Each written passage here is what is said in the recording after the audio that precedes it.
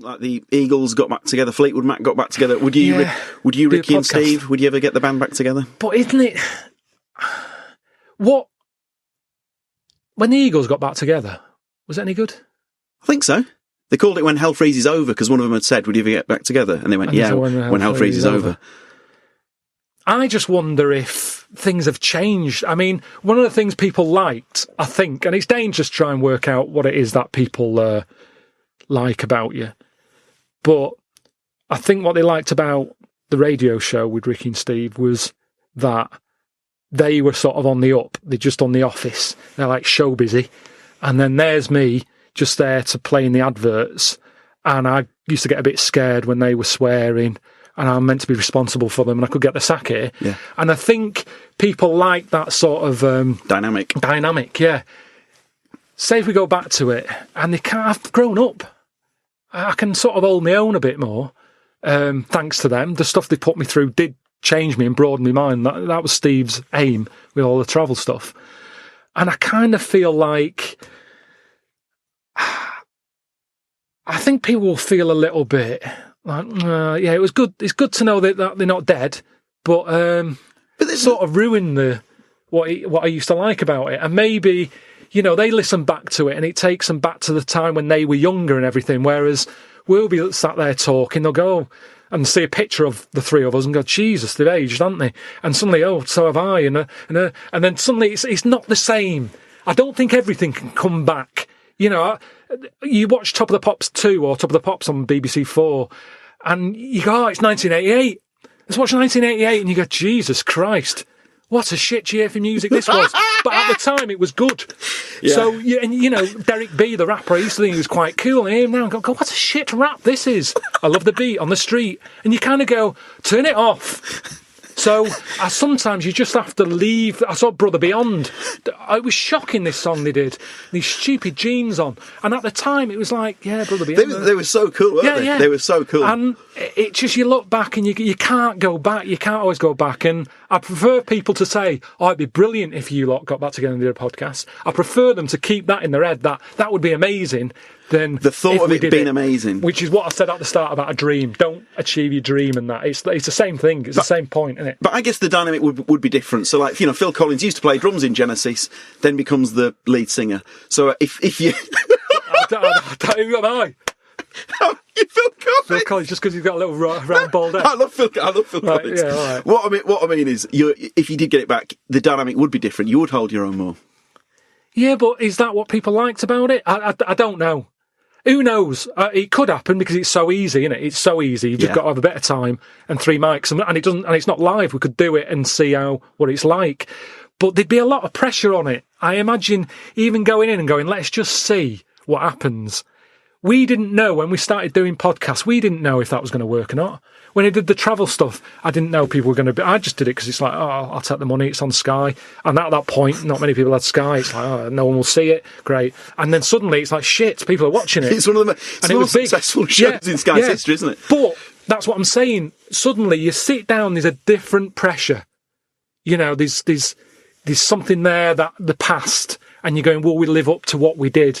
And sometimes that's why you've got to move on, because it's very hard to do something when you know something was successful. Sure. So, I don't know, though. I'm not going to say never, because they say you shouldn't, but he's slim, I think. Carl, are you thinking of starting a family? Only if, like, an accident happens or something. Yeah. Were you there, Rick, when we were chatting about this the other day? Oh, yeah, no. What did you say, Well, Carl? we were talking about his career and that, because he's on MTV, and I was going, oh, you got to do this now. He's going, look, if it happens, it happens. I've said to Suzanne, if it happens, it happens. She goes, well, what are your plans? Same with baby. She said, are we going to have kids or not? I go, look, if it happens, it happens. I go, well, how will it happen? He goes, if a condom splits. Amazing. I love the idea that that's the way you plan for a child. Imagine telling them that. Where was I conceived? Can't remember. The condom split. Yeah. You're an accident. I love that. The romantic nature of that is just I was told extraordinary. I was an accident, but, you know, it doesn't matter, does it? Yeah, it doesn't matter. That makes a lot of sense. Yeah, but it doesn't matter. Do many people sit down and say, right, do you think we should? Yes. Well, they lay down. Yeah. I'm busy. You can't sit down, you haven't got time for that discussion. No, it doesn't mean the conception. I think it means bringing up a child till it's 18. But the thing is, as well, it's one of them, innit? It's like, if you think about having one, you go, well, the sort of negatives, outweigh the positives. Yeah. I think, right? Go on. But if you have one, you go, oh, it's not that bad, is it? So what are the positives and what are the negatives? Like I say, the negatives outweigh it. I can't think of that many positives. They get in the way, don't they? Mm-hmm. Cost you a lot. Costs a lot of money. Same with marriage. Like Suzanne's saying, we'll get married, so what for? Well, marriage doesn't cost anything. Well, it does. Well, no, if you go to the registry office and then Yeah, buy but a then, house. but then what's the point? Well, tax breaks, presents. I don't think you get them anymore. Don't you? I looked into that. You old romantic. What would you rather have, a ring or a 3% saving? Yeah. Oh, I love it. I love it. Well, I don't see the point anyway. I got down on one knee and presented her with some inland revenue forms. yeah. Just to show the benefits. That is great. I mean, if you are planning it, I think you got to involve me and Steve in the radio station, because it'll be. I mean, you take quite a lot on, don't you? Mm. So if you've got a kid at home and you're not sleepy, you haven't slept since you were 12, you've got this, you've got MTV, you've got a kid. It might be one step too far, because I wouldn't want to push you over the edge. Well, Nancy, go on. Sorry. No, I just was going to say I was talking to Suzanne last night about it and saying, about earning money and that, and she said, well, you're already sort of earn a little bit more than me. So, if you get loads of money, she said, I'd be happy staying at home and doing nothing, maybe looking after a kid. I said, oh, so that's not happening. Right. I said, I could have a load of money now tucked away, I could have won some money and I wouldn't tell you. I still want sort of that cheque offer every month. Because I get a cheque offer to sort of pay the bills. Yeah. And I think you need to keep that in a relationship. Sure. Do you know what I mean? Work as a team. Yeah. Yeah, that's not working as a team. Of course it is. Well, no, you share everything. Sharing everything is working as a team, Yeah. whether Not you earn you most or whether stashing she... some 35 grand back. It's not like you think that, oh no, I won the pools, but I give her half, she'll get lazy, she'll just sit around the house doing nout. So she's still got to go to work in a job she hates. Yeah. I'll tell you though, she thinks that'd be the worst thing that could happen if we got a load of money. Because she'd want to go to Egypt, I'm not going. Why does she want to go to Egypt? I don't, that's what I said. No, why would she? Why does she want to go to Egypt? She wins a lot of money. She said it's meant to be pretty good. So the incredible wonders of the pyramids and the Sphinx and so on, that's not of any interest to you? I've seen it though on the telly and that. I don't Yeah. I don't want to go all that way just to see it. Exactly. Right. No, exactly. That's To experience other cultures, other lifestyles, travel broadens the mind. Well, you don't. No, not really. You've seen enough different ones here, haven't you? Yeah. There's parts of Wiven. Oh, you haven't seen yet. Yeah. Okay, well, you don't want to make enough money. You don't want to make a lot of money because you're worried that Suzanne might want to go to Egypt. And then that'll be... No. And that's I going to don't tear you want to tell apart. her that I'm making a lot of money. I can still tuck it away. Right. And what will you do with it? When are you are you going to spend it? when What are you spending turn it on? up in a big converted limo, goes da da da da da da da da da da da da da. Come on, we're going to bingo. Where'd you get the car from? Never thee mind. Right? What? Won't you be suspicious when you've got a pet chimp? You know what I mean? What are you? I mean, yeah. What would you spend it on? Is there nothing that you want for? No, I've never. No, there's now at the moment. Honestly, it's I'm quite happy. Do you know what I mean? I don't ask for much. But you're not happy. You're always whinging and moaning. Always whinging. Clearly, there's something wrong. What if someone gave you? Well, okay, right. Let's be serious. We're not talking about billions, right? But if someone gave you a cash injection, just a one-off cash payment of £250,000, okay, what would you do with it? I mean, that's too easy, because that should obviously be a house. That should be the best house you can find in London. I probably want to go and see a tornado. I've never really had like a dream. I've just bumbled along. Because, like I've said, it's that thing of Clackered, sort of Limsey.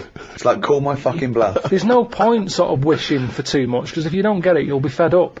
So it's better just to sort of go, well, let's see what's around the corner. This is what I've said to you about a sat-nav system. Right. Isn't it? It's the same thing. Yeah, sure, have the sat-nav, type in where you want to go, and it'll take you straight there. But what I say is, use the back streets. Have a look around, turn off, don't go straight ahead, turn right. The little dead ends. Yeah. Have a look. Well, you might get mugged. Have a look. Don't go down the dead ends. Why not? You've got to reverse back out There's nothing again. there. Dead end. No, but have a look. Well, there's nothing there. It's dead end. What's the road doing there then? Well, it's a dead end. Yeah, but there must be something down there. There's nothing. It's dead. It's just ends. Just a wall. Right, so it's not a problem. Reverse. Well, don't go down in the first place if you know it's a dead end. Don't tell people to go down a dead end. They've got to reverse out. Difficult. Well, I'd say just have a look. You see, that's the difference between me and you. I'd have a look down the dead It's end. dead end. No, don't worry. It's What's dead down end. there? Dead nothing, mate. It's dead end. Rubbish? Just Yeah, no, rubbish? nothing. Dead Nothing end. at all? Yeah, no, put going there. Dead end. Right, so I'll go, well, I'll just have a look for myself because I don't believe you. Okay, well, go on then. Right, I'll have a look. Yeah. Oh, look at this I've found. What have you found? Box of money that you didn't know about. All I'm saying is it could be He anything. has still got the brain of a 10-year-old, hasn't he? money. He's still got the brain of a 10-year-old. I'm just... set your stall out. Right. So where's the store? Where are you setting the store? Not in the dead end. Dead end, 'cause there's no through traffic. thoroughfare, yeah. You want to be on This a is sort of crazy. public highway. Where are you setting the stall out? What are you selling? What are you selling? Well, this is what I'm saying to you. What are you selling I'm first? selling a mixture of stuff. What? Like what? All sorts. What have you bought it with? A bag of money you found in the dead end? Leg warmers. Right, you got new leg warmers with do you want cufflinks with them? What? Do you want cufflinks with them leg warmers? Well, no. Why would I do that? Well, you got to fucking look smart, ain't you, you cunt? So you're selling, what are you selling? So, you set your stall out. Yeah. Right. Now, Yes. isn't it dangerous to sell all the same product in that shop? Right. Okay, I don't know what you're talking where's about. the analogy going? This is Yeah. a metaphor. I think it's a metaphor. Yeah. Or simile. It's a What, simile. what are you selling? What are you selling first? Bang. 2, hang 3, on. 4. No, but Quick, this is it's what the I'm saying apprentice. to you. What This is what I'm saying Go to you, on. though. I Right. just said to you, Yeah. you... Yeah. Well, I don't know what you wanted to do. You haven't told me. But Right. I'm Do you want me saying... to tell you what I wanted to do when I wanted to be... Well, at 5 years old, I wanted to own a sweet shop until my mum said, you know, you got to buy the sweets first. Right. From 10, I wanted to be like a scientist. 15, a vet kicked in. But at Carry some on. point you jettisoned all of that to try and pursue a pop career. 20, I wanted to be a pop star. 25, I thought I'd better get a job. Well, At 30, I did. me saying turn off the main road and do a right Yes. is saying just have a look around in the same way that if you go into a It was shop... a metaphor, wasn't it? Yeah, Right. it was, yeah. Yeah. In the same way that if you go into a shop, you're thinking I'm getting a quarter of bonbons. Right, bum-bums. Bum-bums. But by the time you get to the counter, You're clackered. and you get some licorice all sorts instead because you thought, actually, I forgot about them. Sorry, no, this isn't a metaphor, is it? This is a real shop now, isn't it? I just mean you're gonna be let down. You're gonna be very, very disappointed with life if you know But I haven't been disappointed with that. If what? If what? the thing you're aiming for Yeah. doesn't happen. But what if it does happen? I'd like to take issue with this, because there's a lot of young people who listen to our podcasts, and if they listen to this tripe, that if you try for something in life, it won't happen, so don't bother, I think it's a bloody disgrace. No. Imagine if Leona Lewis had thought that when she went on the bloody X Factor. She wouldn't have got punched by that bloke in that... Alright, that doesn't make sense. But you know what I mean? She would not be living her dreams. Yeah, but we don't know what Leona wanted to do. She might She have had wanted a to be a backup singer, plan. that's why she's done it! She might have had a backup plan. Yeah, but she fulfilled the main ambition, which was to sing, that's why she went on the show. She didn't go there because she thought I might want to work down a branch of Waterstones. You think she went in there and said, quarter bum-bums? She went, oh, this is X Factor, but she went, oh, go on then. Well, I was saying. But what about the girl who looked like a fat baby? She went on there with a dream. It's not going to happen.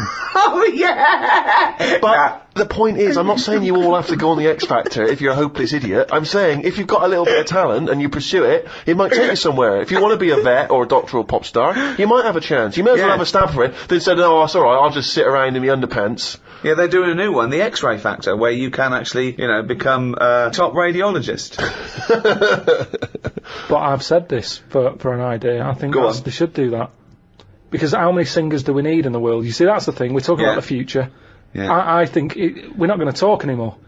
I think it's going to be like living in an opera. The way Yeah. things are going on now, everyone wants to sing.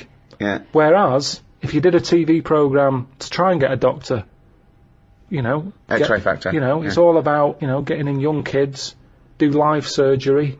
You know, there's big queues anyway. People are queuing up to have operations done. Yeah. So you say, look, Hilda, you have got a problem with your left bunion. You can either wait for your proper doctor and hospital, but it's going to be a 2-year waiting list. Or you can have Jedward do it are for you you. free Saturday night, live? Because we've got two 17-year-olds who are going to do it. Hilda! She comes out.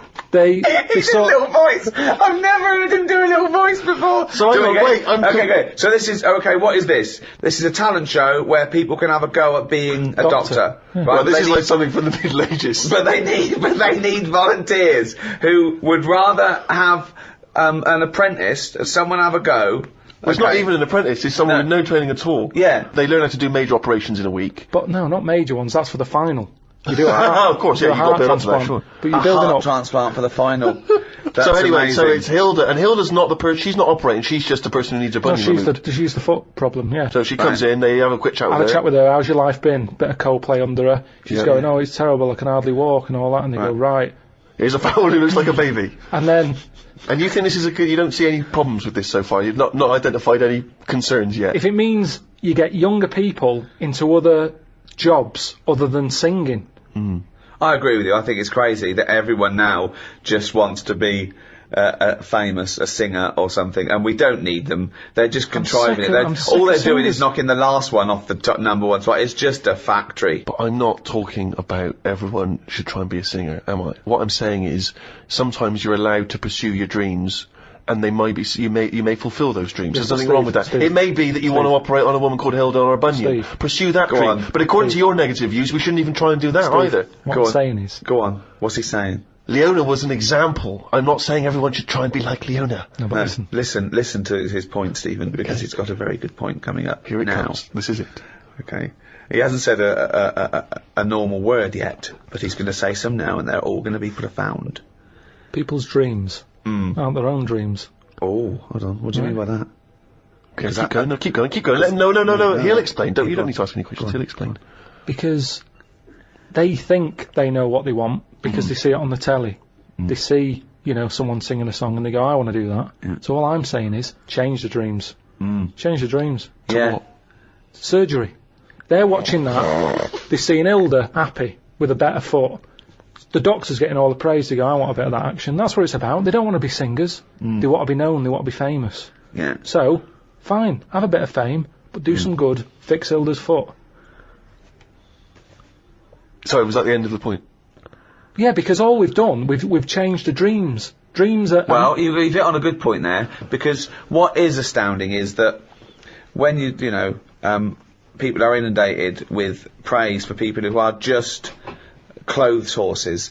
They are just skinny nobodies who don't do anything except have their picture taken, and they're role models for, I'm not talking about, anyone in particular, but it's just these people who want to be seen with other celebrities and marry celebrities and be a celebrity. People think that's an easy life because they're getting rewarded for it. And yet, someone who's stuck in a laboratory trying to come up with a cure for AIDS, they don't know or care about them. And okay, can I just point out though that if we're going to have a go at people being successful, making money, and being well known for doing nothing of any value, I point you to the man sat opposite me here. And that's, hey, I tell you, there's times when I, lie awake at night thinking, what was my dreams? Yeah, but I'd love to be a little I've got doctor. a new boiler. hold on, And 2 houses. I'd love to be a little doctor. Yeah, I mean, it's past me now. There's no way I can go back. Well, But it would have been brilliant. you're right? wrong. Karl Pilkington. Hilda! What is it? What now, Hilda? What's up with you? I've got terrible piles. There's some sort of blockage up there. I haven't gone to the haven't gone to the toilet for a week. Well, Karl, can you unblock Hilda's arse? Now live, unblocking Hilda's arse, Karl Pilkington. I thought she had bad feet. No, her feet. No, Jedward fixed her feet.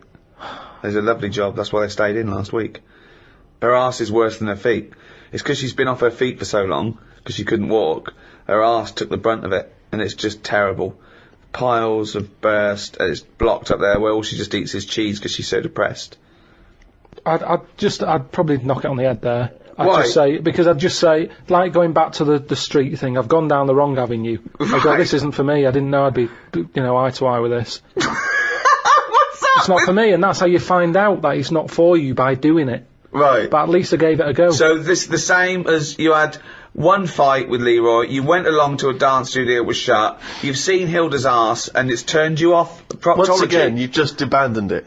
Yeah, well, there's Have no a point. go! Have a go! Just feel inside Hilda's back passage. Feel the blockage. No, because the audience have already decided. They've seen a weakness in me. They're going to vote me out. No, There's no point me getting dirty fingers for this. This is a bit of a bigger issue. We're always making more and more stuff, right? In the world, you know, big buildings, big planes, big boats, and that.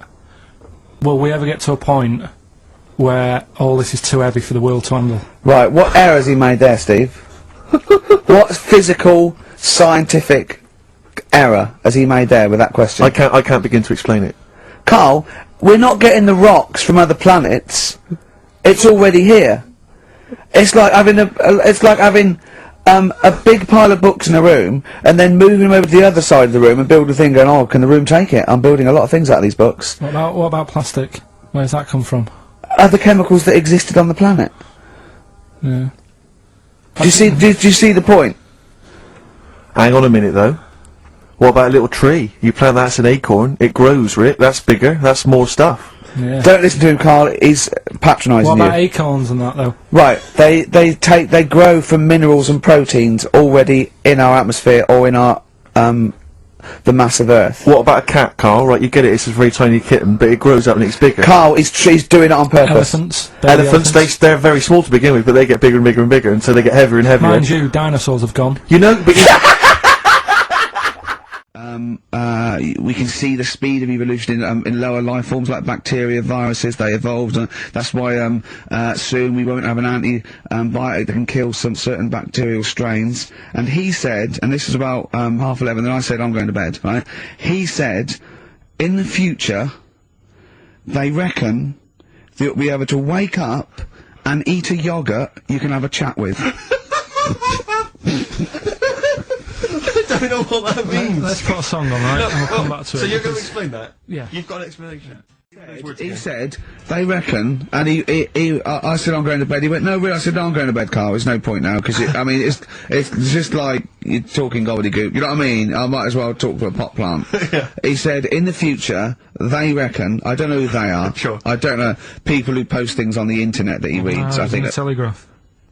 Anyway, complete the sentence. They reckon that in the future you'll be able to wake up. I love it. There's always a little scenario, an embellishment, like this little. Oh, hello, darling. It's your yogurt. Hello.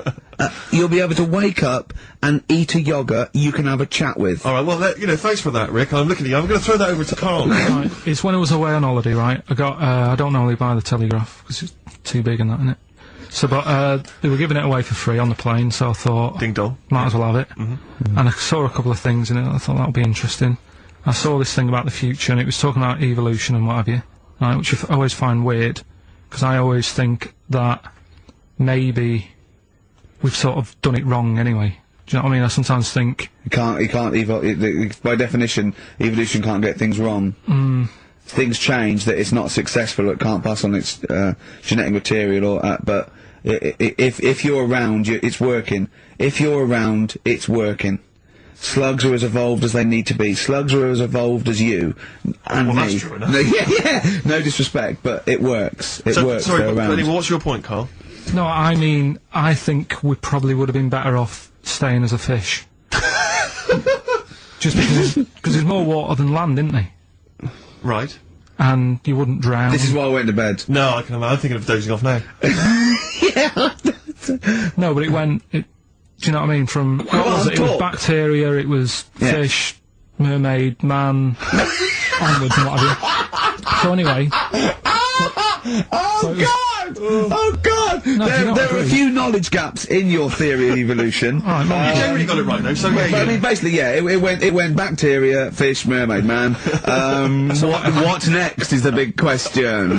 So it was telling you all about this and what have you, and saying how like we shouldn't have interfered because maybe if we wouldn't have invented planes and what have you, maybe we'd be able to fly and what have you if we really needed to and stuff like that. Okay. So we've interfered with evolution, you see.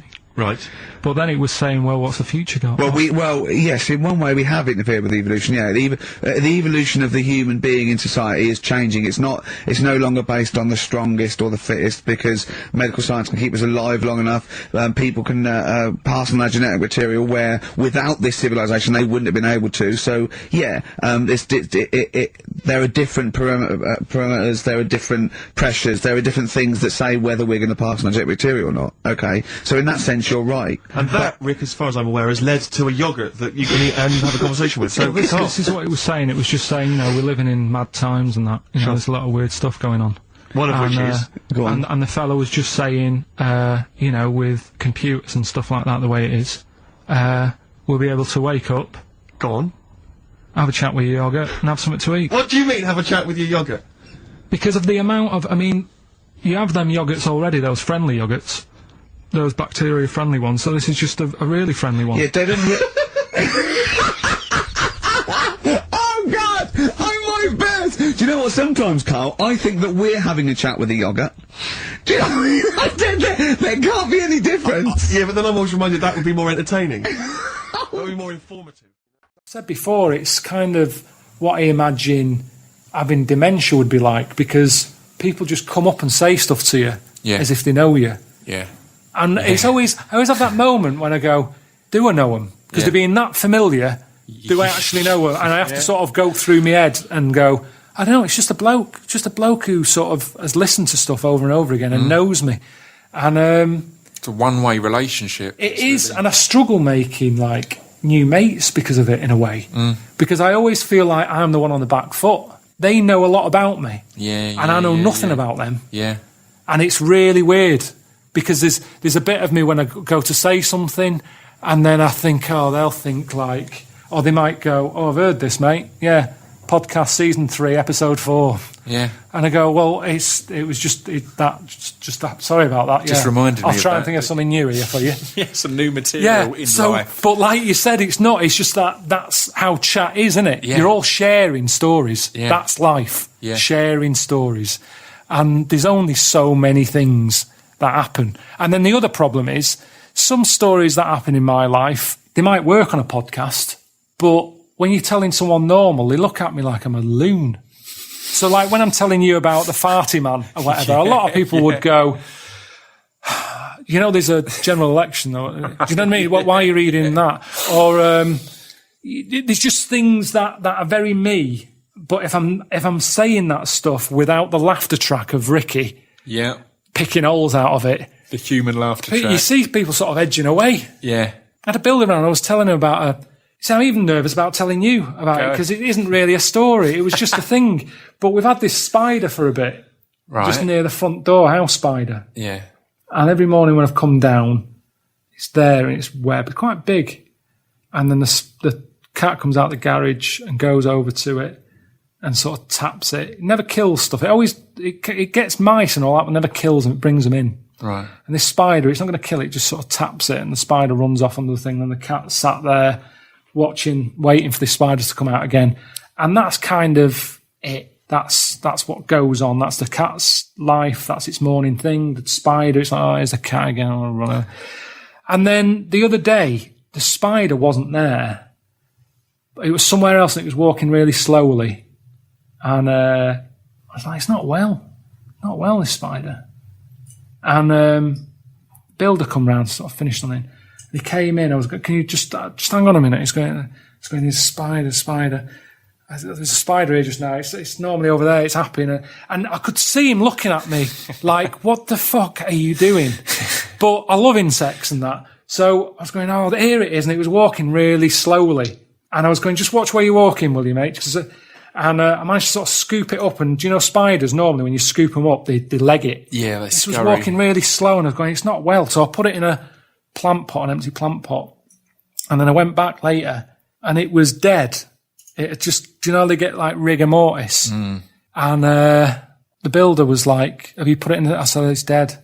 And I think he could see that I was a bit kind of like, shit. You know, I like that. And it's sad, like the next day the cat was sat there waiting for it again. Yeah. And it's stuff like that. a lot of people, I can see your eyes drifting now, Pip. You're thinking, why are you telling me this? The door open. But, no, I like it. But no, it's just that things like that get me down. And you could say that my life must be pretty good to be worrying about house spiders just like dying. But it sort of just sums up life for me, that. Yeah. It's like, there it was one day, next day it isn't. Yeah. I'm missing it, the cat's missing it, but the builder couldn't give a shit about it. And the fact is that you got involved and tried to help.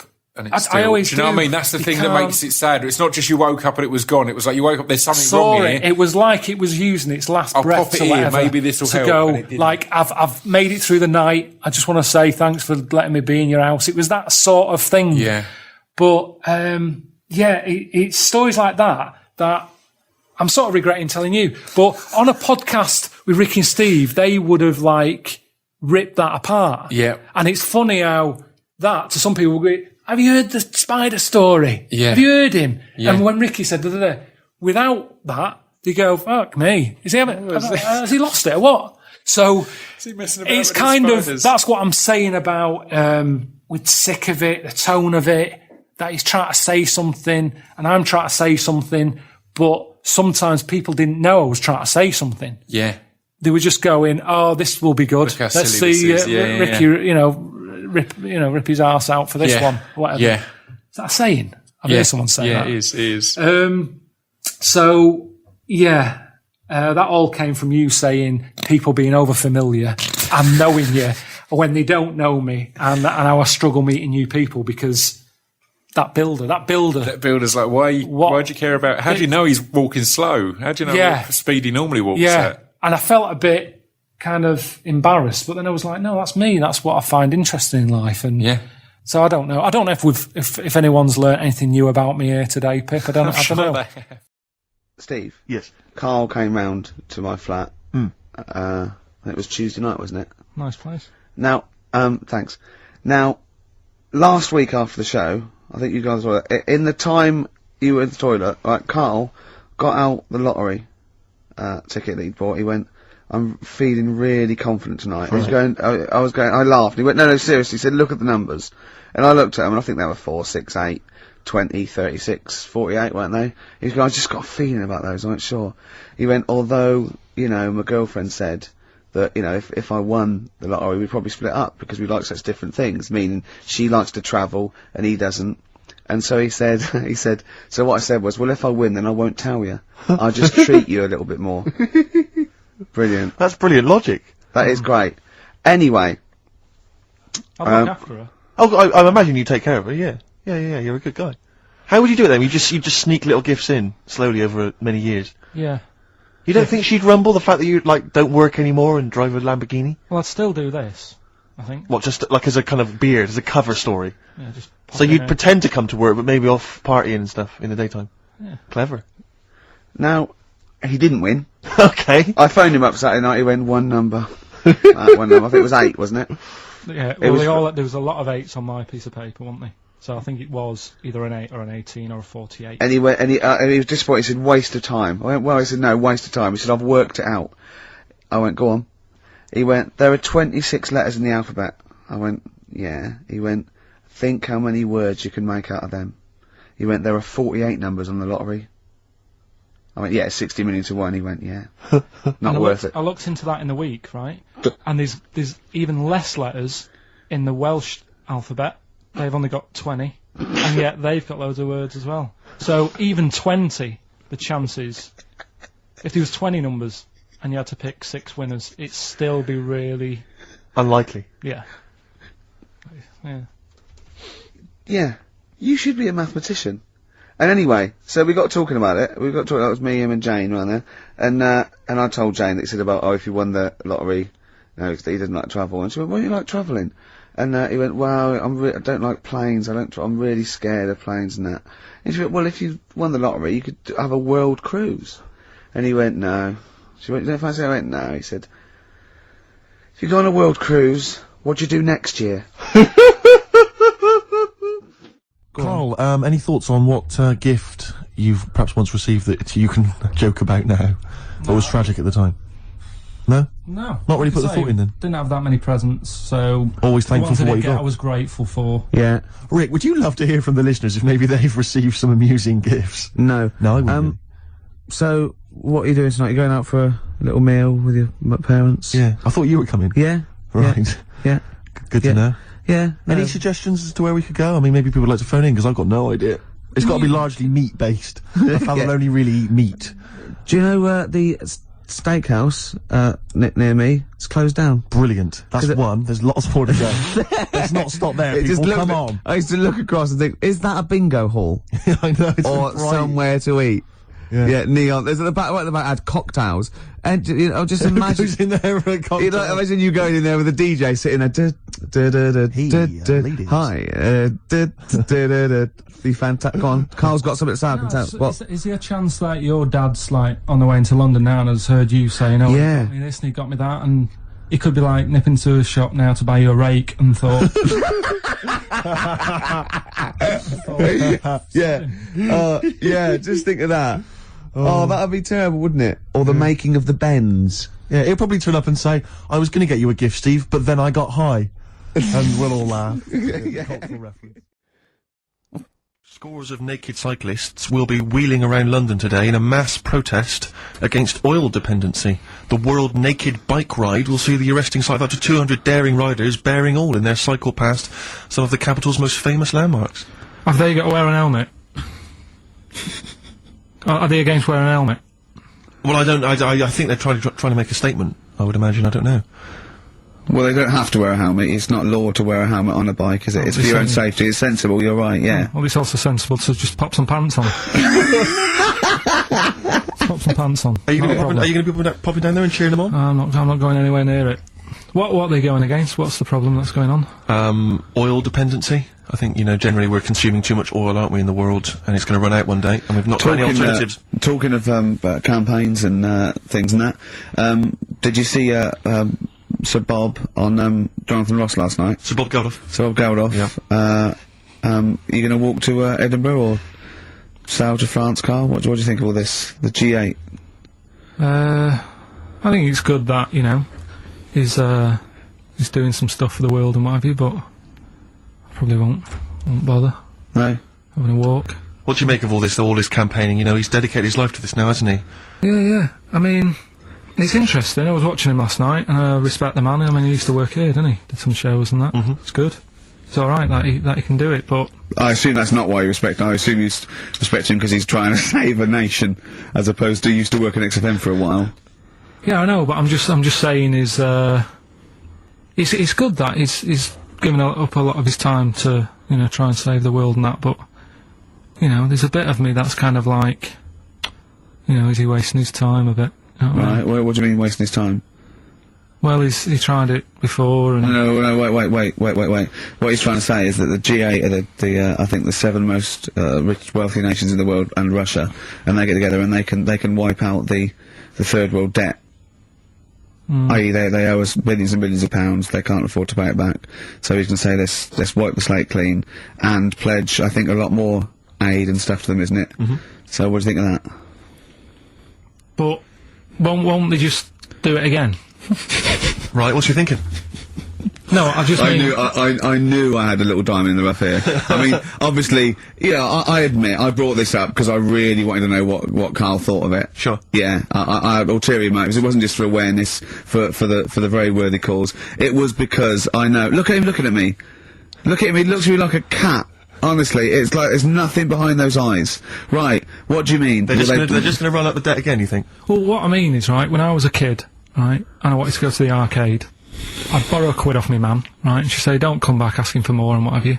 But I'd have a go on a pinball machine or whatever, game on a fruity, and then go back, and she'd go, can I have some more money? And she goes, I gave you a quid before.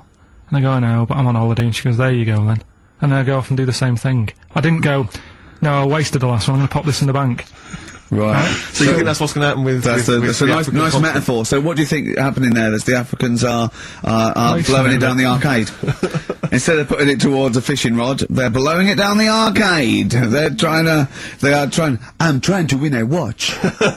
Look, I've got 100 goals. I think this thing is dodgy. Yeah. I'm trying to win a fluffy toy. Bob said, you're never going to get the Snoopy. You're never going to get the Snoopy. It's always going to fall out of the little claw It's before it rigged. gets to The the claw top. is not strong enough. Yeah. Do not waste it. No, Midge. Midge, we have to write a song. Write another song, mate. They've flown it down the arcade. Brilliant. So that's your genuine logic, is it? Well, I just don't know. If they put me in charge of it, I don't know what I'd do. I just think it's a. Could I just say that will never happen? No. Could I just say to London? Yeah. And anyone listening Sleep on Saturday, easy. yeah, don't worry.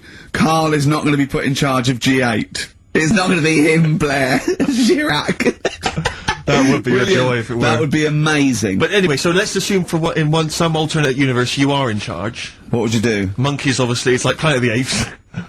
What are you going to do? You're the only person with opposable thumbs. What's your solution? We've done a lot of it, haven't we? We've sent, money out there. We've sent them clothes and that. Yeah. Have you? It's gone. You say we. Have you sent? I've done loads for charity. Go on. Oh, loads. I've done loads of stuff. Go on. For what? Oh, I give stuff to Oxfam. Yeah. What stuff you don't want anymore? Yeah, junk, you mean? Well, yeah, but it'll be alright for them. I mean, I said to you the other day, like, when they collect clothes for over there, I don't know, none of my stuff's gonna fit them well. But the thing is, I do loads of charities, I do loads of things like, Go on. I pay for tools, I do that thing, a monthly payment of £5, paying for, toolbox and that for someone out there. I help old people, which I'm gonna stop, to be honest. Why? Because, do you know this thing I do, Steve, right? No. This is a £5 a month as well, right? I got stopped in Leicester Square one day. He said, there's a little old woman somewhere. She's cold, are you gonna help her out? So I was like, oh, why me, right? So anyway, they said it's easier if people look after one old woman, right? So why me? I've signed up to look after this old woman called, I don't know, call her name June or whatever, it doesn't matter. So it does to her, but go on. So anyway, I'm paying this £5 a month, and the first £5, first time I paid it, I got this thing in the post, right? And it had, thanks a lot, Karl. You're looking after June. Here she is, here's a little picture of her, and she's sat there, what have you, with a cardigan on and stuff like that.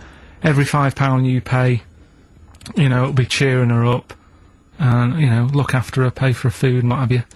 So, for a bit, you feel good, don't you? And you think, well, I've done my bit for the world. Anyway, 2 months later, get another package, right? Picture of June in there again. She's got a tan. So he's saying you're paying to keep her warm. No, they meant a week in Mallorca, or whatever. And this is what I mean, people if they can get away with it.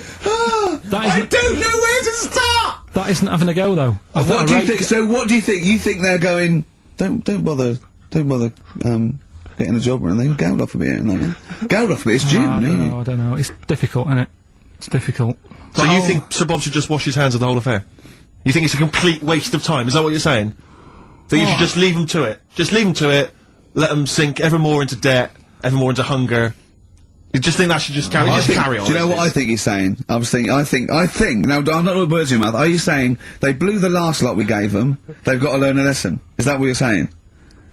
No, I'm not going to say that. I'm not going to say that. Is that what you're thinking? No. What are you thinking?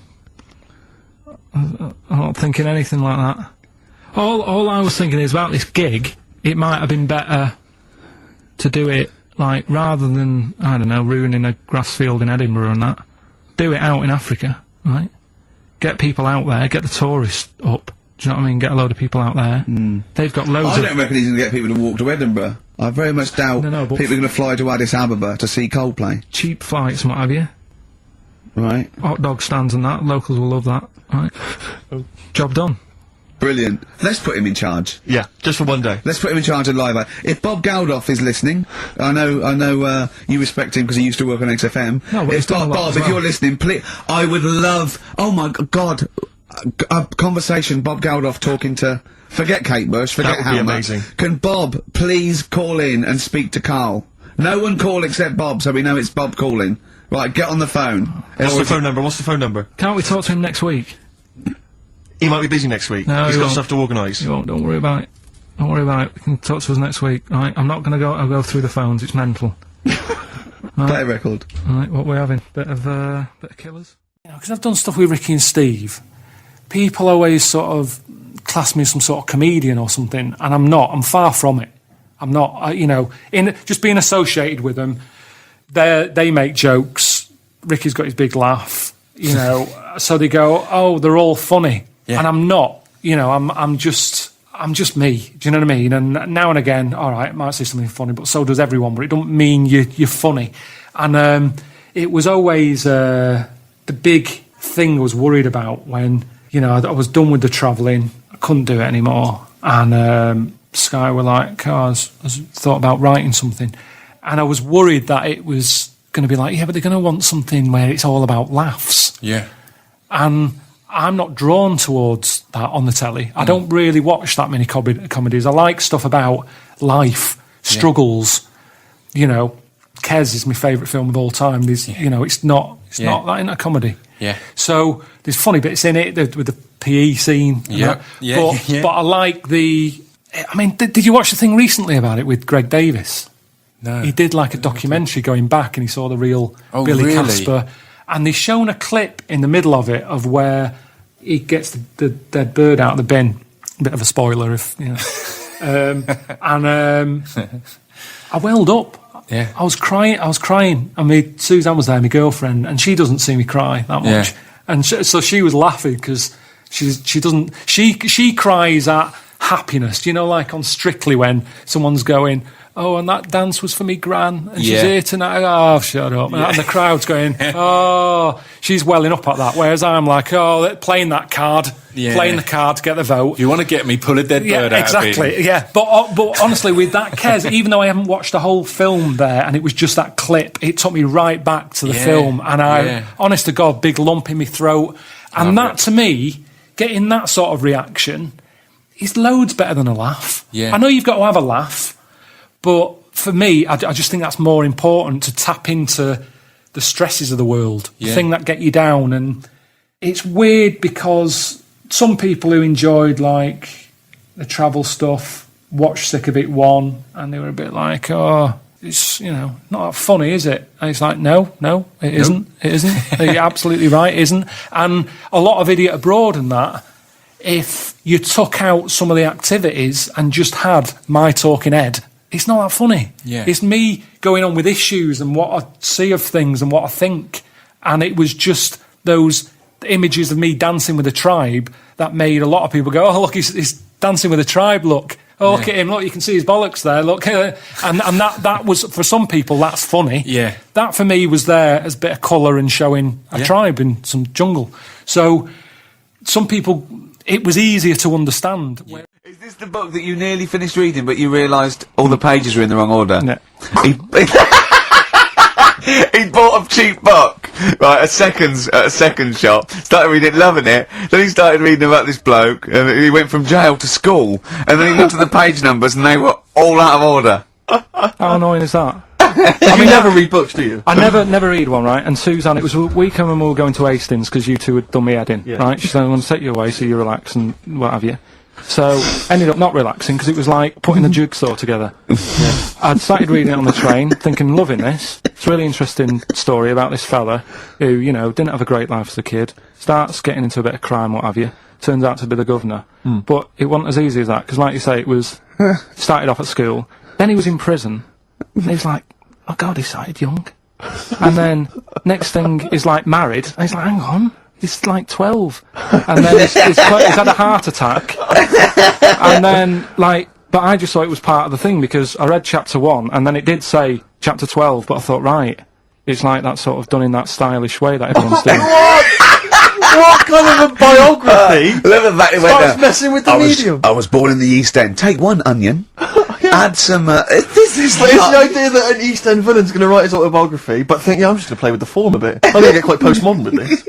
No, but you know what I mean? Barely able to write, probably. Yeah, Oh, but they you did it can say that about him, Steve. I wouldn't. I think he's an educated man. Go on, next, Carl. But yeah, just because it was like 2 for a tenner, that shouldn't be like, oh well, you know, you got a good offer. So No, that's rare. I'm yeah. sure the bloke selling it did not know that the pages were out of order. Let's face it, Carl. You read it and didn't realise. Yeah. So you I can't love really the fact blame that him. you got almost half the way through before you realised. I know.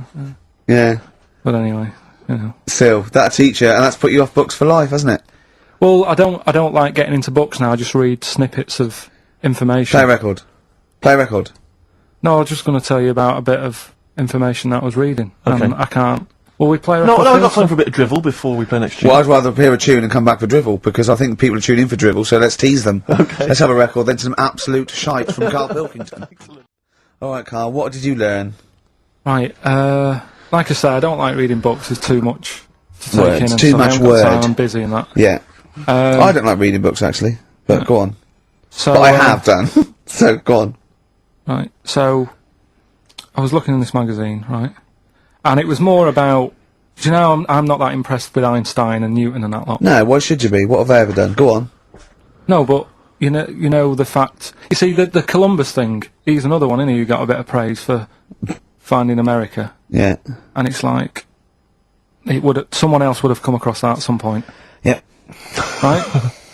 And yet, news this week, they've found 2 new types of frog, right?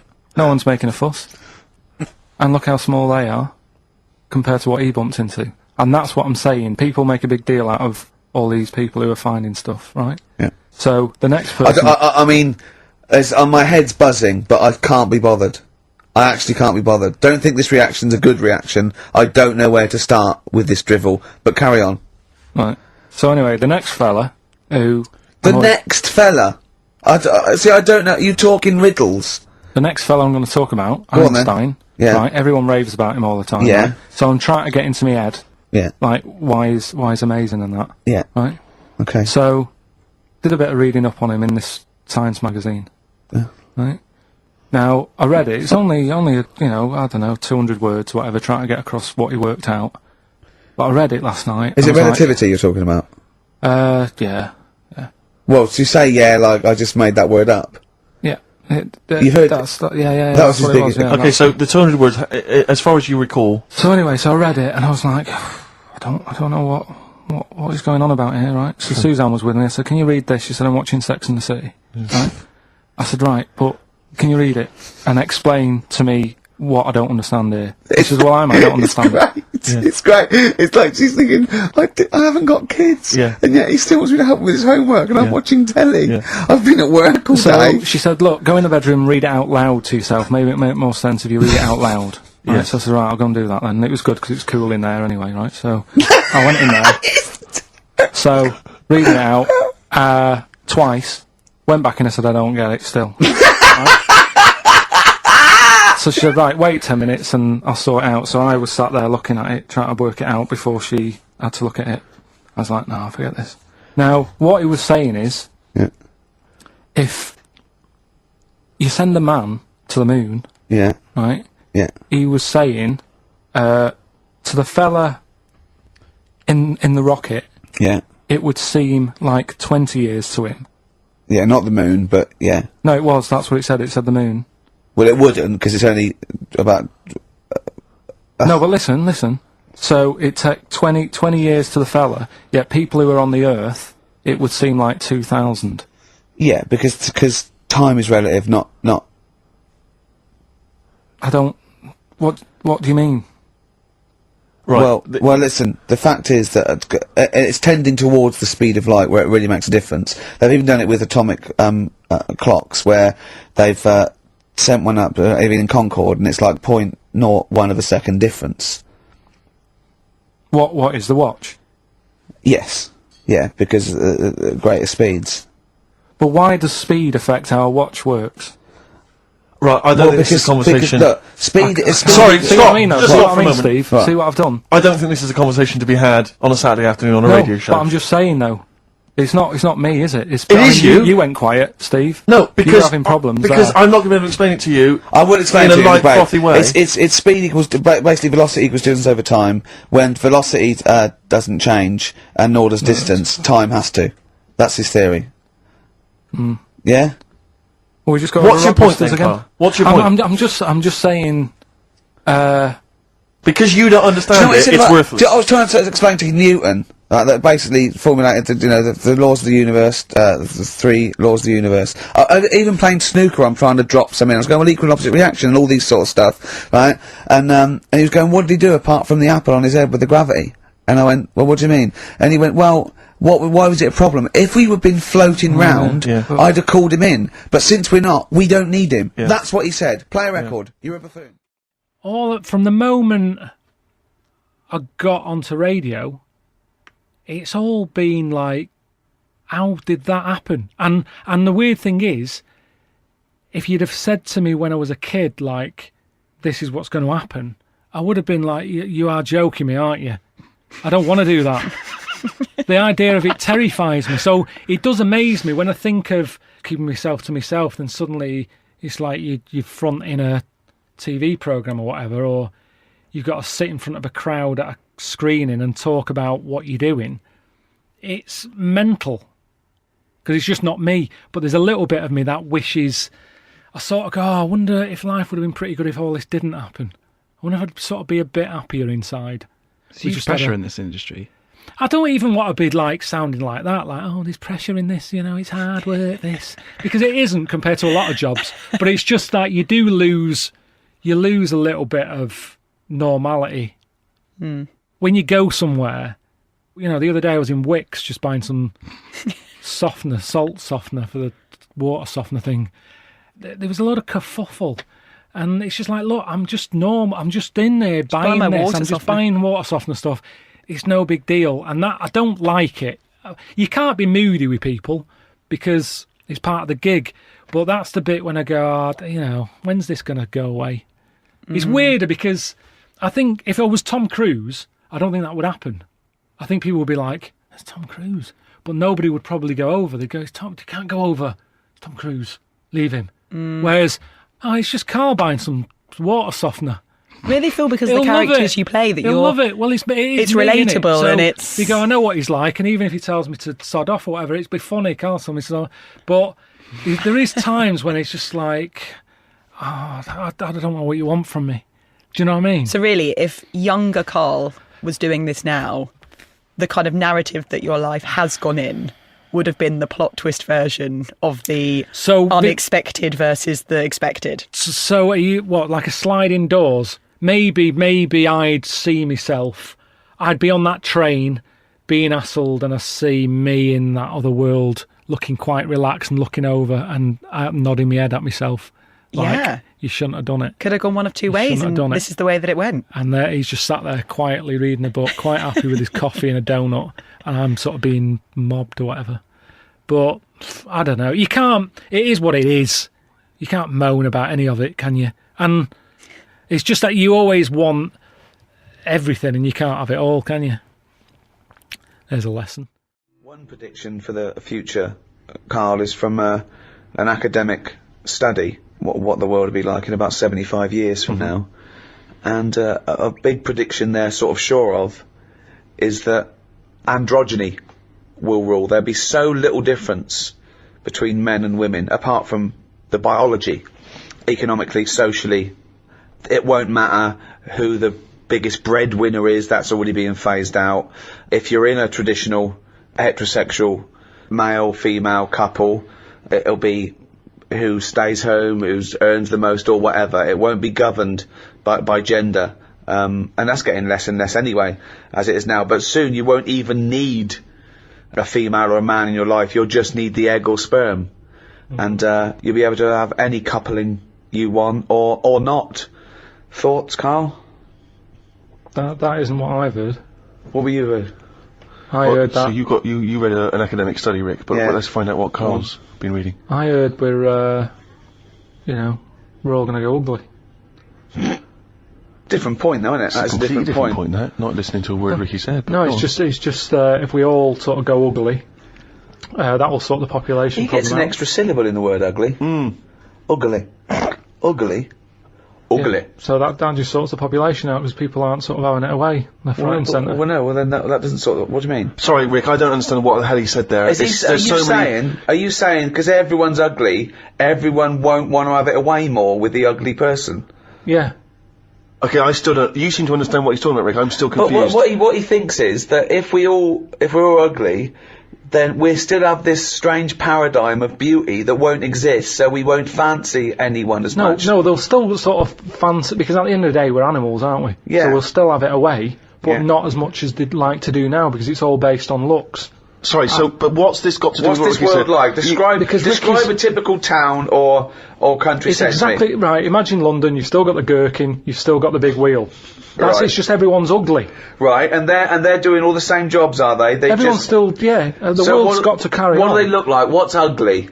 Just imagine, like, haven't you ever seen anyone when you've just gone, look at that? Yeah. Right, well, like that. Yeah, but hold on. It's ugly by today's standards, is it? So I throw forward to 75 years, you'll go, oh, everyone's what we call ugly. But what's happened to society? What do they think of everyone? They won't suddenly go in, isn't it annoying? We've got uglier. Because it's not like because a strict... we have got better looking, haven't we?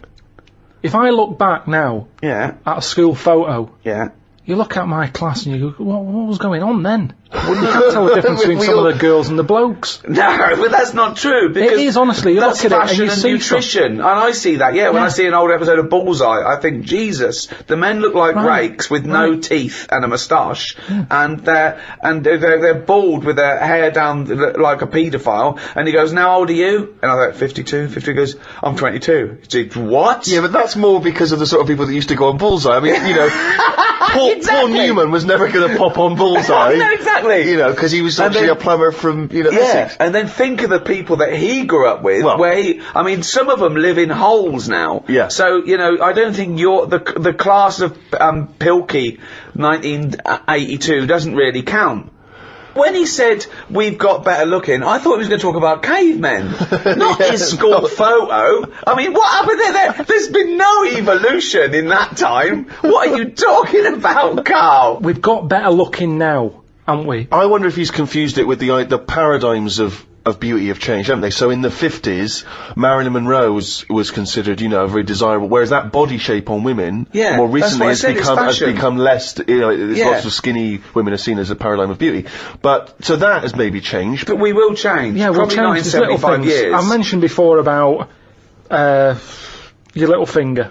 There'll come a time when that'll go. I've watched it. I've kept an eye on what my little finger's doing. Sometimes it does nothing. It never helps out. All the others are grabbing older stuff. That one just sort of sits there watching. So you could get rid of that, and I think that will go in evolution. Think of the books he could have read when he was doing that, when he was monitoring his little finger. I've been watching my little finger. But again, it's what you mean. 75 years is nothing. The only thing that changes in 75 years is trend, fashion, economics. The gene pool doesn't change unless there's been some sort of really weird mutation due to an external force. That I don't know. For things of science fiction where we all accidentally drank plutonium and got 3 eyes and 1 leg. It doesn't happen that fast. I've told you before, if you shaved a caveman, he's basically us.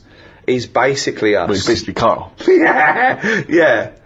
But, the little finger will be, let me tell you, millions of years. I think what's more interesting about the future, Carl, is the fact that technology integrated with humans will be fascinating. So, for instance, they're talking, about the fact that in the future we may even be able to have chips in our head that allow us to access the internet or an equivalent of it directly, mentally. So imagine that. To say, not French fries. Hang on though. At what point are we us then? Yeah, this is good. Go on. No, because if I can go on the internet at any time, then that's going to know more than me. What does that mean? Okay. When I don't know an answer to something now, which is a lot of stuff. Really? Go on. You watch University Challenge, and the stuff them kids on that know. I was just thinking, where have they stored that? Where's that gone in their head? How have they left that somewhere and it's just sat there waiting to be used? For me, if something doesn't get used within a time period, that's it. But again, it's forgotten about. Okay, that's application and training and all that. I think But basically, you've got about the same hardware I haven't, as those people. Honest to God, I haven't. I know I haven't. Your brain capacity it's is not the same as theirs. It's not the same. Well, you might not be what's considered as academically intelligent as them, but again, an awful lot of it is, nurture more than nature. Your brain's good. Your brain is up there. Don't worry about that. Well, it isn't. But listen, so what I'm saying is, if I want to know the answer to something, I go on the internet. Yeah. Right. Now, if I've got a chip in my head with Google on it, I'm never going to use my head. I'll just be forever on Google. I'm never going to use my head! Well, I'm not, because what's the point? Your head is, though? Because I'm going to get it wrong. The chances are I'll get it wrong, so divert that. It's like saying... No, you can't bypass the brain straight to Google. When you're having a chat socially, it's not like they're going, all right, Carl, how are you? And you're not there. You're asleep, and Google's talking. I think you'll find that they're... No, only do you want to see naked ladies? No, only for questions, though, that I don't know. But what I'm saying is, because I don't know a lot of the answers, I'll just say, forget it, leave it connected to Google. So then I'm not me anymore. Well, what are you doing? Where's you gone? I'm looking at Google. So it is you. No, but what Steve just said is, we'll have a chip in our head. Right. That can access the internet. Right. So why bother using? But you're still the go-between. You, Carl, are the go-between between the internet and whatever your mouth says. You can't beat the internet. Yes, it knows everything. No, you're accessing the information like it was part of your brain capacity, but you're still processing and using that information. But hold on, where does Google get the information from in the first place? Someone on one of them bright people on University Challenge has put it on. Yeah, a human being. So, but I'm going to get lazier. I don't watch the University Challenge and go, I want to be like them. I'm going to start reading books. I've accepted I'm never going to be like them. I can't play along. All I tend to do is I say to Suzanne, right, so every question now, I'm going to have egg as the answer. And I'm hoping that one day... What an amazing game! What an amazing intellectual pursuit that is! What a lucky lady. What does Suzanne say to that? Well, she just sees if it works. She just plays along, and then I'm saying, oh, it might be this one or whatever. I love that, because I remember once, it was about 5 years ago, Carl and Suzanne were round near Christmas, and me and Jane were there. We were playing different parlour games, like charades and that. And then one game, you have to do that thing where you have to beat, and you have to do animals, and you have to go, first one is A, then B. So you say aardvark, next one goes beaver, next one goes cat. It came to Carl, he panicked, and he went egg. And he was on egg. So you're sat there watching University Challenge, and on a good night, it's, well-known jeweller Fabergé's, well-known for his jewel-encrusted egg. Humpty Dumpty is commonly pictured as a living egg. Sometimes it's extraordinary. If you keep saying the same thing, eventually, it's like a broken watch. Carl Pilkington's head looks like hay. Yeah. I've just got more chance of getting it right. Sure. But also, he told me when he plays University Challenge, he said he's given up ever trying to get an answer. So now he tries to guess who's going to answer the question. Another great game. Suzanne's roped in on. Unbelievable. How'd you do with that? That's not. I'm normally all right on that. Normally all right. There's got to be something else. There's another evolution thing though. When you watch brainy people on that, or wearing glasses. Yeah. What does that tell you? We are reading too much. We're wearing the eyes out. And that you can't argue with that because the evidence is there. Can. Most people on University Challenge, which is a quiz show if people don't have that in the country. It's the brainiest quiz of all time, and to be honest, I don't know why they don't go on Who Wants to Be a Millionaire or something, because they'll get a better prize than what do they win on University Challenge? Because they'll be stitched up by a question of who's in Hollyoaks. It will be But that's the snobbery as well. It'll be what character does Andy Lincoln play in this life, and they won't get it, and you'll go egg, and you'll be correct. But that's the thing, isn't it? This snobbery on like braininess. The way that if you're a specialist in I Don't know, what's something... Well, no, don't help him. Go on. Finish. You've started a conversation. You're halfway through a sentence. You've got a point to make. Can't bail out now. Okay. Say if you're a specialist in Go on. Latin tattoos. Latin tattoos! Don't know what that is. What Latin tattoos? I didn't know you wanted something so specific. So that's a tattoo you have on your arm with Cogito ergo sum underneath, or is it a Just tattoo? any sort of... Well, it's the only reason Latin's still alive, isn't it? Right. Right. Tattooists. So you go on Mastermind, Yeah. and people will go, "Oh, he's clever, isn't he?" You got 40 correct in 60 seconds. Yeah. Now, if you go on and say any questions about Coronation Street between 1990 and 92, people go, "Oh, he's a bit of a knob," because there's a snobbery to education. Yes. There is. But a question is still a question, isn't it? Well, to a certain degree, although, yeah, that's fine. But there's no application to knowing who played Ena Sharples, whereas presumably there is something useful in well, not perhaps Latin tattoos, because No, not Latin none of us tattoos, understand no, exactly what no. that is. But if you have knowledge of astrophysics, obviously that's going to be, as Ricky says, it's going to take more application to become an expert on that than watching Coronation Street twice a week. But it's still information that you've had to learn. You've not learned it, though, have you? You've just sat down in front of the telly and it's just piped into your brain very directly and very easily and enjoyably. Let's say the people working on that microchip that one day you'll have in your brain, are they not doing something more interesting and valuable for society than the Coronation Street fella? No, because Coronation Street that fella who knows a lot about it. He's enjoying his time watching that. Oh, we're not saying he's not enjoying it. So he's enjoying it, but a brain in a jar can be enjoying it if it doesn't know it's a brain in a jar. Right. So what you asking me? But we were talking... Didn't seem a difficult point what we were saying. What I mean is... Okay, one more go. What do you mean? The chip in the brain isn't part of filling your head with stuff, the journey of filling it with that stuff. What do you mean? Whereas say if you had a baby, the baby pops out, it cries a bit, they go, right, what do you want your baby to be interested in? And you say, I want it to be a plumber. You go, right, when it's 2, we're going to stick a plumber chip in its head. Right. Yeah. It's not right, is it? No. I don't know why you chose plumber, either. Well, we still need plumbing. Yeah, I know we do, but... It's odd that they would have chosen, but they've got such kind of small ambitions for their It's what his babies. granddad did, and they want the sort of the thing to go through the business. They own a plumbing business.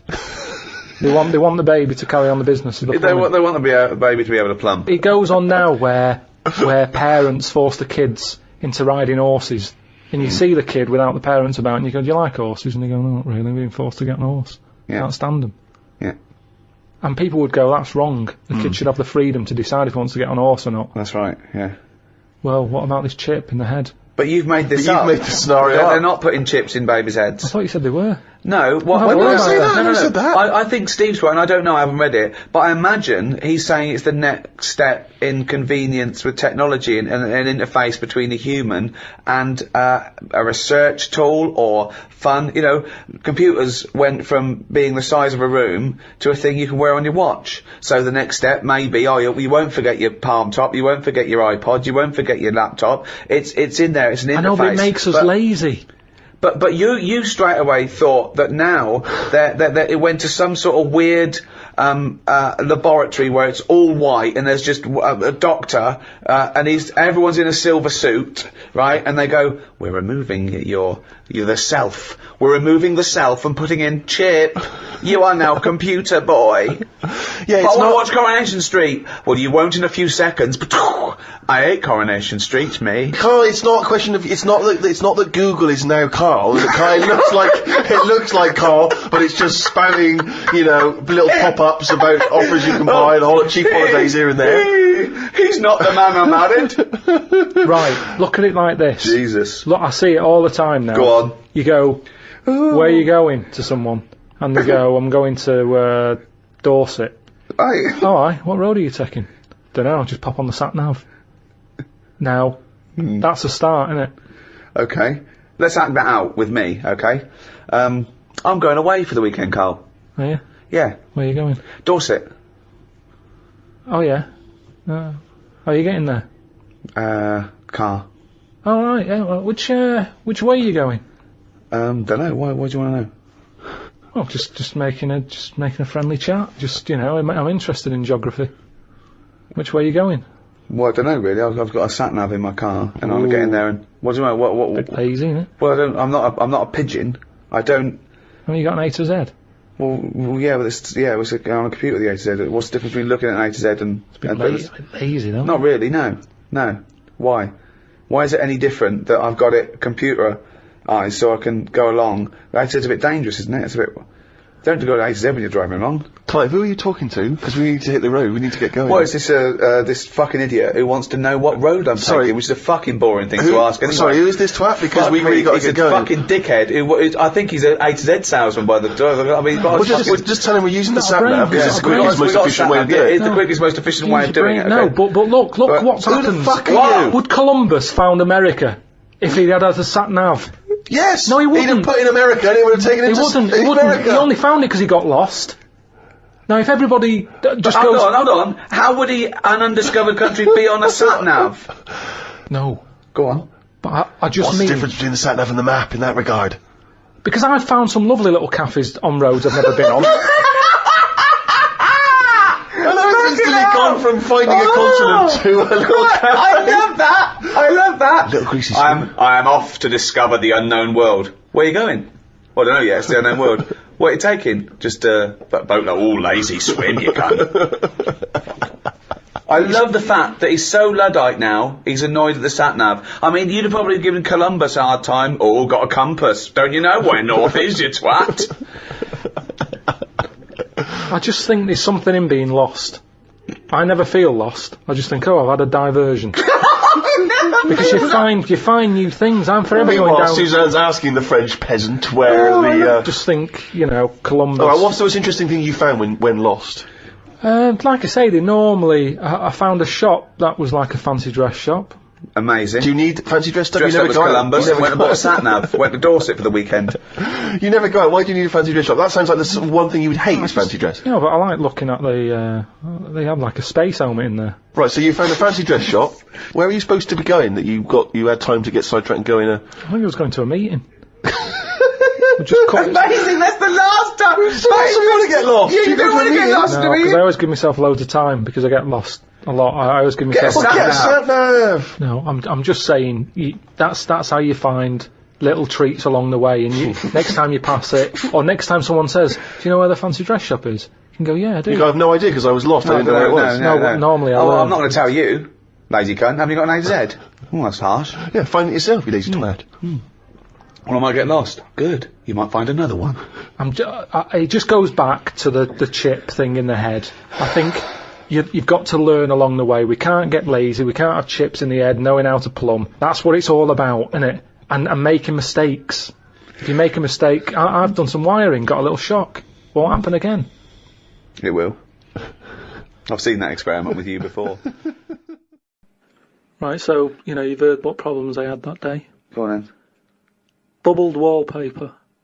What a mess. Washer dry and knackered. What a mess.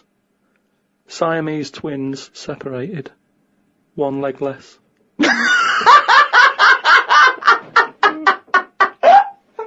I don't know what rhyming scheme that is again. Oh, God. Oh, God. Oh.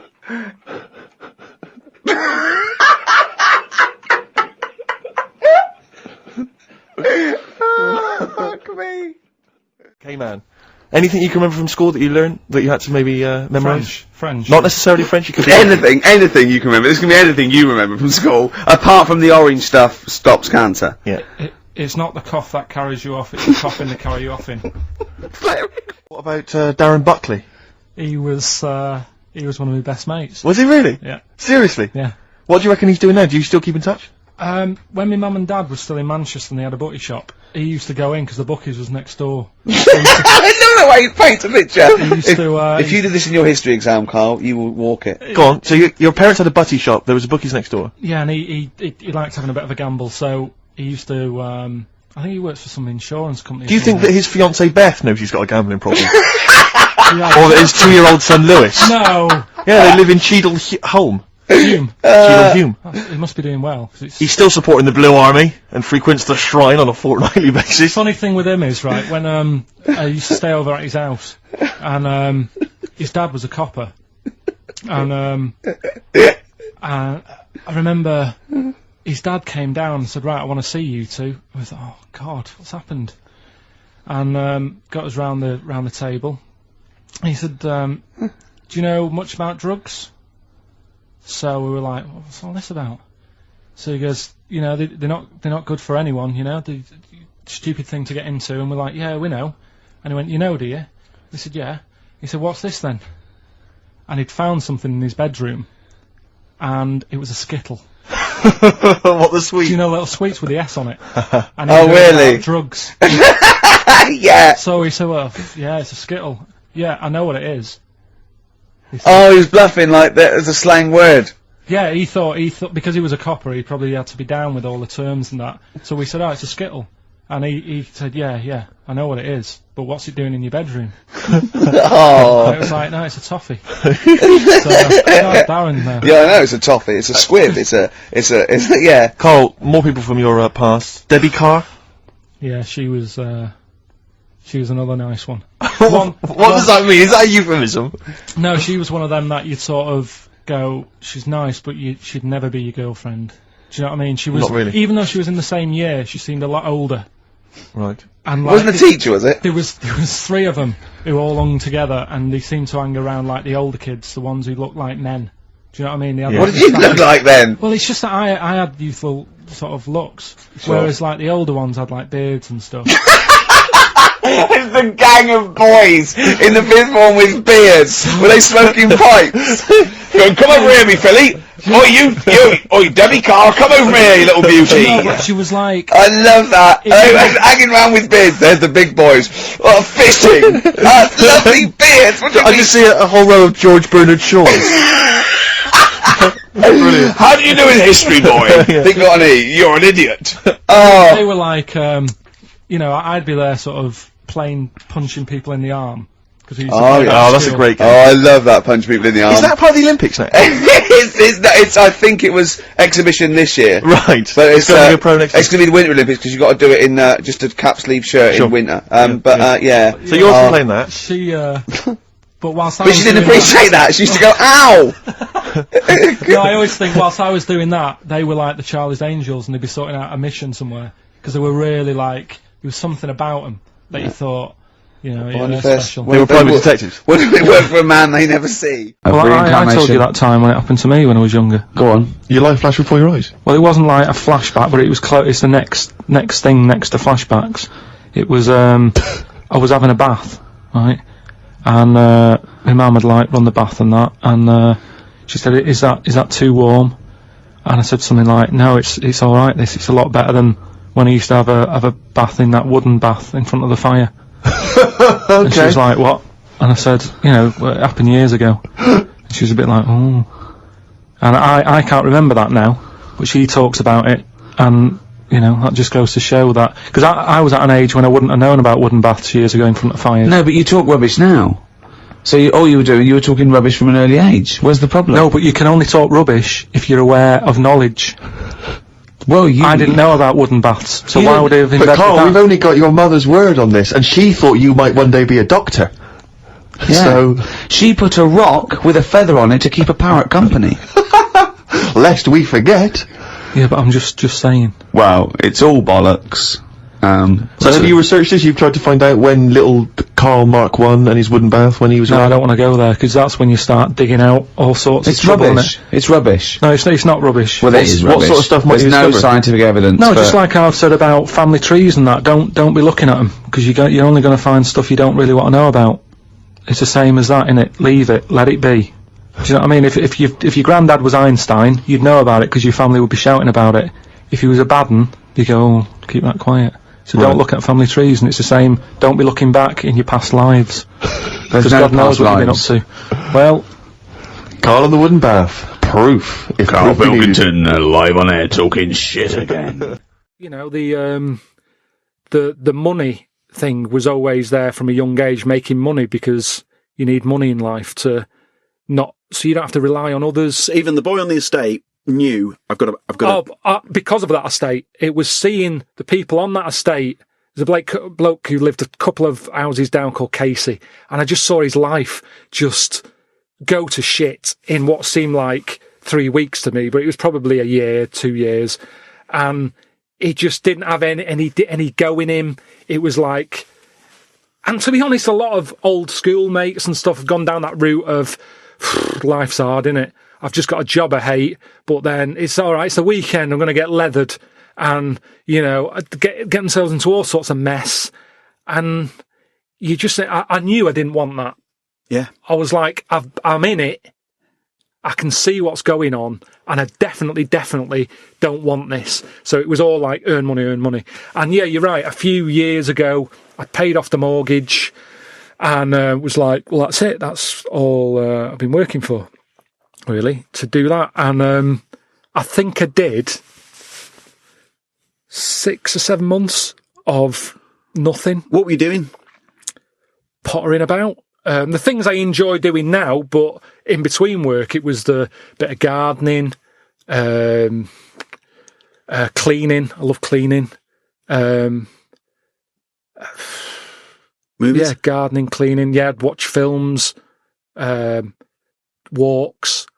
But it's the stuff that you enjoy, because sometimes you don't have time to do it. When that's all you've got, it's not a novelty anymore. Sure. It's like when you see people on that programme, Place in the Sun.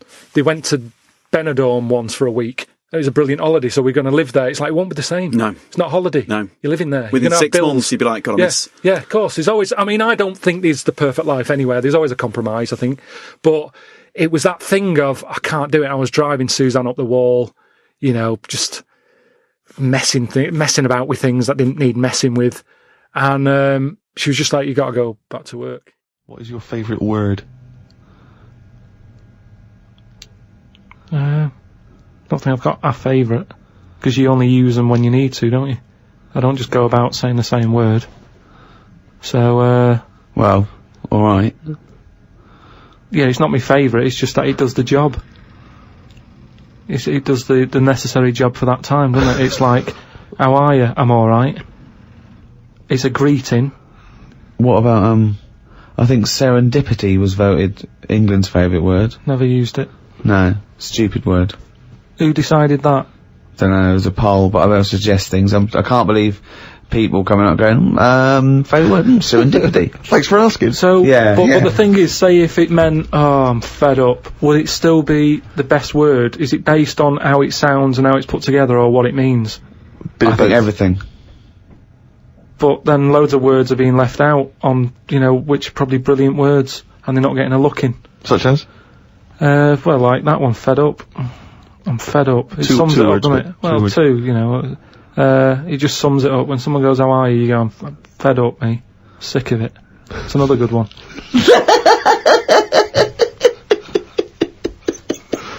Oh, we're getting somewhere. Come on, some of your other favourites, right? I've had enough. It's just all stuff. These aren't words, they're phrases. They're all negative, they're all whinging. These aren't words. What's your favourite thing? My favourite thing to do is moan. Yeah. That would be well, it's not one word, it's loads of words. Fed up, sick of it. I've had enough. Jeez. Whinge should be your favourite word. Yeah. Whinge is a good word. I like NGEs. Lozenge, whinge, flange. Yeah. What is your least favourite word? It might be serendipity. That would be up there for me. I tell you what, that would be up there for me. Probably like French words that have made it into the English thing. Blancmange. Just. There's an unge there. So, How could you dislike it? How could you dislike blancmange? But just, as if we haven't got enough words in our books. Go on. Because I was thinking about, Go on. Alphabet, right? Why have we got that many? When other countries get by without that many letters in it. We got more words than any other language as well. But that's because we got more letters. Well, I don't know. So we've created a headache. I reckon you could at least half it. Well, you probably could half it. Well, you only use about half a dozen of them. No, but stuff like an X, you look at words that have got X in, and they're always words that you go, what does that mean? How's someone come up with that? That's how it comes across to me, and there's loads of big words. It's like dinosaur names. It's like, well, look, nobody was about when they were knocking about, so let's let's make up some names for them using the letters that hardly get used. They've all got Y's and X's in them. Yeah, they have, yeah. That's what I'm saying. It's like, well, let's use it for that. Yeah. So you just, it's not so much what is your least favourite word, you just don't really like most of the words. Just cut down the words. Stop adding new words. I get by, I don't know how many words there are in the world, but I reckon I hardly use any of them. Well, I'll tell you what, this year's word must be podcast. Yeah, but that'll be in the dictionary, and but it's made up, innit? It wasn't here before, it's just another one. This is what I'm saying about... But what else would you call this? You know, there is a new concept called podcasting. That is a podcast. But it's also a broadcast. We had a word for it. It's still a broadcast. Yeah, but they go, oh, you're a broadcaster. Oh, what radio station? No, I don't work on a radio station. I do a radio show, but I don't understand. Well, I do a radio show and I upload it, and I don't understand. It's called a podcast! Done! Here's another idea. Add a new one, get rid of an old one. Last one in, first one out, or whatever. Do it that way. That's a good way. What would you get rid of then? So we've brought in podcast this year, but what word would you lose? Well, what's the name? Those birds that died out. Dodos. Get rid of it. If the bird's gone, the word can, surely. It's almost profound. Oh, it's amazing. It's great. Oh, God. What turns you on, creatively, spiritually, or emotionally? Learning. That's a nice answer. Yeah. Excellent. Will you say that? Yeah, but everything you teach me, I take it in. It's just that sometimes I go, I don't get it. But that still counts as far as I'm concerned. Well, no, it doesn't. Learning is, knowledge is, there must be some sort of retention. You can't say I've got a great memory for a second. You can't say that. It has to stay there. And then knowledge has to be, applied. You can't just have all this knowledge that isn't applicable because it's useless. I mean, trivia is useless to a large extent. It's not real knowledge because it doesn't really help you in, practically. No, but there's a lot of that going on. You're always reading stuff that you go, I've just read that. It's got me thinking for a minute. It's not going to help me in any way, but it gets a reaction, doesn't it? Well, that's good, yeah. That's what art does, and yeah, sometimes education's good for its sake if it really does inflame, but then sometimes, like I've said before, you can know too much where it gets you down. Go on. I just was reading something about an octopus. That's like a killer octopus. And it annoyed me that this was knocking about now. Because I didn't know, I thought they were quite friendly. Whenever you see them in cartoons and that, they're always happy, aren't they? And then suddenly, like, they've sort of brought the whole sort of creature down. Do you know what I mean? No, what do you mean? Well, just you know, when you see them in films, they're running about and that, and everybody likes an octopus. But this one that's on it was your fault really, because you told me about that frog that's going about killing people. No, I didn't say that. So I looked it up on the internet at like other creatures and stuff, and there's some octopus that's in the sea, and what it does, you don't even have to like threaten it. It just spits in the water, and if that stuff gets on you, does you in. Again, So in a way it's good knowledge, because, I mean, I don't go in the sea anyway because it's full of stuff like that, but that's just reassured me that I'm doing the right thing. If they're knocking about, just gozzing everywhere, you don't even have to be near one, you don't even know if it's been spitting and stuff. It can kill you. It just seems unfair. I haven't harmed it, I haven't gone near it, why is it getting annoyed with me? Doesn't seem right. So that's where a knowledge has not helped that octopus out. Because now, when you eat them, I just think, yeah, have another one. Do you know what I mean? Get rid of them. Another conversation with himself. Another conversation with himself. What is your favourite curse word? I don't think I do anything like that. I think people can tell by my face when I'm like fed up. Well, they know you're fed up because you're always whinging. I don't think I've got one. Knobhead. That sums everything up, and I think it's... But you wouldn't call your nan a knobhead, would you? What would you call a nan? But she doesn't do anything to annoy me that much. But if she did, what would you say? If she really annoyed you? Well, knobhead's alright, isn't it? Because she sort of gets it. It's one of them things that everybody understands, but it's not too offensive. Right. What a knobhead. Alright, you're getting into this, aren't you? So that sums it up, but I don't really... Do you need one of them? What's that doing for you? It's better to think, innit? Like, okay, I've just slagged off that octopus, but at no point was a effing and jeffing about it. You know how annoyed I am with it. I don't have to start swearing about it, and that's... What would you do, though, if you were swimming, right? It was a nice little thing, you're on holiday, right? And there's this octopus there, and you're going around, right? And you just see it start spitting at you, poison. What would you say to it? Well, it's too late then, innit? And I'd kick it. And I'd say, knobhead. I would, but what's the point? What's the point in getting annoyed now? Because it's done its stuff, hasn't it? He's kicking and calling it a knobhead under the water. What is this octopus thinking? Oh God! Oh, okay, you fucking eight-legged shit. I'm not bothered. I don't know what you're saying. Fucking cunt of a mollusk. I'll just spit at you again. It's not bothered. You slimy little fucking boneless wanker. This is why the face. Are you still talking to the octopus? That balance, isn't it? It's everything in life. Too much of it, it ruins it. It's not healthy. Too much of anything, you know. Whether it's, I love biscuits, but having two, you kind of go, oh, that was nice, but I'll just stop there. You eat a full biscuit, all those biscuits you really loved, but you eat a full packet, you feel down, you feel sick.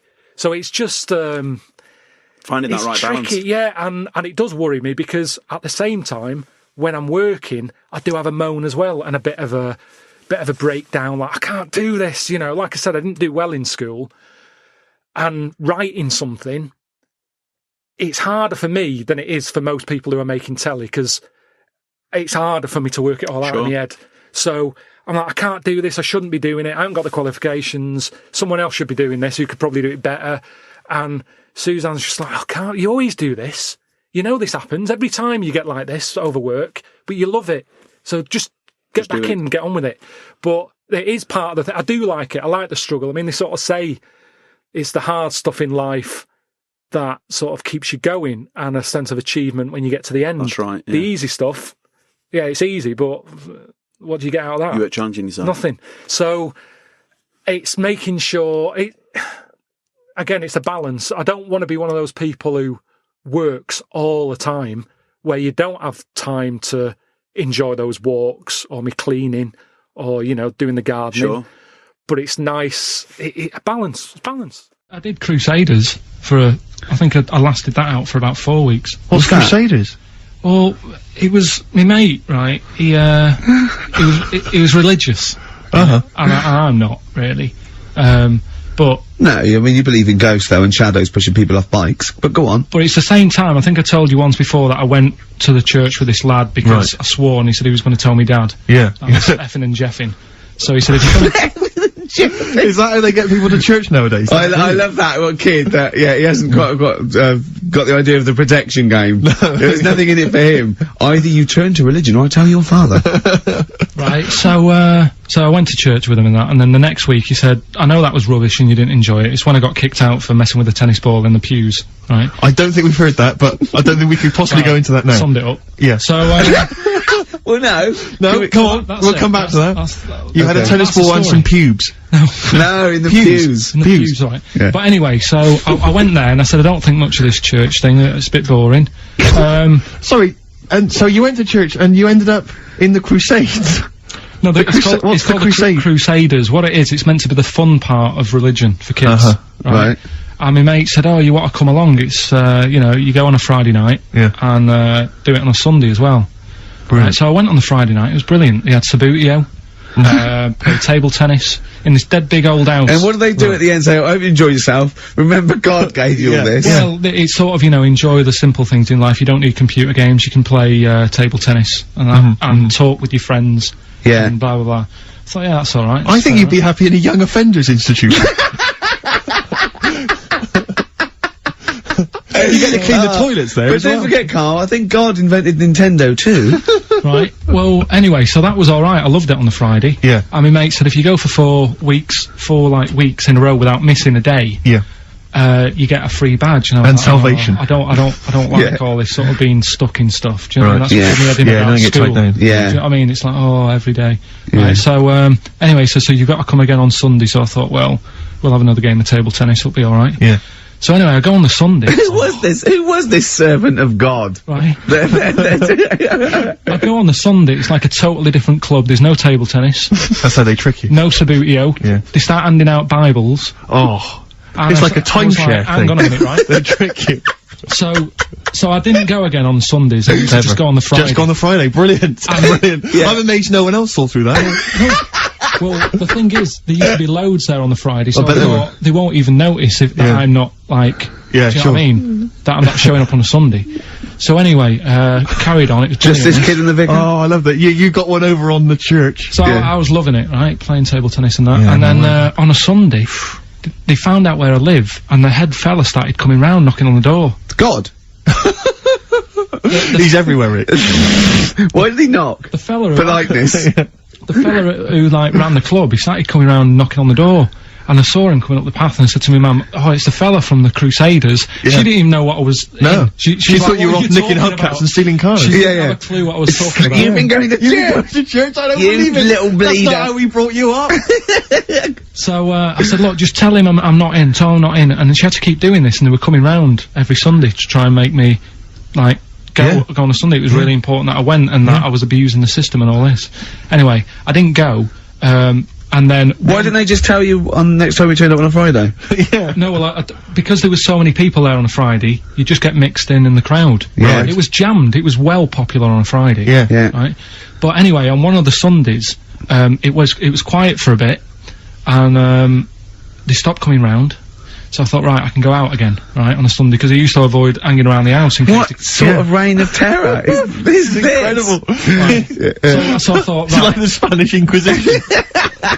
So I thought, great, they forgot about me. Yeah. Everything, I can carry on in sort of normal life now. Yeah. And I was playing out in the avenue. Fella comes round. Oh. And he goes, there you are. You know, you're always busy on a Sunday. You enjoy Fridays and that, don't you? I was like, yeah. He goes, well, come on, you've got to come with me. And I couldn't get out of it. No. You know what I mean? It's like, what could I say? Charlie says. Right? Yeah. So, anyway, he nearly killed me in a car crash. So that was the excuse I used next time. He had a Mini, right? And he was driving us there, and he hit the curb, nearly sort of turned over the Mini. Right? There was like 3 of us in the back. So I said... That record. So next time Or was it a joke? Next time he came round to pick us up, I said, look, really enjoyed it and that. I said, but ever since that journey, I really, you know, I don't want to get in the car with you again, because it scared me a bit. And I said, all right then, I didn't have to go again. That's all right, isn't it? That's extraordinary. Yeah. He almost killed you in a car It's a crash. parable that thank God no one was hurt. Yeah. I remember that. Your life moves in incredible ways. Yeah. Rather like God. Yeah. So, there you go. they're probably round there now, aren't they? Going, is he coming tomorrow? Do you have recurring dreams? Is there one that you've always had since you were a youngster? I don't, I'd say since the age of 13, 14, I don't sleep that well. I've got a bad back. I was in a shop the other week trying to get a new mattress. A decent mattress is so expensive. Yeah, it's hard, isn't it? It's not a reoccurring dream. I had one a few weeks ago when I lost everything and living in a really rough flat, in a rough place. And I was like, what has happened? Why have we lost everything? And do you know when you wake up and you're so relieved? Yeah. And it makes you appreciate everything again. Yeah. But that's not reoccurring. That's obviously a little anxious thing. Maybe it was before I started promoting the TV thing I've done. So that I'm not comfortable with that. And I remember a dream I had when Ricky and Steve, you know, during the podcasting. I'm not from this world of telly and entertainment and putting yourself out there. So I'm not that comfortable with it.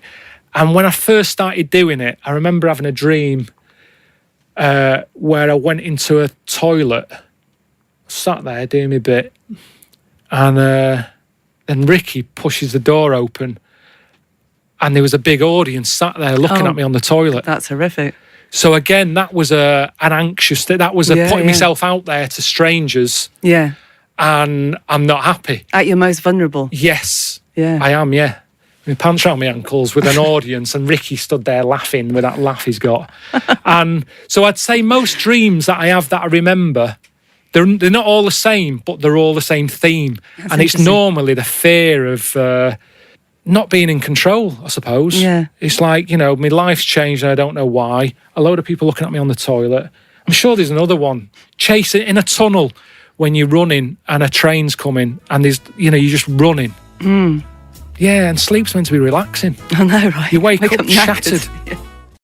Big day, Carl, though, isn't it? Because you know, there's lots going on, and I know Carl's it's very, very important for him that he champions Live Aid. I don't know what's going on. I don't know what. I am sick of it, to be honest. Sick of what? Just sick of reading about it. Sick of this Live Aid thing. Sick of it all. Brilliant. Fed up with it. What annoys you particularly? It's not only that today, though, is it? On the way in today, right? Saw a gay fella on a bike. Weird? On a bike, rushing. What time did the gay march start? What time did it have to be? Why are you looking at me? I don't know. No, but he was rushing, left it late, so he'd had a late night again. So my point's right about him. What was your point about? Just to people who've just tuned in. Well, the fact that they go out late, so you know they sort of have a nice night out from about 11:30. They're lying in the jeans at like 10:30. In their jeans. Their leather trousers. But anyway, right? So they're cutting the back out of their leather trousers about 10:30 at night. I'm on the way in, right, and I see one stressed out, rushing, right, on a racer, wearing high heels. Oh, I love you. He's 50's dad, isn't he? He's angry. He's just angry. If you're a gay fella and you're proud to be gay, but you also want to make poverty history, you don't know what to do today, do you? You're all racing all over the place. It's been murder. It seems a bit unfortunate that they've put them on the same day. Yeah. Well, you can get little leather studded wristbands that say make poverty history. Yeah. So you know you can join in on both parts. You can kill two birds at one stone. Yeah. But why is Live Aid stressing you out? It's for a good cause. You must have, you know, I know we've discussed this in the past, and you don't really know what you're talking about. But I mean, maybe that's the problem. I'm just, I don't know. I mean, I could have told them ages ago that there was no way that they were going to pay it back. I knew that was going to happen. I love that. But they didn't consult you, did they? When they were handing out this money willy-nilly to people who were dying, you could have had a quiet word with them. All I'm saying is, you could have said to Harold Wilson, Harold, you're not going to get this back, mate. You are not going to get this back, mate. When I wanted a mortgage, I had to supply 3 wage slips, is what I'm saying. I was double checked out loads of times. I'd like to see, have you ever seen that guy Alvin Hall, who gives financial advice to perhaps teenagers who don't know how to spend their money wisely? Alright. Perhaps like send him over there. He's the guy with the bow tie. Oh yeah, you know yeah. What I mean? Yeah. Like, send him over there and just sort of have a chat with him and say, make a list of what you're spending it on. So it is basically, will you be annoyed if they drop all debt and double aid and everything? No, because I mean, you know, people sometimes need help and that, don't they? You've got to help people out, but it's how many times is the thing. Do you know what I mean? Let them off. But do I, you know, I've got this monthly payment at the moment, haven't I? Yeah. I'm paying for tools for people out there who need a drill to build a house or whatever. Yeah. Am I now in my right to say, well, you can't have it all? Do you want the drill, or do you want the debt cancelled? This is what I'm saying. Okay. I'm just, you know, I'm all happy to help people out. Do you think they're taking us for a mug? Is that what you think you might be taking? We'll see, won't we? Time will tell, won't we? You know what I mean? If next year at the same time, Geldof's putting on another gig, I'll go, what's going on now? Geldof putting on another gig! And the mean fiddler! What's going on now? I think you're missing out on the true meaning of today, Carl, which is an opportunity to see Keane for free. I think that's the problem. I don't want to go. I don't like crowds and that, do I? Right. Can't be dealing with that. Don't like big crowds. People, because I was talking to people at work about it, and they were saying, oh, you know, it's a big occasion, it's one of them events, like, you've got to be down there, because in years to come, when they say, you know, were you there, I don't see what's good about having a memory being stuck in a crowd of 150,000 people. I prefer to do something nice, say if I have, like, a nice cake and a cup of tea, right? In years to come, when they go, do you remember that day when we were all cramped and what have you? I'll go, no, I was on a nice cake and a cup of tea. So I've got a nicer memory than them. So I believe in doing something nice on a big occasion. Do you know what I mean? On a special day. Do something nice, remember that? The thing is, you have got a nicer memory than them, because when you look back and they say what you're doing 20 years ago, your memory will tell you you were actually having a cup of tea and a cake, but with a chimpanzee who could talk English. That's what your memory will tell you. You go, oh, I was out with my mate Marty, he's a chimp. And it just, you'll be in cuckoo land by the time you're 50. You'll be just going, that was great that day, remember? Suzanne, I don't know what I'm talking to Suzanne, she's left you. She's left you, she's had enough of you waking up. Well, she's down in Hyde Park watching Bed-Shaped live. She's not worried about cake and a cup of tea. Have you ever done a march or anything, though? Have you ever sort of... What are you saying?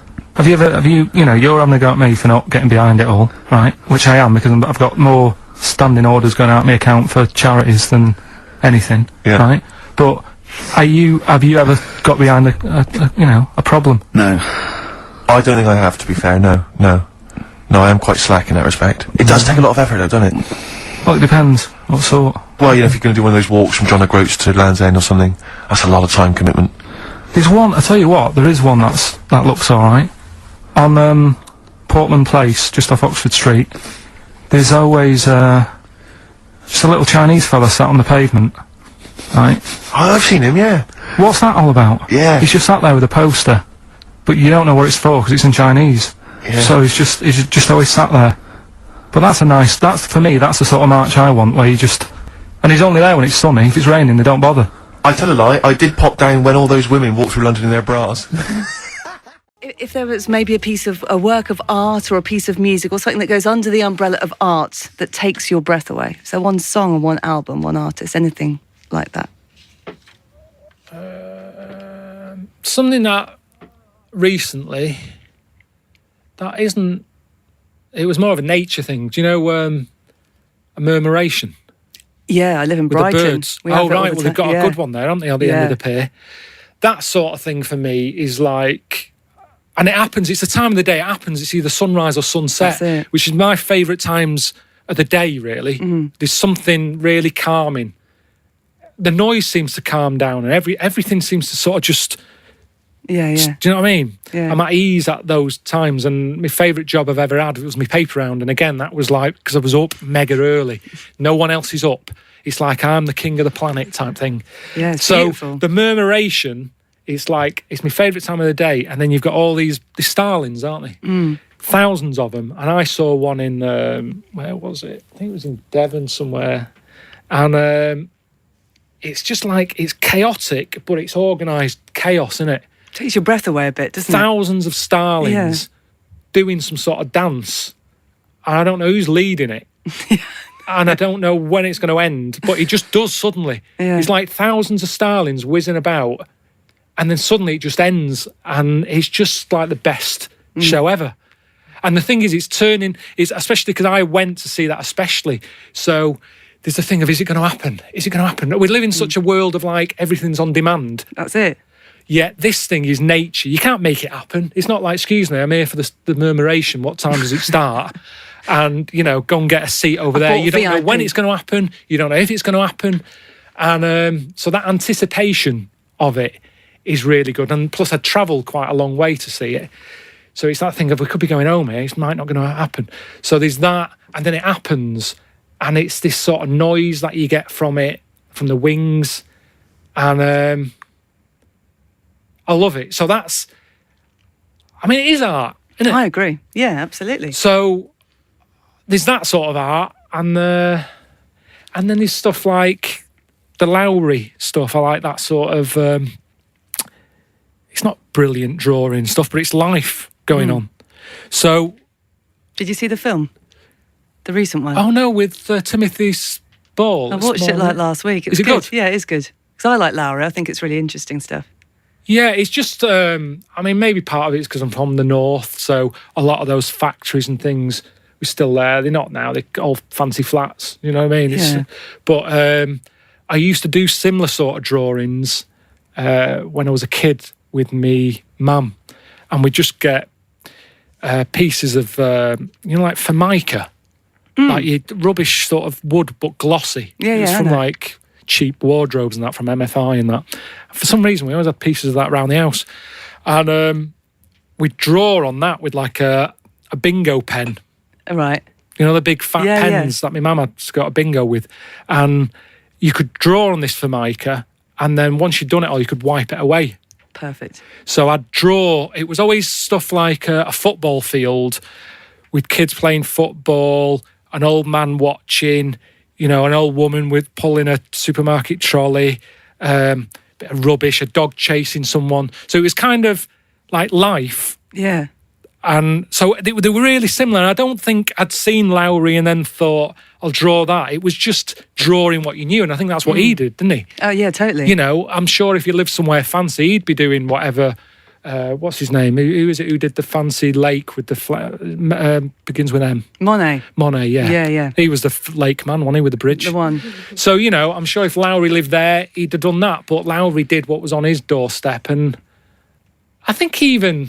That's what you do, innit? Yeah, that's what you don't change as a person. Doesn't matter how much money you've got on that. Your background sort of sticks with you, and that's what I drew. Yet the Starling thing, I mean, we didn't have them in Manchester, so I don't know where that came from. I think I saw Bill Oddie watch one Bill once, Oddie. and Bill Oddie's like quite an angry little man. And yet, when I saw him see them Starlings, he seemed really at ease, and I thought, I want a bit of that. And it's all very well seeing something on the telly, but with the telly makes everything... I think they even put music on it. And you on the still telly. didn't cry? I didn't cry, no, but I tell you what, thinking about it, I've got a little bit of a shake going on here. So I'm still sort of thinking, it is amazing. But they put music on the Starlings on the Bill Oddie programme, and I remember thinking... Why have they added music to this? It doesn't need it. Didn't need Coldplay, did it? It doesn't need it. We're in that world, aren't we? Let's layer it on. Let's try and layer something else. But the noise of the birds should be enough. Yeah. So there you go. So, Karl, if you had to go to a new planet, don't worry about starting life again. They've got sort of like these breeder clones that do all that. But you can choose 6 people from this world to take to start this whole new world, okay? So you need, you know, as I say, you don't need to. So what's happening here? Is this? It's going to be wiped out, okay? It's going to be wiped out, but there's enough on this spaceship for you and 5 other people, okay? And they've got them there. They've got these sort of breeder clones there, so it's going to be populated. You're going to have the workers, the drones, everything like that. But you want to take 6, I suppose, sort of world lords to teach, to lay down the politics. The teachings, the laws, the government. I'd hate it. And how long have I got to make a decision on it? Till the end of this podcast. Right, go. Who do you take? Who's the first person you take, and why? And where are we going? Mars. Okay, so a planet where there's an atmosphere. I've got to know where I'm going because I've got to sell it to the people who I'm asking. There's no point when I go, are you coming with me? Where are you going? I don't know. It's just like this world. There's oxygen, there's seas, there's rivers, there's forests, there's animals, okay? But we're going to populate it with the human race, and you can choose 6 people to lord over this new kingdom. You want the best people for the job. Yeah. So, who's the first person? Probably Patrick Moore. Why? Why would you take Patrick Moore? Just because he knows his way about up there, doesn't he? He'll know the way. So just have him. I think that will, whoever I pick next, if they see that he's going, they'll go, right, you know, it's going to be a long Moore's journey as on board. it is. You don't want someone who's going to be going, is it left here? Is it right? Do you know what I mean? And he could play the xylophone on the journey. But Karl is Moore the most useful person to have if you've only got 6, because he may be very useful getting to the planet. No, but I've once always you wanted got there, to meet him as well. I've always wanted a chat, and that'd be a good chance, wouldn't it, when I'm in a rocket? How long's it taking to get to Mars? I don't know, a year. That's what I mean. No, it's not Mars, it's somewhere else. Okay, so it's a year to get there, and then... Yeah, well, that's what I mean. So it's a good chance to have a chat with him about stuff. And I think he'd be up for it as well, to be honest. Yeah. I think you know... Why do you think that? Just because he spent his whole life talking about what's going on up there, isn't it? And yet he's never been, and I feel sorry for him. You know, most people when they're into something, they get to go to a place, don't they? Sure. People who don't know who Patrick Moore is, he's an 80-year-old astronomer. Yeah, that's what I mean. So let him have a bit of a good life. So Moore's on board. Yeah, Patrick Moore. He's on. Right, out 5 others. 4 others now. Jamie Oliver. Why would you take Jamie Oliver? Just food and that. You need someone, because they say that, like, you can feel down if you don't eat. He couldn't convince 8-year-olds to eat a carrot. What's he going to do in this brave new world? They're all going to be on turkey Twizzlers. I think he's got the right attitude. He wouldn't be faffing about. Remember, we've landed now on this new world. Yeah. I don't know what it's like. The people who've made me I go, love Jamie Oliver. I think he's great. Yeah. But he wouldn't be in my 5 people to start a new world. That's all I'm saying. Nor would Patrick Moore, because he knew the way. Well, what chef would you pick? I wouldn't pick a chef. Why would I pick a chef? Because you want someone who's going to, like I say, food's important. When you're low, there's nothing better. If you're a bit fed up, there's nothing better than having a good... But Carl, I don't think you've quite grasped that these people have to start civilization again. They have to be wise people who can make the laws. Yeah, and before you do all that, you need a good meal. So Jamie Oliver, that's his job. It's like when we get there, that's when he kicks in. Right. He's the first one, really, Can I who suggest gets going. Just to save 2 places on Patrick Moore and Jamie Oliver, take a map and a cookbook. Okay, who's number 3? What sort of state is this world in? Does it need... Oh, it's going to take a fucking gardener. It's like it's the world but new. It's exactly. It's the world but new, untouched by humans. There's been no fossil fuels burnt, no machinery, no wars, just this Garden of Eden. And you, Patrick Moore and Jamie Oliver pitch up. Plus, who else, Carl? Go now. First thought. Attenborough. Oh God! Again, he's a genius, and he's a bit of a hero of mine. But I don't know if we need Attenborough. Just because I reckon if it's a new world, you're saying it's the same, but they always say, don't they, that all worlds are different. So I'd want him there, just to sort of, when we're roaming around, because we'll all stick together for a bit, won't we? When we're roaming around, then they'll be sick of the sight of you. They go, let's lose Carl. But you've got 2 men so far who've got a combined age of about 150. I mean, if you're starting a brave new world, dare I say it, not going to be around very long. Shouldn't you be taking some younger, fresher blood? No, not really, because they haven't lived, have they? These have lived, and they can and they're useful, like I say. Patrick Moore's done his bit, he's got us there. Oliver has cooked us a dinner. Day 2, I reckon we'd end that on day 1 there. We'd have a dinner, we'd all have a chat. I don't think you're thinking of the future. I think you're thinking of the journey, and then the first night. Okay. So you've got David Attenborough, you've got Patrick Moore, and you've got Jamie Oliver, you've got 2 other places. I get the feeling that you're not so much recruiting people for a new world as I'm a Celebrity, Get Me Out of Here. As a dinner party with people you'd like to meet that you've seen on the telly. Oh. Come on, 2 more. I'd text someone who's a bit daft. Just so. No, you don't need to, Carl. That's covered, believe us. Yeah, no, that's what I mean, though. I don't want them having a go at me going, why are you here? I'd point the attention somewhere else. To text someone else who'd sort of wind them up. So who's that then? Paul Denan, or someone like that. It really is. I'm a celebrity. So you've got Patrick Moore, you've got David Attenborough, you've got Jamie Oliver and Paul Denan. They're starting life again. Okay then, brilliant. Oh God. Right, one more. This is amazing. It's going to be. I'd love to go back and visit this in 1,000 years. What teachings they laid down. Oh God. Don't know. It'd have to be a woman. I think you got to have a woman in that little group, haven't you?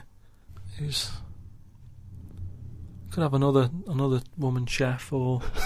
It's mainly eating. He's got that covered with Oliver, but no, he's got to take Nigella in case he's in a cream cake kind of mood. Oh God. Delia Smith was furious. She'd packed her bags and everything. Or a nurse. Now you're thinking. Abby Titmus?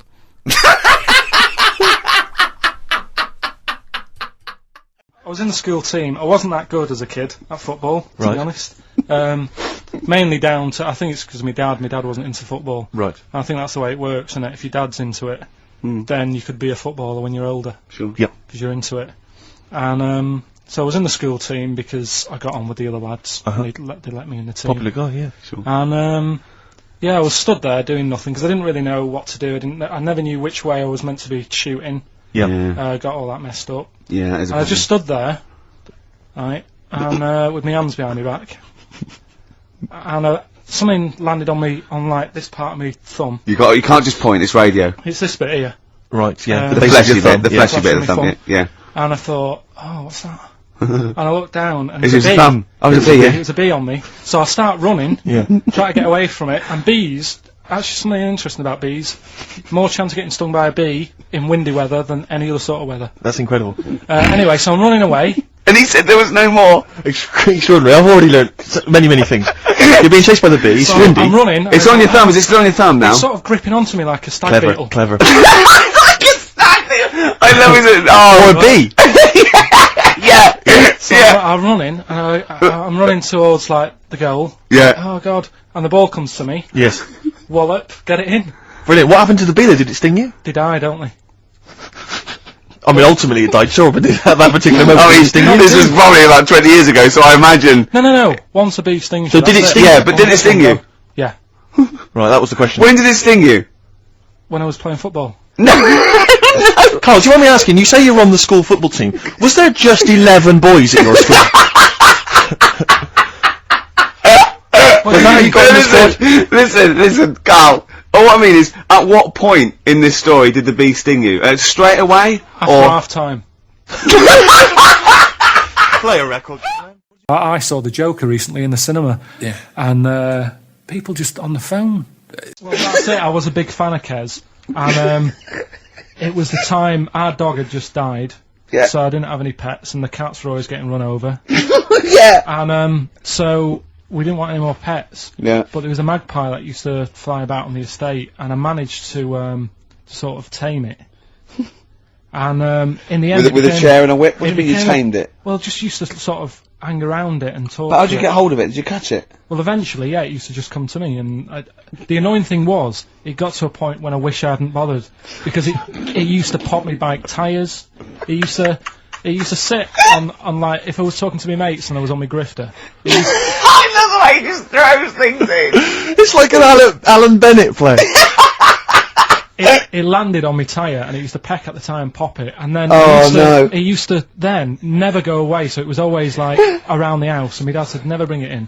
So it used to sit on the porch, and I used to go out, and it used to fly down and land on my head, and it really hurt. It used to like peck and stuff. He thought it was a tyre. So it wasn't so much tamed as a stalker. Oh, God. So you took it to school and it flew away? Yeah. So did you take it in proudly going, look at my magpie? Oh. Yeah. Oh, But no. I think it got a bit confused in the area that it was in, because I used to just keep it sort of around our estate, but Sure. the school was a bit of a distance away. How did you get it there? Carrying it on my finger. Did you walk? Yeah. Wow. So it was happy there, and then it got... But it used to be one of those things that people would stop me in the street and sort of go, oh, what's that? And it's I don't suppose Maggie, called it Maggie. you didn't get Charlie's Angels to go and find out what happened to it? Investigate? Were they impressed? No, not really. I'm just going to tell the listeners there, Carl is quite a little insecure sort of chap, and he was just worried about that last bit. He was going, who would ever find that interesting? He was worried about people finding him boring. And Steve said, as I said, you know, it's like an Alan Bennett thing. He went, yeah, but, you know, no one would care about Alan Bennett if he wasn't such a hit maker. They wouldn't care what he had to say. And we just looked at him for a while, and he went, thinking of Tony Bennett. Bless him. Listen, it's almost the end of the show, Carl. Oh, yeah. And it's really been a Carl special. This is a Carl special, yeah. Well, next week, We won't we'll be getting lay this off you much next week. We have to We're know. not going to... He wants to retire a little bit, just, Well, those old lottery numbers might come up tonight anyway. Exactly. You might, what are they again? What's the 4 you've come up with? Fuck my way now. What, come on, well, give us all 6. No. Why? Carl, while you're rummaging for that, 5, 9, 12 and 26. a few more names that you may recall from Friends Reunited. Go on. Lisa Shufflebotham? Do you remember her? Yeah, she... Was she one of Charlie's Angels? No, she wasn't that nice, but she wanted me. her and her mate Rachel, I remember, I don't know why, but it was some sort of PE lesson where it had to be a bloke and 2 girls, and they were fighting over me. Could you hear what they were saying? They were just like, I want him, and I was loving it. stuck in the middle and they were fighting over me. And then the next week I thought I'll sit near them. What sort of game do they play at this school? I don't know. That's an incredible game. But I think punch me on the arm. No, punch me on the arm, Carl. They just went through it. Because the following week I thought, right, I'll sit near them again because I quite enjoyed the way they fighted over me. But then they picked somebody else and I don't know who I was with that week. So you didn't get any action with Shufflebotham or a friend? No. And then as she got older, she went a bit off. She didn't look that good. She's probably nice now. It's just, I mean, I'll say about myself, when you get to sort of the end of secondary school, you do sort of go a bit odd looking. Right. Do you know what I mean? When your sort of head grows funny. I would just love to go back to his school of that era. I mean, just what happened to people, whether, you know, all people sprouting limbs. No, do you know what I things. mean? When you're like 12 and that, you quite, no, not 12, when you're 10, when you're 7 to 10, you sort of look healthy, and you look at your pictures when you go, yeah, I was a good looking lad. But then when you get to late secondary school, something happens, and you just look a bit odd. Okay, well what about Alison Thorpe? Not sure about her. I sort of know the name, can't put a face to it. Damien Comer? Again, know the name. Yeah. Can't remember anything. No. Yeah. It's a shame. Well, those are pretty much all the names I could find. We've had some interesting thoughts though, and interesting anecdotes. Yeah. Anyone in particular that you'd like to say hello to that maybe listening now that I think I would have mentioned Darren Buckley if you hadn't have brought him up. Oh, right. He was like me buddy. Yeah. Did you ever see the Magpie game when you took it to the school and confused it? No. You're joking. That was the end of it, was it? Yeah. So where did it go? Probably to some other kid. Because I mean, actually, it probably got killed. Because if it was being that friendly with other people, some people might have took advantage of it. In what way?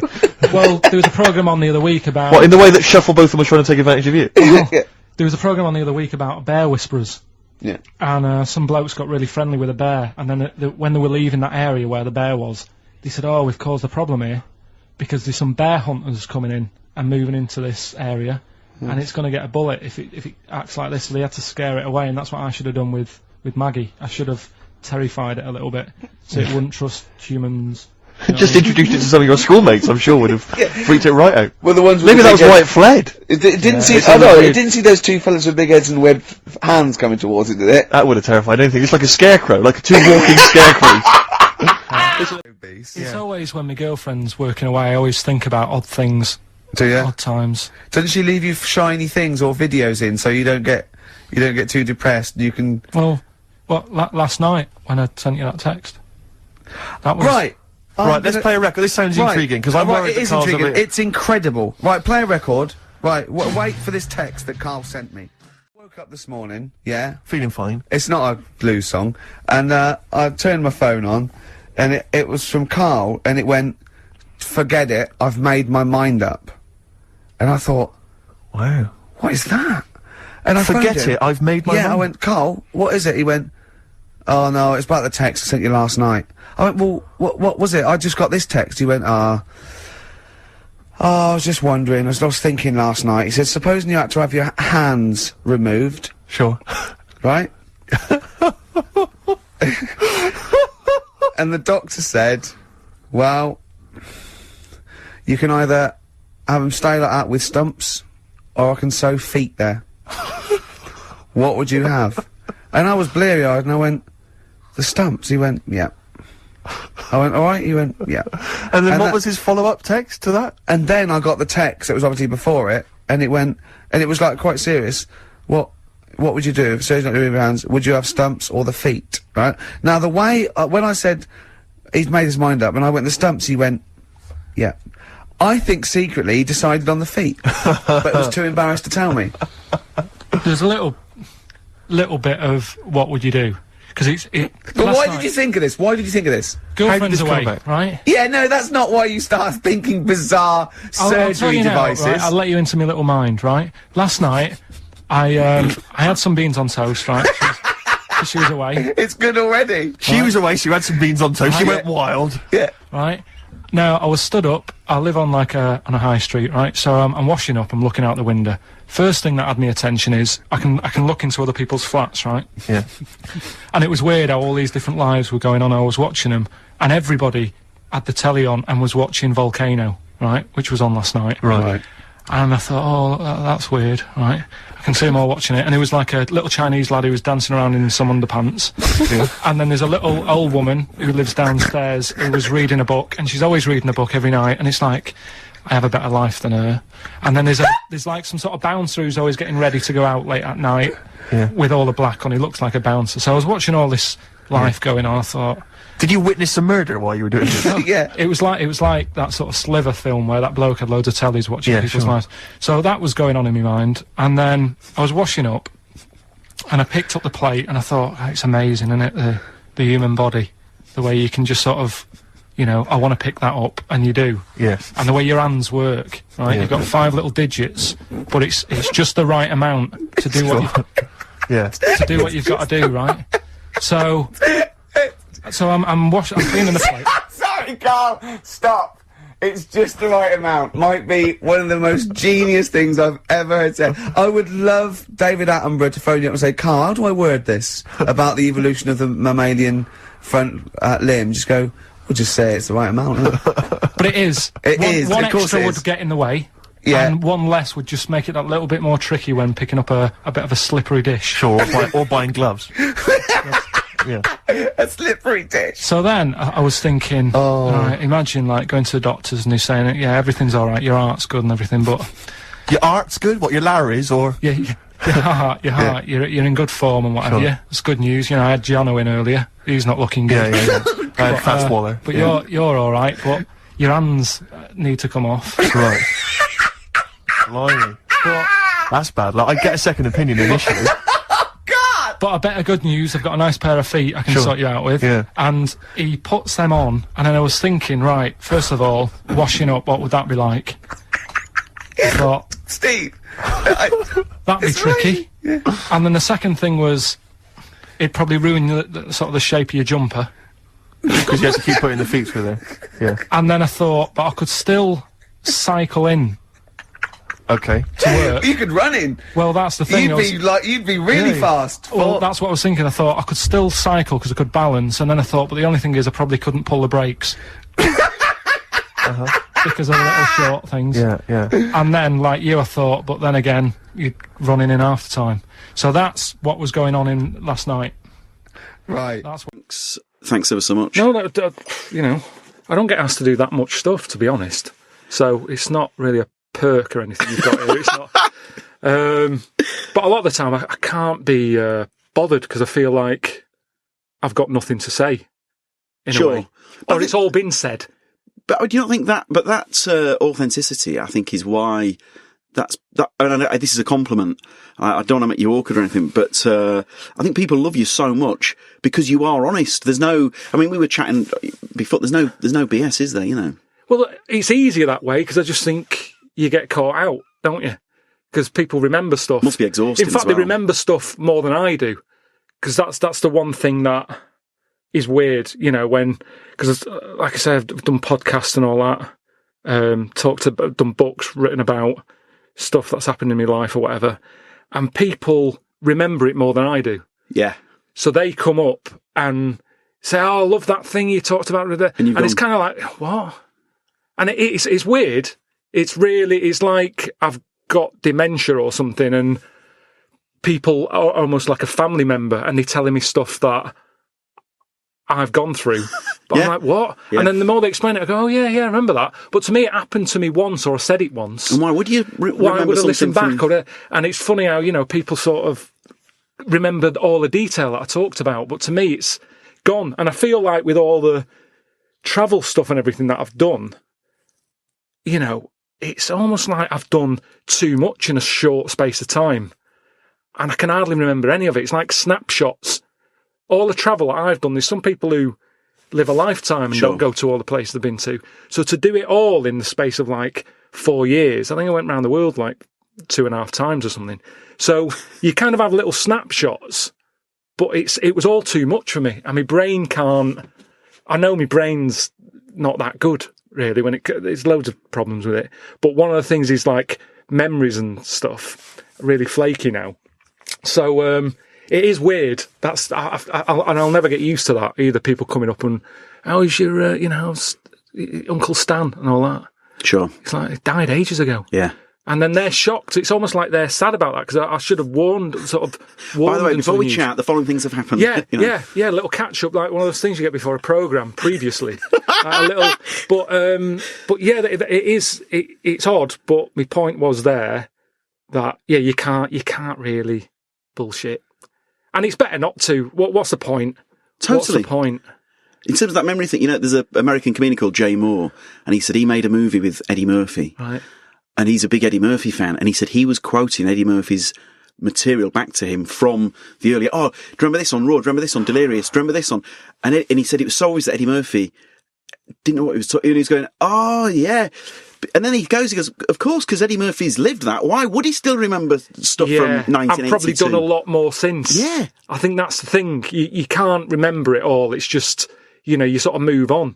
And especially on that travel stuff that I did, because it was always a bit of a shock to the system anyway, and if you're dealing with something as a surprise, I think it's like your brain's getting rid of stuff you don't need to remember anymore to deal with what's in front of you now, I think. Yeah. It was all like... I think that is the thing. It's hard to explain, but... Your brain can only store so much. Yeah. And I think your brain, from what I understand, makes the call, you don't need this anymore. I know. The stuff that's happening now is more important. So that's annoying, though, isn't it? When it remembers, of course it is. It remembers a bit, but not enough to be useful. Yeah. It's like, forget it all then. Yeah. Don't bother remembering that you once, that's what happens on quiz shows and stuff. You sort of have a question, and you go, I know this, and you do, but you don't, and it's kind of like, just forget it then. just it's better off just going, I don't know. Sure. But yeah, it's it is crowbarring it in. I suppose the sick of it thing that I've been doing is about that relationship with me and me brain and the way it thinks and stuff like that. The great thing about sick of it, I was telling someone in the balance office about it. And I went, what's that? I've never heard of it. No. But they went, how has that not been done before? Because it's such a... the best ideas ever, in my opinion, are the simple ones where you go... Jeff Bridges says this in the film Crazy Heart. He plays this song and Maggie Gyllenhaal goes, oh, I've heard that before. And he goes, no, the sign of a classic is when you think... familiar. And I think the genius of Sick of It is when you hear what the synopsis is and you go... Bloody hell, what a great idea for a show. I mean, I don't know if it has been done. There might have been different versions of it. I don't think it has. For me, it was just that thing of most telly, most written things are about relationships of loads of different people, as if people always have loads of friends and stuff there for them. Yeah.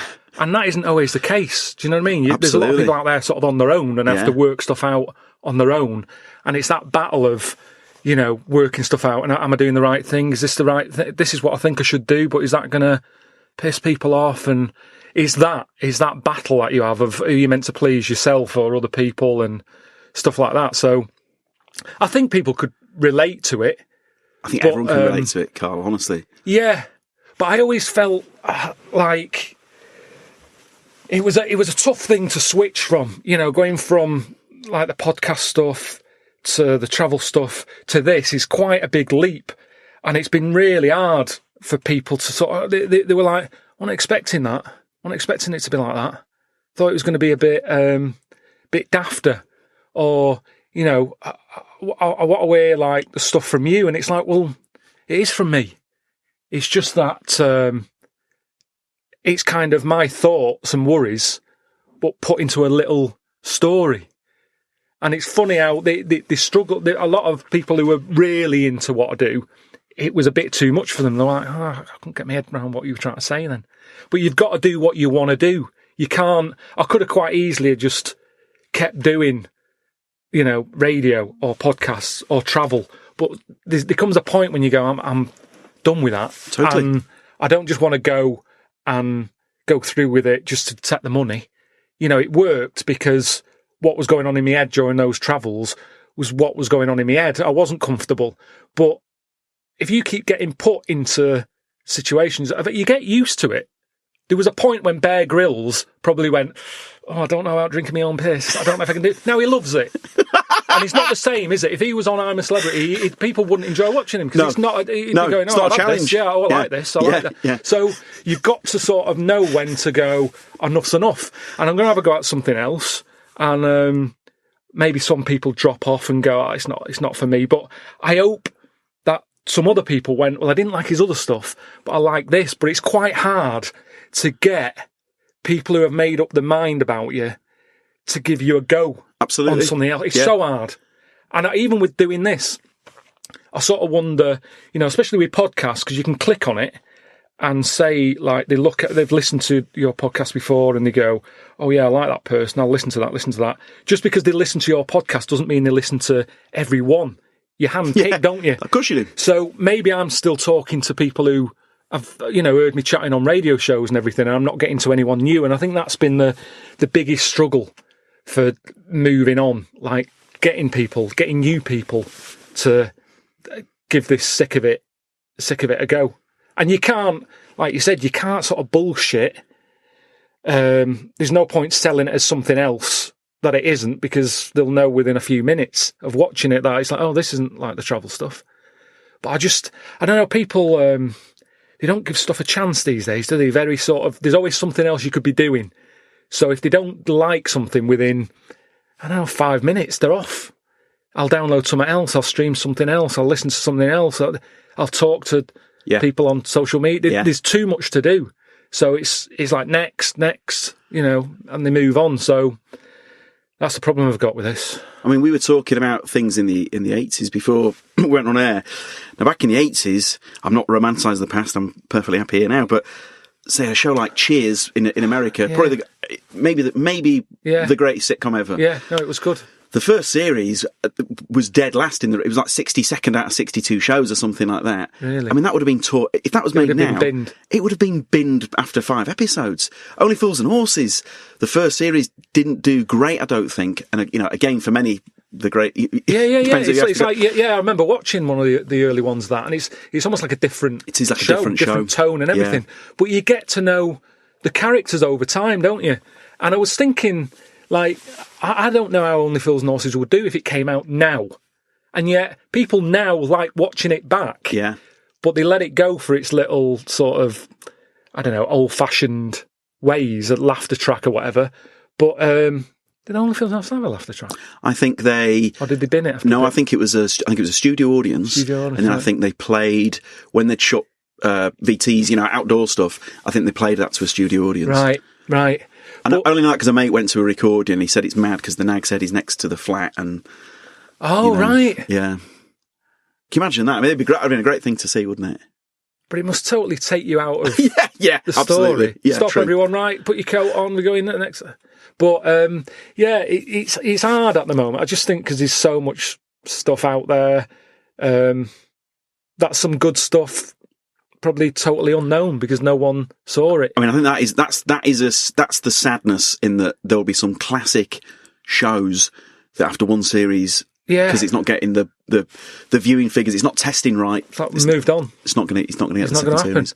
So that's life, though, isn't it? I mean, that in itself, the fact that you've hit the second series, I mean, that must feel nice. Yeah, I remember when we'd finished doing series 1, I was like, oh. That was hard. That was too hard, that. I don't want to do any more. And I always have that. There's always a period of that, whatever I've done. I think it's an insecurity, like, almost like getting myself ready for people to slag it off. Do you know what I mean? Yeah, you're right. I'm not good enough. I shouldn't have been doing it. And then when once time passed, stepped back a bit, I looked at it, I was like, there's not much of change. That's the sort of tone of stuff that I like, and the simpleness of it and what have you. And then, when they said about a second, we'd literally we were still editing the first. The fella from Sky came in, said, what about the second series? And I was like, oh, shut up. It's always that sort of thing of, what are you doing next? Do more. It's like, well, we don't know if anyone likes this yet. So it hadn't even come out yet? No. No, wow. It hadn't even come out. That's surreal. No, that's right. I mean, that's a feather in your cap, though, isn't it? It is, but a bit of me is like, how much do you like it? What did you like about it? Is there anything we can make better? I'm not slagging John off, you know, he's given me an opportunity here, but a bit of me sometimes wants a little bit of a slagging, or... To rage against? Yeah, something to either have an argument about and fight your corner so you know that what you're trying to do is right, or just how other people see it. You know, I don't really do that much social media, but I get stuff... I've got like a Facebook page, and now and again, it's mainly when I'm sat on the toilet, I'll always look. I'll just do a little quick thing of what feedback I'm the same. is. Great toilet voyeur. Yeah, absolutely. Which is a bit annoying because I used to like that time as being really sort of zen and absolutely nothing going on. But you know, you've got to cram something into every bit of time. What have we all done to our brains? I know it's really bad. Yeah. It's not good. So, and I like the feedback, and as long as people can slag something off, if I sort of read it and go, do you know what? They've got a point there. That's a good one. I'll remember that. Cheers for that. Because people just sort of going, "Oh, I love everything you do." You kind of like, well, you can't love everything I do. There's no way. I don't believe you. Because you can love the Beatles and still flag a couple of tracks you don't like. You go, oh, what were they thinking? Yeah. So, so I do struggle when there hasn't been any time just to sit back and go, right, let's think about every day that we filmed and every storyline and every scene, and could we have made that better? You know, sometimes it comes out better than you thought it would. But it seems boring. But yeah, basically, we got the go-ahead for that second series. And I don't think there needs to be another now. I kind of feel like it's a nice ending. And I don't know... It's just what I said to you about the travel stuff. It just feels like sometimes it's nice to... What, stick a flag in it? Yeah, just go, that's enough. I'm sure we could drag it out for another series, and it'd probably be all right.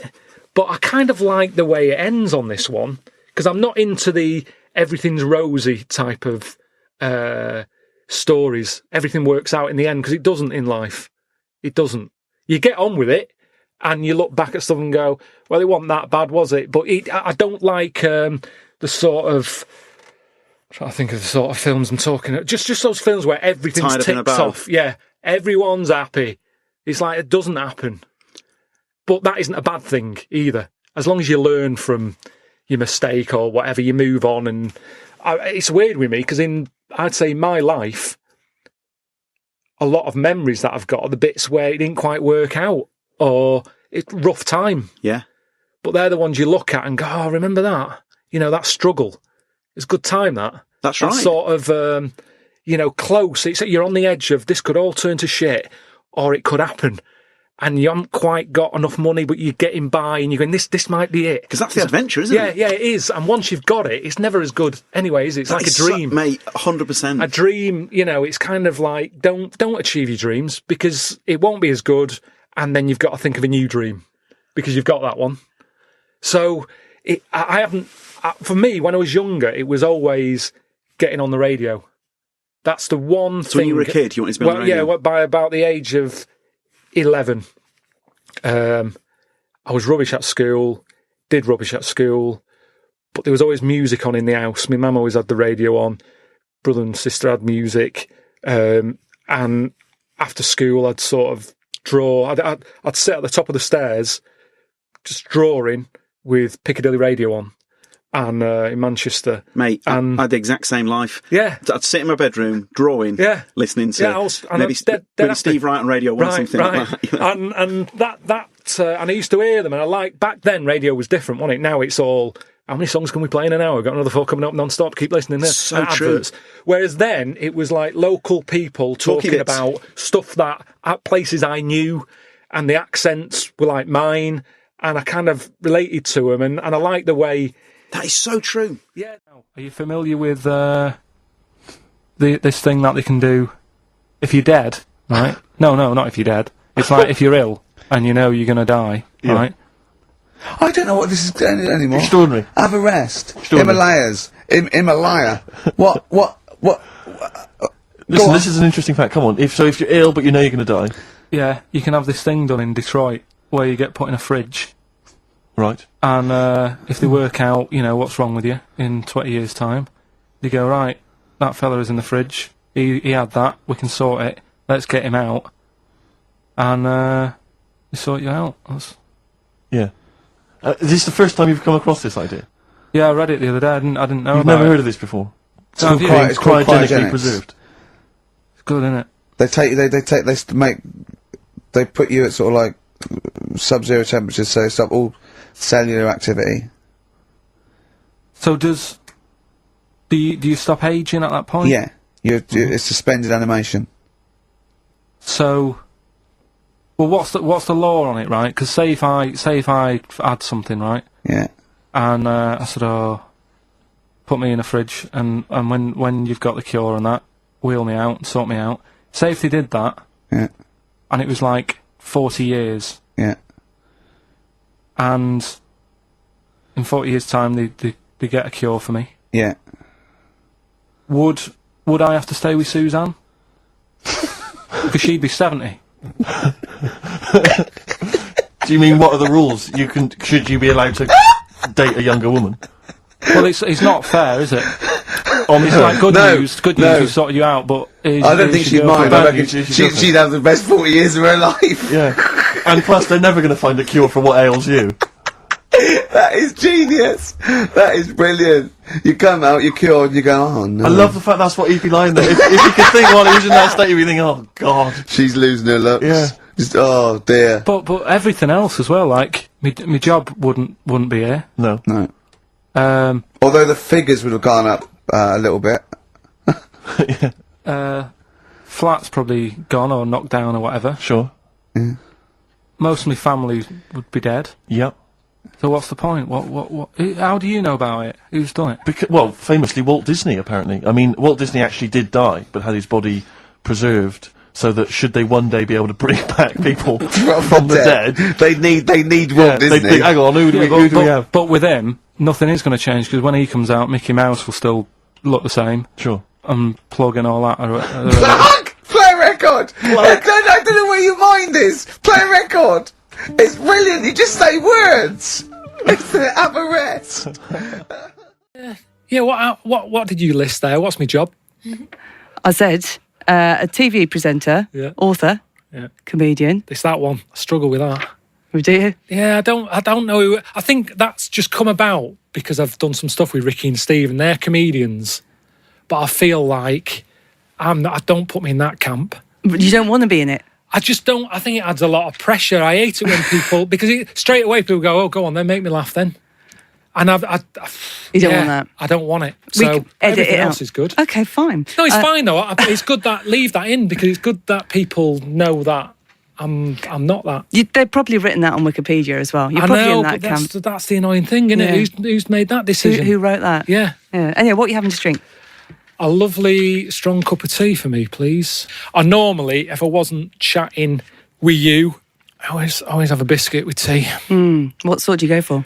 Whatever's in the house. Right. But like Happy Face biscuits. Oh, nice. Ginger biscuits. Overlooked sometimes. It's funny, innit? Because when you're younger, I wasn't as fussy. And plus you're not in charge of buying the biscuit. So normally they were rubbish ones because... my mum and dad would just know that they're not going to buy quality, are they? We're more feral, aren't we? I shouldn't ask you how old you are, but yeah, kids are a lot healthier now. I look at kids now and I think, you're not eating trifle sponge. No. The teeth are good. Smoothies. They've got six packs. Do you know what I mean? They're just a different species now, I think. Yeah. Whereas me growing up, it was all the food was brown, beige. Yeah. You know, starch. It's changed a lot, hasn't it? When you think about the different... I mean, there's still foods I haven't had. When I think about it, it was... You had your basics of carrots and peas was your veg.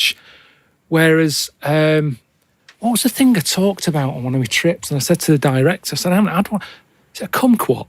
Kumquat, yeah.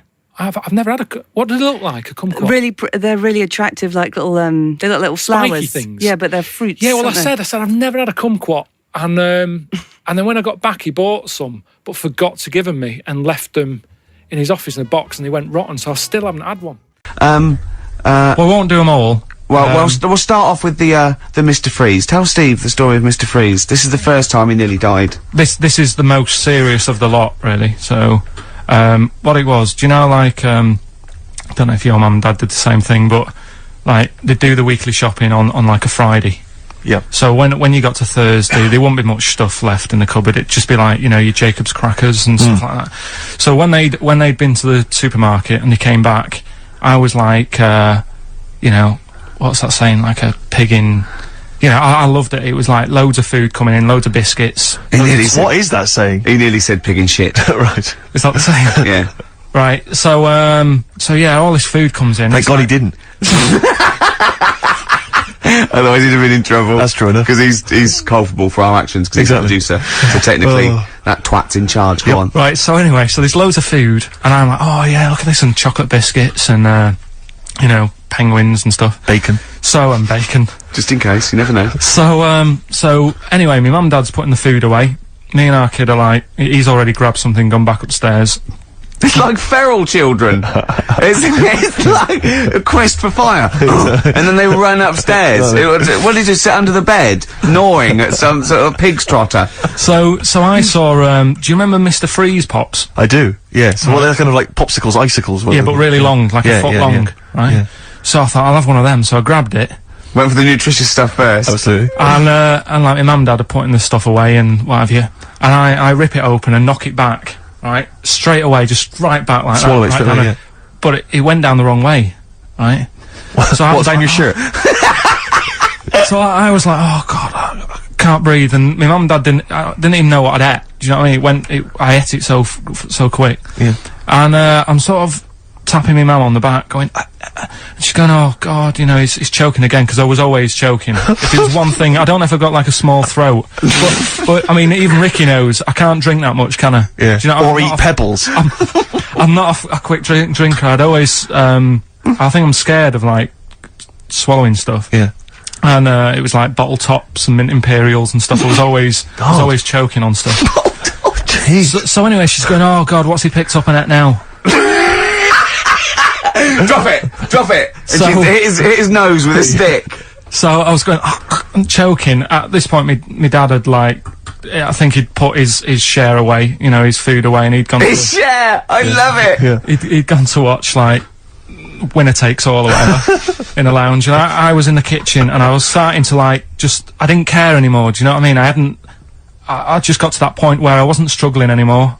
You just thought, I'm done for. I just was, like, falling to the ground. And my mum's going, you know, get in here, I think it's serious.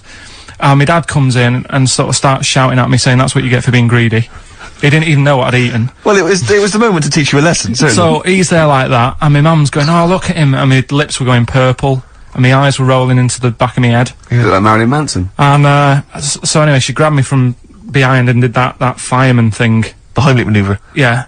And, you know, winded me. And it came up, and I was alright. What, the whole popsicle came flying back out? You see, that's what I don't understand. Because there was nothing there. No, just a little bit. No, it swells up, doesn't it? Because it irritated it. So it went down this sort of like your epiglottis. It went down the wrong way, like went into your air canal instead of your throat, and it sort of spasms, and that's the fear. You just got to calm it down and relax. So in time, I would have been alright. Yeah, anyway. you don't. Well, no, you might have. So that's so that's hang on, one. But the weird thing is, like, for like 3 days after that, I felt like a sort of special person. I went to school. I'm saying nothing. I did full days. A special needs person. Yeah. I went to school the next 3 days after that. I didn't like wag it or anything. I did full days. I love that. 3 days, turn over a leaf. Yeah, exactly. After 3 days, you thought, screw it. Yeah, well, did a quick history exam. Right, next one. That's popsicle. That's popsicle hell, we'll call that. Right, next one. Which one's the next one? Oh, what about your paper round? Right, the paper round one. Paper round, I'd still say it's the best job I've ever had. And he means it! No, I really enjoyed it. It's like, you know, you don't have to work with anyone else, right? So you make your own rules. Just think of that.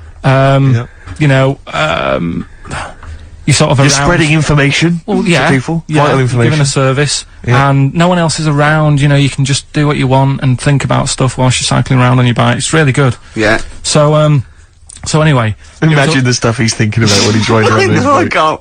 Oh, so getting in the head of a salamander. So anyway, I loved it, and even though I only got like 50p a day, right? No matter what the weather was like and stuff, I used to get up at 4:30 and go and do the round.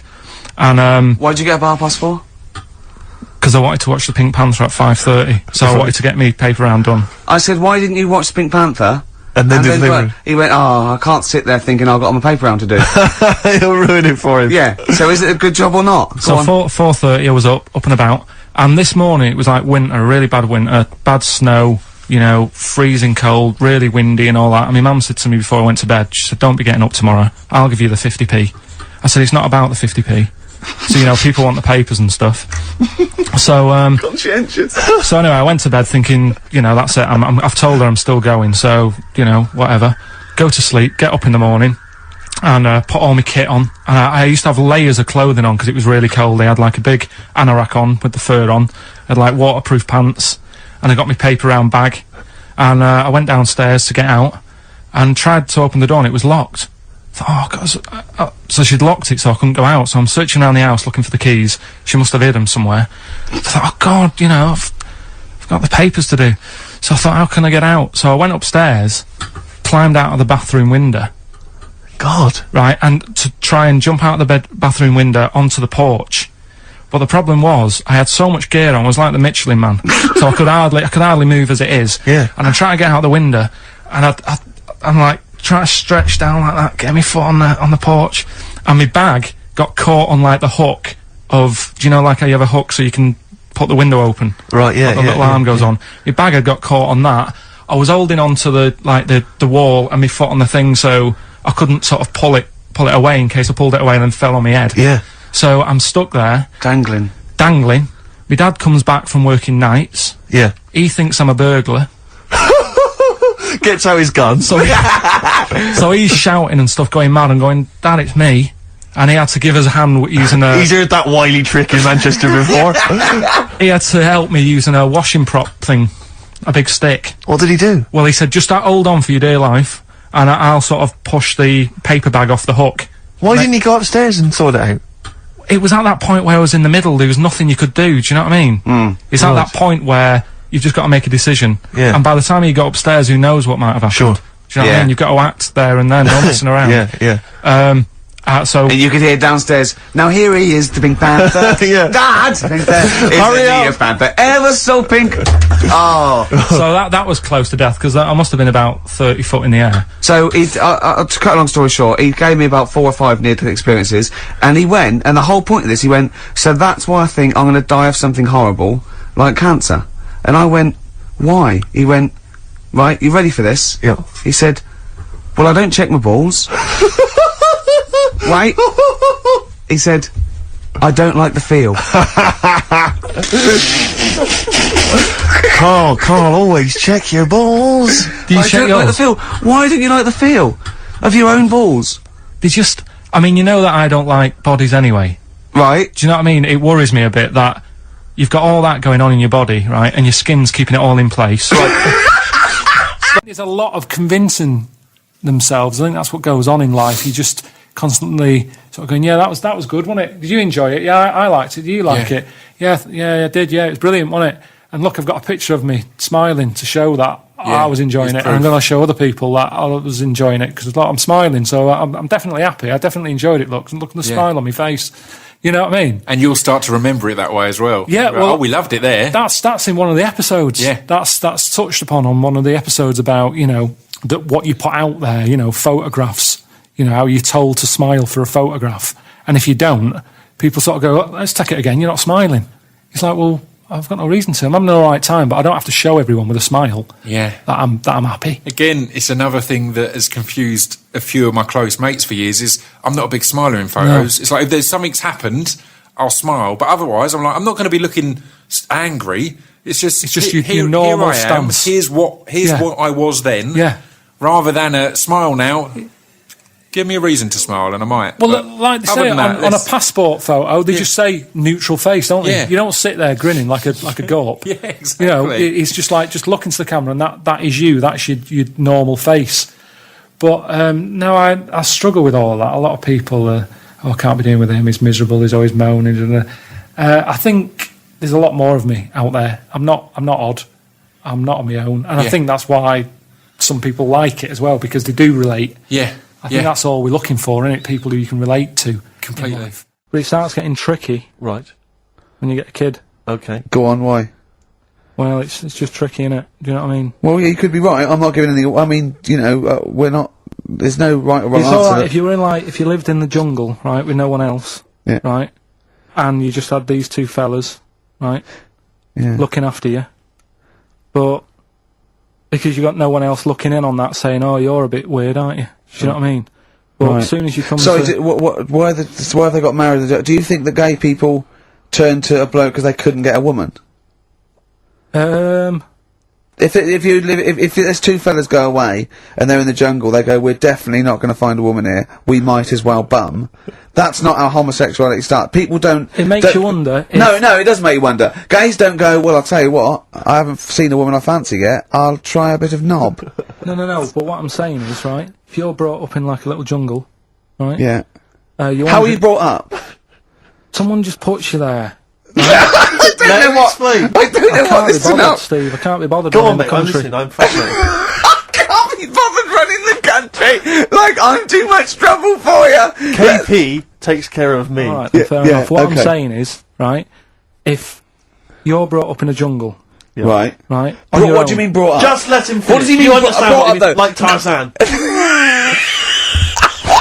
You've got to tell me what you mean by brought up. Wolves, chimps. What? Right, well, there's a good example of what I'm saying to you. Right. Right, what I'm saying is, there's a fella, right, he's brought up in the jungle. Shut up, just let him finish. Let him finish!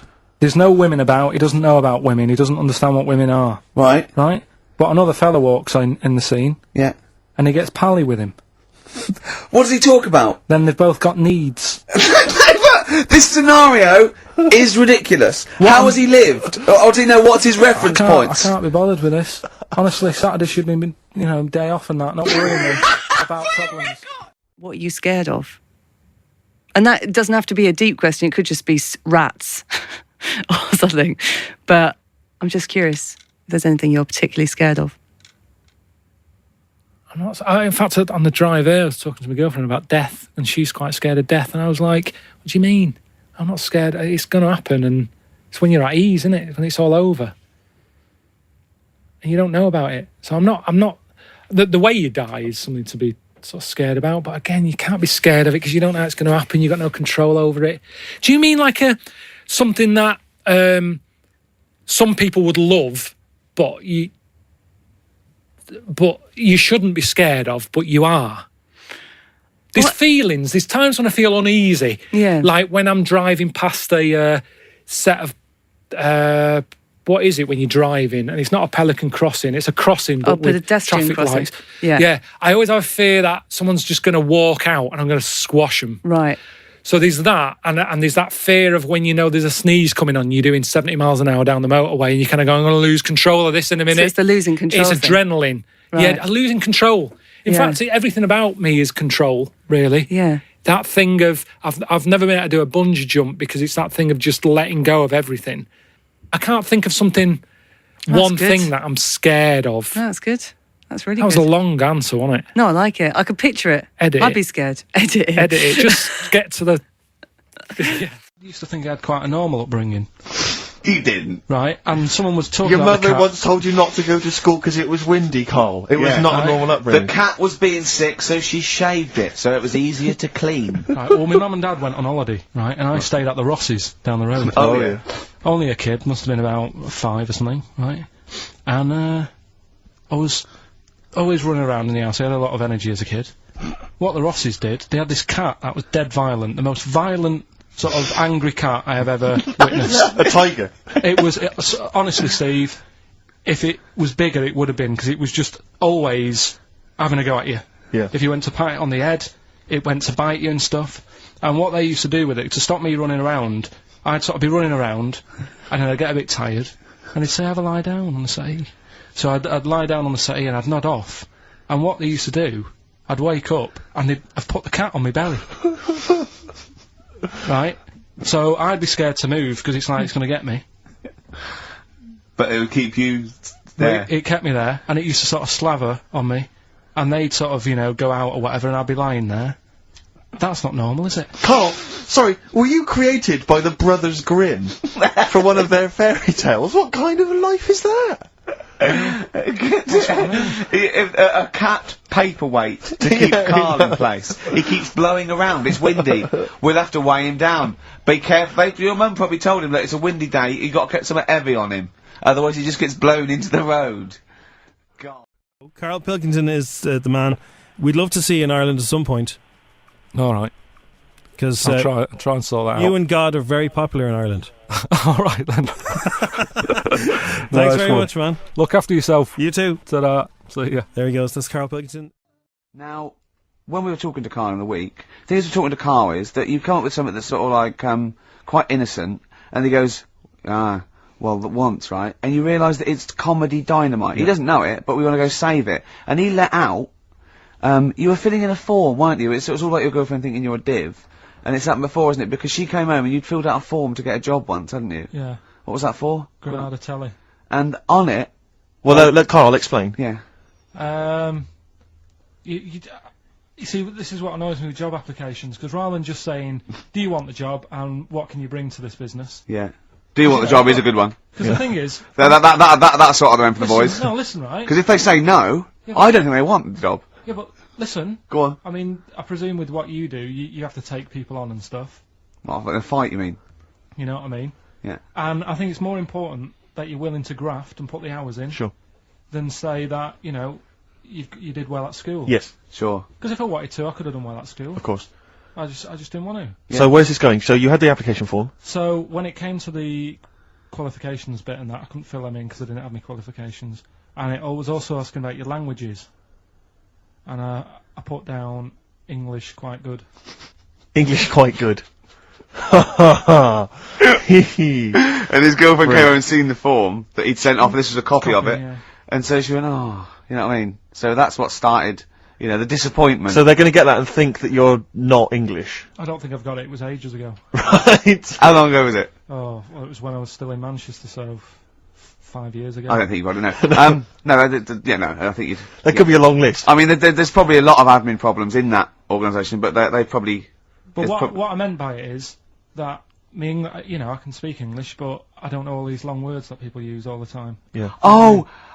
God, can I just tell this quickly?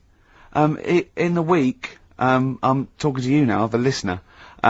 Usually I don't. Yeah. Carl said, about embarrassing him on air and that, and he's worried about his education, and he was worried about not knowing long words, like we come up with any long words.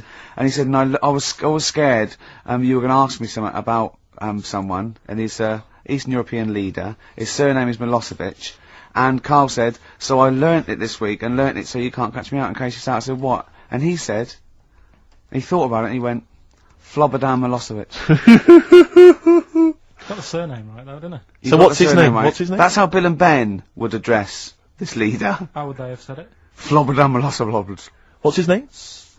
Slobodan Milosevic. Yeah. Well done. Anyway, Carl, look, you almost let it slip then as you were talking about your filling out that application form. There's some big news that everyone needs to know, which we were stunned by in the week, although the more we sort of talk to you, the more it starts to fall into place. Yeah. But Carl, what's the story? That I haven't got me exam results from the GCSEs. He never turned up to get his exam results. I was working. And so, how many did you take in the end? Because you weren't even sure about that, were you? You think you took maths and English, don't you? Yeah. And you think you've handed in the artwork for art, don't Now, you? art was continual assessment, wasn't it? Coursework. And what was it that you made? I made a man sort of putting his arms into a car. You made a model of a man putting his arms into a car. What was this? So that one's passed. Was that this is a homage to break-ins in Manchester? Was this? What was this? Oh look, he does what he sees. Yeah. So you've got that. That's safe. You've definitely got that one. So you've taken art, you've taken English and maths, you think? So this is what we're going to do, listeners. We're going to try and find out his exam results for him and tell him next week. Live on air. We're going to call his school, we're going to try and track him down, and we are going to have a little envelope, and we are going to give Carl, at the age of 29, his O-level results. GCSEs, yeah. Now, Carl, so you took maths, you think, you took English, do you remember turning up to do those? Do you remember sitting in the room filling in the forms? Yeah. Okay, and how did you feel you did? I don't think I did well. You don't think you did well? Did you revise? No. Why didn't you revise? Because I don't really believe in it. Okay. Well, it's just that if you don't know it, then you don't know it. You shouldn't have to start looking in the book. If I went to like the hospital, Yeah. and the doctor said, "Oh, you need your appendix out," but hang on a minute, I've just got to read up on it. Yeah. That isn't good enough. Okay. He should know, and that's the way I feel about it. To be fair, though, he did do the revision beforehand. Yeah, they don't usually pass on, like, maybe, like, when they're in practice. Yeah, 7 years information down they the took line. in by osmosis. Yeah, yeah, and the bloke comes in and goes, "Can I just see what you did with that?" And I goes, "You've passed." Yeah. Phew. That's a good one. Good job I watched Casualty. I just like the way, the things that interest me, I remember. Things Okay. like snakes not having ears and stuff. Yes. I didn't have to read about that. No, you just learnt that, yeah. You saw it on the telly, didn't you? You saw it on that Ian Wright programme. Yeah. Yeah. And this is what Carl said to me. He said, it's actually, I called Carl up in the week, and Reese was with him. You know, Reese used to be on XFM, Yeah, and he took the phone, and he went, "Carl's worried, I've seen that programme." He said, "Snakes don't have ears, right?" He said, "So you can creep up on them and pick them up." And he said, "Carl's worried." He said, "How do you ever put them down again?" Because then they know you're there. I woke up the other night quite late, Worried about that. and I said to my girlfriend, I said, "How do you put a snake down?" And she said, "What are you talking about?" I said, "That Ian Wright thing, this guy managed to pick up a snake. And do you know that thing where they clamp its head on a jar to get the poison out?" I do now. Right? They did that, but they didn't show you how they got rid of it, and I thought, it could really get nasty, because it's obviously annoyed that you've had its head pressed in the jar. Yeah. Right? They hate that. Now, Especially as it's in front of their mates. when you lift it off, Yeah. right, you've got hold of it. Yeah. If you go to chuck it down, it's going to turn on you. It's going to go wild, isn't it? So, I just wondered. Well, what you do is you never put it down, Carl. Yeah, that's why That's what happens. that bloke has got about 11 or 12 just carrying him. Exactly. Yeah, you never put it down. You sling it. Who cares? You just throw it, don't you, really far. That's not that. I don't think you should throw. But Carl, listen, don't worry. We're not asking you to get involved with snakes. We're just asking you now. You did. But actually, people don't don't talk about that. Like, I was listening to something where you were saying, why is the alphabet in the order that it's in? Yeah. I mean, that's not actually a question that I've ever heard someone ask before, but actually it's such a glaringly obvious question. Well, it seemed like such an important thing at school. Like, they're telling you to know this thing in this order. And it's like, well, before you tell me what order it's in, sometimes if you know why it's in that order, it helps you remember it. Yeah. So why have we started with A? Who's decided? And the teacher was just like, just learn it. And I get it. Honestly, I do get it. When you've got a classroom of 35 kids and then someone's going, why is it in that order? I get now. I look back on that and go, I get why she got annoyed with me. But at the time, it's a question. But equally, If she you can't didn't ask a answer question, it. She didn't answer it. And probably because she didn't know, and I still don't know. I all these years don't on. still know, and I would really quite like to find out And that it doesn't. answer. But the interesting thing is, now with technology, you don't need that order anymore, do you? Because you just search. Trying to play now. it. You type Yeah. it in, whatever you want, and it finds it. You don't go. But I wonder if you were that's that what- way inclined as a kid. Like What, being- questioning? yeah, just questioning things. Yeah, but still now, and Suzanne, my girlfriend, has always said that is why you're a bit daft, because you're not learning what they're trying to teach you. You're questioning what they're trying to teach you, and sometimes you shouldn't do that. You should just listen and take the information and learn what they're telling you. Why are you constantly going, why? But I asked her why, because I think it would help me. Yeah, help you digest it. If you understand how you've got there, Yes, then you'll that's learn it. it. But do you think because we've got everything is so accessible to us that we perhaps don't use our brains to retrieve things like information? So actually, our brains have become potentially more redundant to have moments of just They are redundant. talking to ourselves. I don't know if we've just gone off the rails with what life's about and how working stuff out and learning by your mistakes. You need, I mean, obviously there's serious things like don't lick the brown live wire. That isn't something you can learn, That's not a test and learn, that but one. Just everything else, especially because the world changes. So the world, from an old person's perspective, is different anyway, because they've lived there and been through a lot and things were different for them.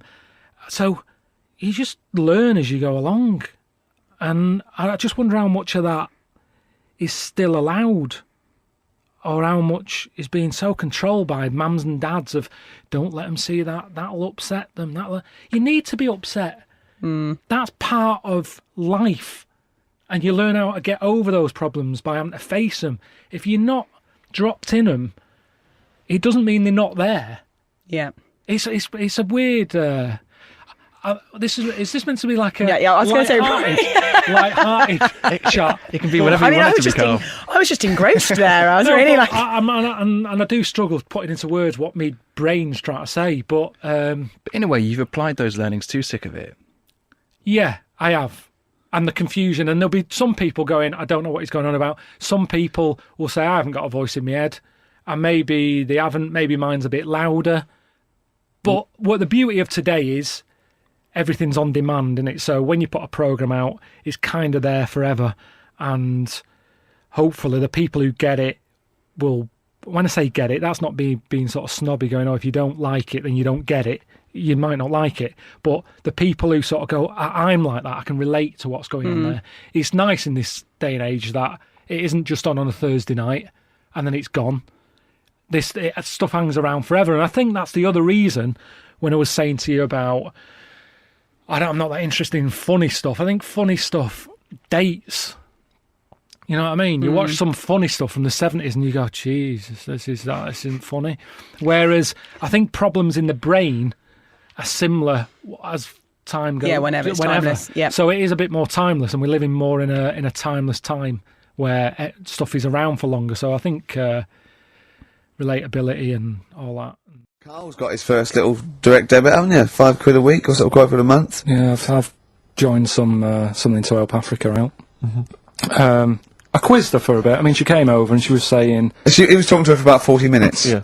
Just making sure your money was going to the right place. Yeah, I was saying, why have I got to give you my bank details? This is the thing. And I was saying to her, I'm sure you'd make more money, right, if you just had a little thing that you put money in. I said, I want to help you out, right, but it's the fact I've got to give you bank details. And she's saying, no, this is the way we guarantee we make money. We can help places out, because we could be out all day and we could only earn like 50p, whereas, we know that it's worth us standing around. Yeah. So I was like, well, fair enough. So what's my money going to be doing then? And I think it's called Care of the World or something. Yeah. And she's saying we're giving them money to buy hammers, and we're not just going to give them money to blow in and stuff. They've got to like work and they don't give them money. Well, whatever. What did you think of these people just like on these drought planes? Like it's a gift voucher for being you, so they have to buy a hammer. No, they go with the buckets and go, alright, and they throw it up and they go, bundle! Yeah. She was making out anyway, right? She was nice enough, she was selling it to me. She said, we give them the tools and they feel good because they're building up their own place and everything. And so fair enough, right? And now I've done that for 2 months. They've had a tenner off me already. I'm checking it, making sure they're not ripping me off and that. Yeah. If I ever go to Africa and I need a hammer, and there isn't one, I'll be livid. You'll be livid. Because, it is a lot of money. Sure. Every month, £5. Yeah. And, you're talking about people hassling you and that in the street. I actually moved flat. The last flat I lived in, I moved from there because of the hassle. Really? It was a high street, and you couldn't, like you were saying, you'd nip out for a loaf and spend about 40 quid. Yeah. just on people saying, give us the money for this. Samaritans, tramps, heart attacks, old people, or whatever. It's like... So it ended up pushing me off that street. It was I can't handle this. It's getting crazy out there. They may as well have little stalls. Yeah. Hey, but listen, let's make the world a better place with a little bit of music. Oh, thanks bit of very much. Bauhaus. If you'd like Carl to humiliate himself for money, email in. Well, Suzanne was surprised that I was like, last night I told her about it. And I said, why did you do that? I don't know what I feel now. That's not good. I don't know, that's not good, is it? And she just said, well, you don't like chucking money away and that. And it was funny because we got talking about when we bought our first flat in Manchester, right? I bought a bed, right? I didn't have much money. And what annoyed me is I bought the bed and it turned up. And I said, where's the mattress? And they said, well, you don't get a mattress with the bed, you've got to buy that separately. And I was like, well, that's not a bed then, right? So I didn't have any more money. Suzanne's at work, so I thought, well, I don't want to stress her out at work and that, telling her we haven't got a mattress for the bed. I had a word with my dad, right? He knew a mate who had one in the back of a van, right? He said, I'll have a word with him, he'll let you have it. Got the van, brought it round, stunk of diesel and that, but I thought, well, it's free, it'll do. Yeah. They brought it up, I stuck it in the spare room. Suzanne got home, she looked at the bed, she said, that looks alright. She said, where's the mattress? I said, it's in the next room, but I thought I won't tell her because she won't like the idea. She went in, just the room stunk of like petrol fumes and that. She said, what's going on? I said, well, it's a mattress didn't come with a bed. So I've sorted you one out, I've got this off my dad. And we didn't have one night on it. She said, get rid of it. Yeah. I had to go and ditch it. I don't know what she was thinking. One of your father's friends is driving around in a van with a mattress in the back. Yeah. Was he a serial killer? I mean... And she didn't want to sleep on it? Like some Silence of the Lamb. What kind of a cheapskate is she? What kind of a woman is she? That she won't sleep on a mattress that has been in the back of a transit van? Yeah, covered in petrol, diesel, probably urine, and Christ knows what else. Yeah. Oh. So, you know...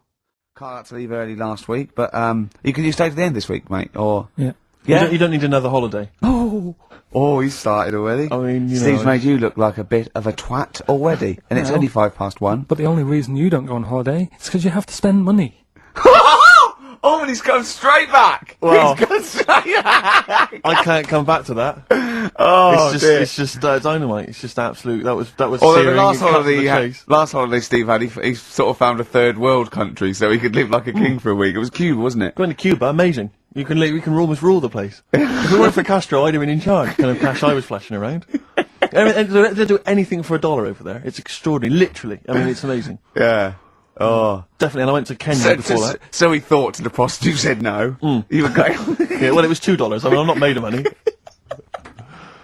Did you have a good holiday, Carl? Yeah, it was alright. It's alright. Went down to Cornwall. Now you were going to the monkey some odd sanctuary. people down there, Steve. Well, don't look at me. I'm not from Cornwall. Well, you're from that sort of area. Well, not really, but never genetically mind. He means. Right. They're weird. Well, you must have slotted right in. Why are they weird? What do they look like? It's all sort of odd people. A lot of old people, but not just old, sort of messed up old. What do you mean messed up old? You can't just say that. There's a woman with a funny neck. Okay, in what way was it funny? Why did she have a funny neck? If you were writing an essay, you wouldn't say there was this woman with a funny neck. How would you describe it? She sort of had her head, like, pointed down all the time. Like Don't do it, it's his radio. No, but just for you, I don't like that. Walking about Yeah, okay, right. So, brilliant. I don't know, I was saying to Suzanne, what happened, you know, what do you think? Because Suzanne knows everything, that's the good thing about her being with you. You just ask her, what happened to her, and Suzanne goes, Carl, I don't know. Yeah. I haven't been here before. Suzanne, your girlfriend, or mummy as you call her. Oh, sparks are flying. Yeah. I got a little bit of chocolate. Can you just lick a tissue and wipe it off? Oh. No, she said it might have been like, because back in the olden days they carried stuff on the... The olden days? What do you mean the olden days? This woman was probably what, 50? No, she looked about 70. Yeah. But like I do on Cheeky Freak of the Week, right? I always turn it round and we get like something good out of it. Something positive, yeah. I said to Suzanne, I bet she finds a lot of money. Sure. Yeah! Always staring at the ground, yeah. Oh, dear. It was always good. So, maybe she just had new shoes and she was admiring them. It's not listening, but I am listening. It's just that for some reason it just doesn't go in. And I don't know. I think if I had some tests, they'd probably say, oh, you've got this and that and the other. But I can't be bothered having the tests because they can't change me. And I don't want to. It's too late. They could probably stick me on some pills and say, oh, do you seem calmer now? But he's like, well, I do, but the pill's doing that. And where have I gone? Exactly. So, listening, and the other thing is, and this is because I don't really listen, because my brain's a mess, sort of shouting. I get frustrated because I can't put into words what I'm trying to say. Mm-hmm. And then I feel no one's listening to me. So that I feel the only time they listen to me is when I sort of raise my voice. Okay, yeah. And it never gets above that. I'm not violent or anything, but I have to sort of shout because it's the only time people sort of turn and sort of go, oh, hang on. What's he He's saying? not happy. Yeah, yeah. But I hate it because it takes a lot of energy to shout. And then you don't always get your point across clearly, and then you have to apologise. And luckily, I work with people who know what I'm like and work with me long enough, and they know it happens now and again. And I don't go mental. I'm not throwing stuff about, but I just get so frustrated that I go, oh, here's a shouty bit. I can feel it coming on. Yeah. But I go, I'm doing it because you're all just not listening to me. Yeah, yeah. And I'm trying to say something. No one's listening. Has that been a life frustration for you? Because if you take that back with the whole listening thing, with the freeze pop, and they're going, you weren't listening. It's like full circle, isn't it? All from that. It's a brain thing, isn't it? I don't think Stephen Fry has to shout because he knows what words to explain what he's trying to get across. As a person sat here the other side of this cup of tea, I haven't thought once that you couldn't put anything into eloquently. I think that's one of your actual best qualities. Well, yeah, it's weird. I don't feel... It's bad then, isn't it? Because I feel like I'm not, which isn't good. I wish it should be the other way around. I'd prefer it if I thought I could and everybody else thought I couldn't. Yeah, exactly. Because it's me who's got to put up with the Forget stress those in my head. reviews, I'm great. Yeah, I know. But I think it's a confidence thing, and I think I know that from a young age. I was never confident. My head teacher at the time said I'd never be a high flyer, and my mum and dad took that, and they believe that, which I like. I also think that gave me a lot of freedom because no one expected anything from me. Because it's just like, oh, he's the thick kid. So that totally, that's like all the chains are off because, you know, it's not like this kid is a genius. I feel sorry for those kids more than me, to be honest, when people go, this is a genius, put him into all sorts of special schools and that. It's like, hang on, what about him? What about the person? Exactly. What do they want? Yeah, right. I give a lot of stuff to charity. A lot. Most of the time, just because it's nearer than the wheelie bin is. It's just a way of getting rid of garbage most of the time with me. Stick it all in a bin bag, good stuff on the top, the stuff that you're embarrassed about, stick it in the bottom of the bag. What are you embarrassed about? Just old shoes, trainers. Some of the books you've written. Socks, underpants. Underpants! You do not give underpants to charity. Washed. But who's gonna wash? I know, as opposed to just like peeling them off. Yeah. Well, I don't know why you've got a problem with underpants, but shoes. You see, I've Who's never bought buying shoes. underpants from a charity shop? Though? I mean, I don't care how low you are on the socioeconomic level. I know. You can get about 14 pairs for £1 in some places. I know. I don't know who's buying underpants. I don't know who's buying your underpants. I definitely don't know. I mean, if they were signed. Yeah. That is something I like doing though. When I've given to charity, I like going past the shop and seeing if it made it in the window. Any success? Yeah, recently the one not far from here had me egg cups in the window.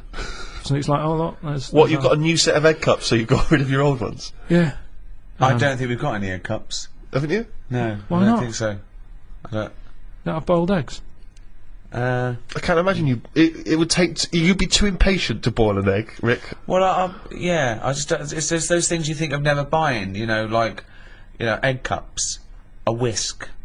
No, but you do eventually. I suppose you got to, haven't you? Yeah. It's things that were just always there when you grow up, isn't it? That you have to go and you think of, but not second hand though. But there's nothing wrong. Honestly, it's hardly. I mean, it's made the window space. That's how good it was. It had hardly been used, that egg cup, because it was a doubler, and I think they were quite small for the egg size that I get. I think they were made more for the small egg, and I have the large egg. Right. So it was never really just used. like your underpants. But have you ever been a charity shopper, Rick? Yeah. What I used to do a lot of was records and tapes and things like that. But it ended up sort of being ironic. It really ended up like getting something like Shane Rich's greatest hits. Yeah. And things like that. A bit of a dilemma that my Auntie Nora had. She likes charity shops as well. She's got a neighbour. Went out to Graceland's, big Elvis fan. They came back. She said, "How was Graceland?" She said, "Oh, it was brilliant. Best holiday we've ever had. Probably go back again. We've got a gift for you." Right? They get out this clock, like a little sort of. It's like a Swiss. You know, the Swiss sort of looks like a little house, like a cuckoo clock. But on the hour, little Elvis comes out the top and goes, Right? So she went, "Oh, cheers." She's not really into Elvis. She's more into Jim Reeves and Glenn Campbell and stuff. Yeah. But what can you say? She said, "Oh, thanks for that." She put it in, took it in the house. Maybe they could get attachments. Maybe you get a little Jim Reeves to pop on the spring. Change it anything you like So Solid Crew. You can get a little So Solid Crew, and that pops out, or whatever. Anyway, it's in the house. She's thinking, "I'm not going to put that up. It's not her sort of thing." So thinks, give it to charity. Of course. She goes down to the charity shop, gives them that, thinks nothing of it, goes off to the pub for an afternoon drink. Anyway, next day she's going out for an afternoon drink again. passes the charity shop. It's in the window. Ooh. And the chances are her friends are going to pass by. That was a dilemma. Of course. She had to buy it back. That's brilliant. A hugely inflated price. Oh, do you know the quotes that Ricky gave me last week and I turned them down? Yeah. I got home. Girlfriend had a go at me. They don't know you turned him down. What you know is that he said he didn't want to take the book at the end of the show. He said, I'm not taking it, it's too difficult. I'm going to go and get a nice one. And go on, carry on. So I went home and Suzanne said, where's the book? She was really looking forward to having a look at it.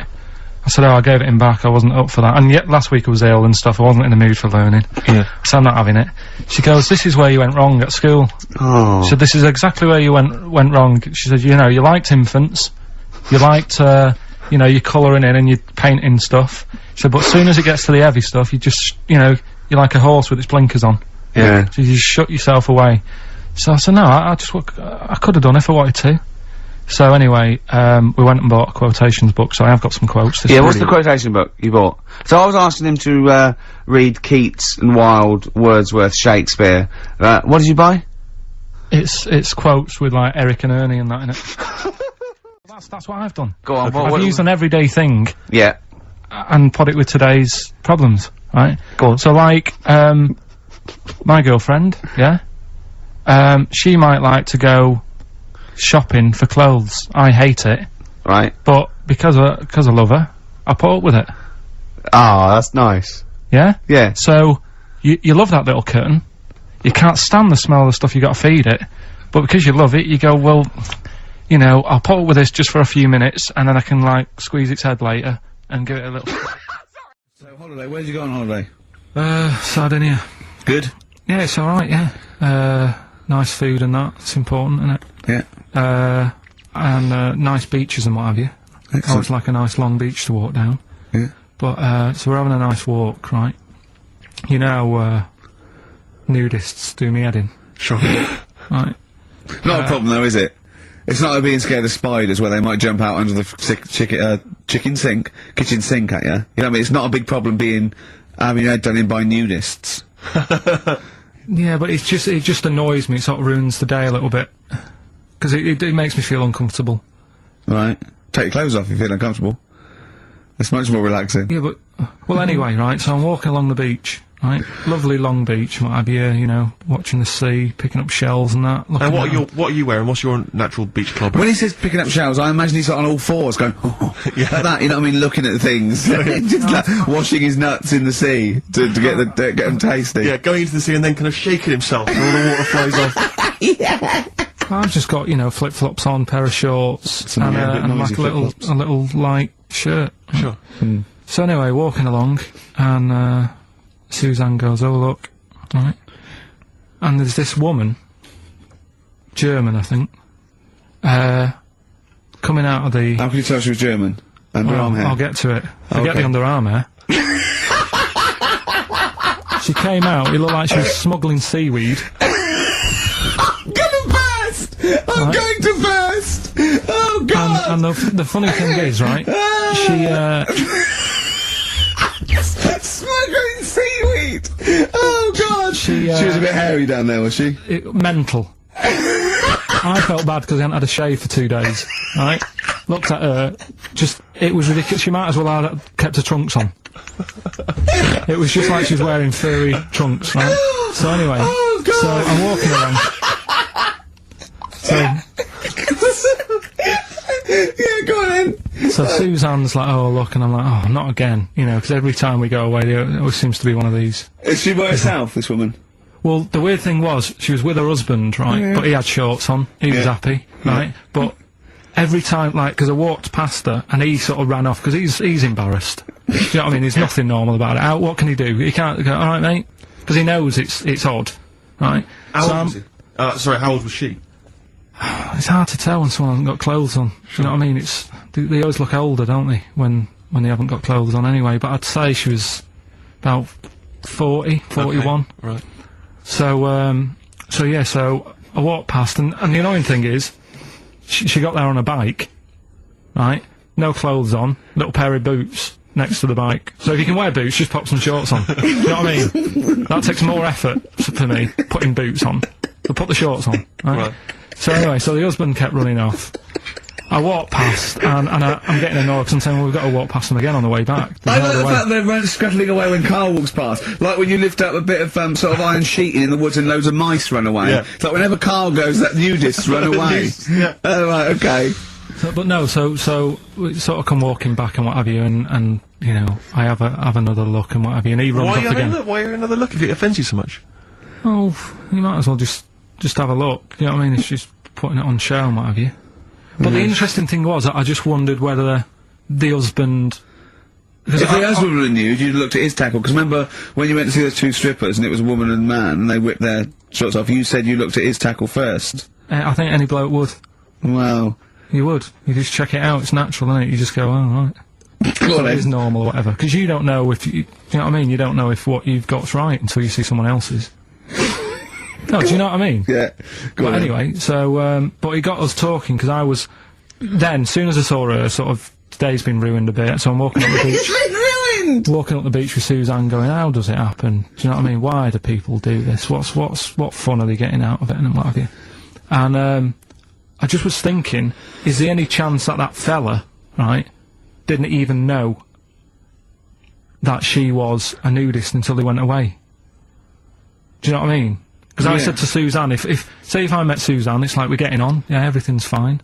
Yeah. And then you go off on holiday and you go, you haven't got much luggage. And she's like, no, it's fine, this is plenty, and I'm thinking that's weird. And then we go down the beach and she whips her knickers off. I'd be annoyed, but there's nothing I could do. Do you know what I mean? Sure. So I'm just wondering whether that's what happened to this fella. Every time someone came walking up, he was like, oh God, this is embarrassing. And he kept nipping off. Yeah. Finding something else to do. Look at some shells. So I'm wondering, Rick, if at some point, maybe today or in future shows, we should get a nudist, you know, one of those official nudist spokespeople, you know, because all these nudist organisations, get them on the phone, justify themselves to Karl, because, you know, in his mind, they are, what would you say, weirdos, freaks? I don't quite get it. I was reading something in one of the supplements last weekend, and some journalist went round to some, whatever you call it, some resort or whatever for nudes and that. And it's just... Were they playing volleyball? Well, the annoying thing was, bowls. Why is that annoying? Well, don't play a sport where you got to bend over. See, what's annoying me is, I've sent money to Cambodia, because apparently they're hungry, and haven't got any energy. So what's going on?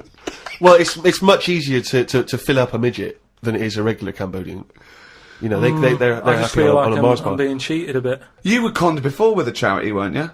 Well, a few times, yeah. What about the old lady? What was that? I got stopped, and it's like, they sort of drag you in by saying, have you got a gran? And I said, no, they died, and that. It's like, oh, did they die of the cold? No, she's, you know, ill, what have you, just old age. He said, well, what happens with a lot of people's grans is they die in the cold, right? So I was like, oh, that's bad, isn't it?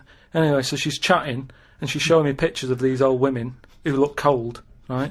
Saying, look at her, that's Edna. You know, she's got no family, she can't pay the bills and all that. Yeah. So I'm like, oh yeah. Anyway, it goes on for about 15 minutes, and you feel bad. You give them your bank details, right? And what happens is, every couple of months, you get a letter from Edna. Well, it's not from her, it's typed up and what have you. But there's a picture of Edna, right? And it's saying, oh, this December, you know, Edna's going to be extra cold. It's cold outside, she can't afford to pay the heat and what have you. Yeah. Keep going, right? So you keep paying every month like £5, whatever. Get another letter a few months later, right? Edna's sat there. She's got a tan. What do you mean she's got a tan? Well, when they said, you know, she's cold, I thought they meant for the heating, not to send her on holiday for a month. She sat there with a tan. I'm not joking. Are you sure it wasn't just a sort of a slight problem in the printing? No, definitely. Sure, she looked well happy. Sure, it wasn't liver failure. This is a terrible thing to say, but when I see those people approaching now with the clipboards on the street, I always get my mobile phone out and pretend to have a conversation. I've done that one. The number of fake conversations I've had walking past them now. Well, I felt sorry for them, right? Because I thought, that, you know, to be fair, I've got about 10 standing orders where I felt sorry for them in court. Right? I thought they're doing a good deed. The least I can do. I find out they're on about £8 an hour. Are they? Yeah. They're not just doing it out of the kindness of their hearts. Well, I don't want to lie. I thought they were volunteers. I thought that was at least why I should feel guilty. If they're getting paid to do it. I don't know, I could be wrong. I think they do. What? I've heard they get paid and that. Well, if someone knows, maybe email us. Podcast@rickygervais.com is how you can get in touch with us. If you know if these guys are getting fleecing us twice. You know, I heard something. Carl thinks they are. You think they're not. I don't know anything, but anything that will allow me. But to let's not feel find guilty. out, because you know, I don't want to slag them off, because they're obviously doing a good thing. So we find this out. It's you know, this is an educational show. I tell you what, though, right? Because we've talked about homeless people before and that, and I walked past one the other day. He's always cheerful, right? But don't you think, right? If you had a company, it's worth taking them on, because they never have a lie in. Brilliant. I'm finding it quite exhausting now, because a lot of the homeless I've encountered recently, they're not even after my money. They're just looking for conversation. While I was walking along the other day, and I don't know what you're supposed to say to this, we were both happened to be both passing a Chinese restaurant. He glanced in, he looked back around to me, he went, woman in there with 3 phones, 3 mobile phones, why does she need 3 mobile phones? Got nothing to say to that, got no opinion. Got absolutely no opinion of it. And I was thinking, what's going to, you know, and you know that thing when you sort of suddenly you got across the road conveniently to just get out of it. And there was another mad woman who started going, she was walking past me, she went, do you want to come to my church? I went, no, I don't believe in God. She went, do you believe in God? Oh, 20 minutes. Conversation, 20 minutes. It was unbelievable. I got to a point where I was so angry with her, I was shouting at her from across the other side of the room. I was the one who sounded like a nutter, going, there isn't a God! But you see, when does it become, like, bad to avoid people like that? Do you know what I mean? Because some people say you shouldn't, you know, that they're people like us who've just had a bit of bad luck. Well, of course they are. Yeah, I know, but I remember one on our estate, right? And she was a bit, what's the word that you can use? Because I don't want to offend anyone. But I'd say, but sort of mental homeless. Is that a term? That's the official term. I think that is the new official term. It's mental homeless-itis. Right, so she lived on the estate and what have you, and she aged. How was she homeless if she lived on the estate? Well, she sort of decided to stay around there because I think people on the estate spoke to her more than people who had money. Do you know what I mean?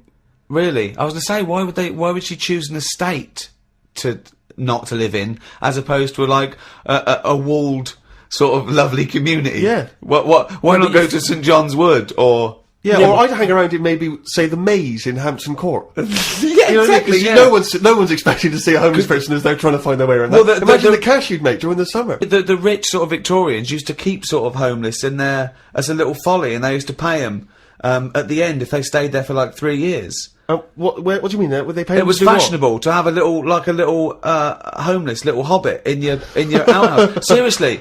And what did they have to do anything for the money? Run, dance, no, they just had to tigers? be there. No, they had to be there when they brought around. They go, look, that's our little cat weasel fella right. living in our folly. Yeah. And then they got money, you know, at the end of it. There's just like really rich sort of Victorians and stuff. That's a great idea. They should definitely bring that back. Because, you see, I would give a lot more to shelter and those kind of charities if I could have a homeless guy and do my bidding. I could make him dance. And they had a really long beard and rags. Exactly. Yeah. And I could just make them do dances for me, or, you know... And he was somewhat magical, possibly. That would go, riddle-me-dee, fiddle-me-doo, what is my name and who are you? Exactly. Yeah. And then, But anyway, so this mental There's a little idea for shelter if anyone's listening. Yeah. Mental homeless woman on the estate. And what she used to do... Right, she acted quite normal, and she used to always push like a pram around with her, right? And everyone was like, she can't have a kid, can she? Right? And she was dead happy every day. She was up and down, walking up and down the road. Anyway, one day she sort of walked past, right? Turned round and looked in the pram. There was a bucket with a face on it. What are we going to talk about now? Sort of head's gone now. Your head's gone. Monkey news. Yeah. Why is your brain? Why is it? It seems like since we've come back on air, you have become dimmer. I mean, it is extraordinary. It's like BSC has kicked in. Or did we just forget? We just forgot. Maybe it's been a long time. We've forgotten just how stupid he is. Yeah. It's proper. Do you mean it's the silences? You know, he forgets we're on the radio. There's just I know, dead air. it's unbelievable, and it's our name on this. They put up but as I said before, you know, he is no offence, he's not a bright lad or educated or anything like that. Yeah, but some things he says does border on the retarded. I've been trying to take in too much information though. That's the problem recently.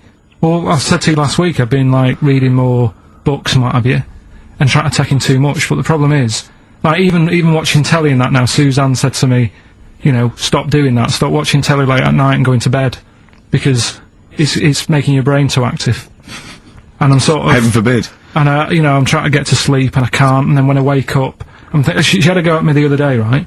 Because it was the night after watching The Fat Baby, right? Woke up in the morning, and, she had a go at me because soon as I woke up, I said something like, "How can you freeze time?"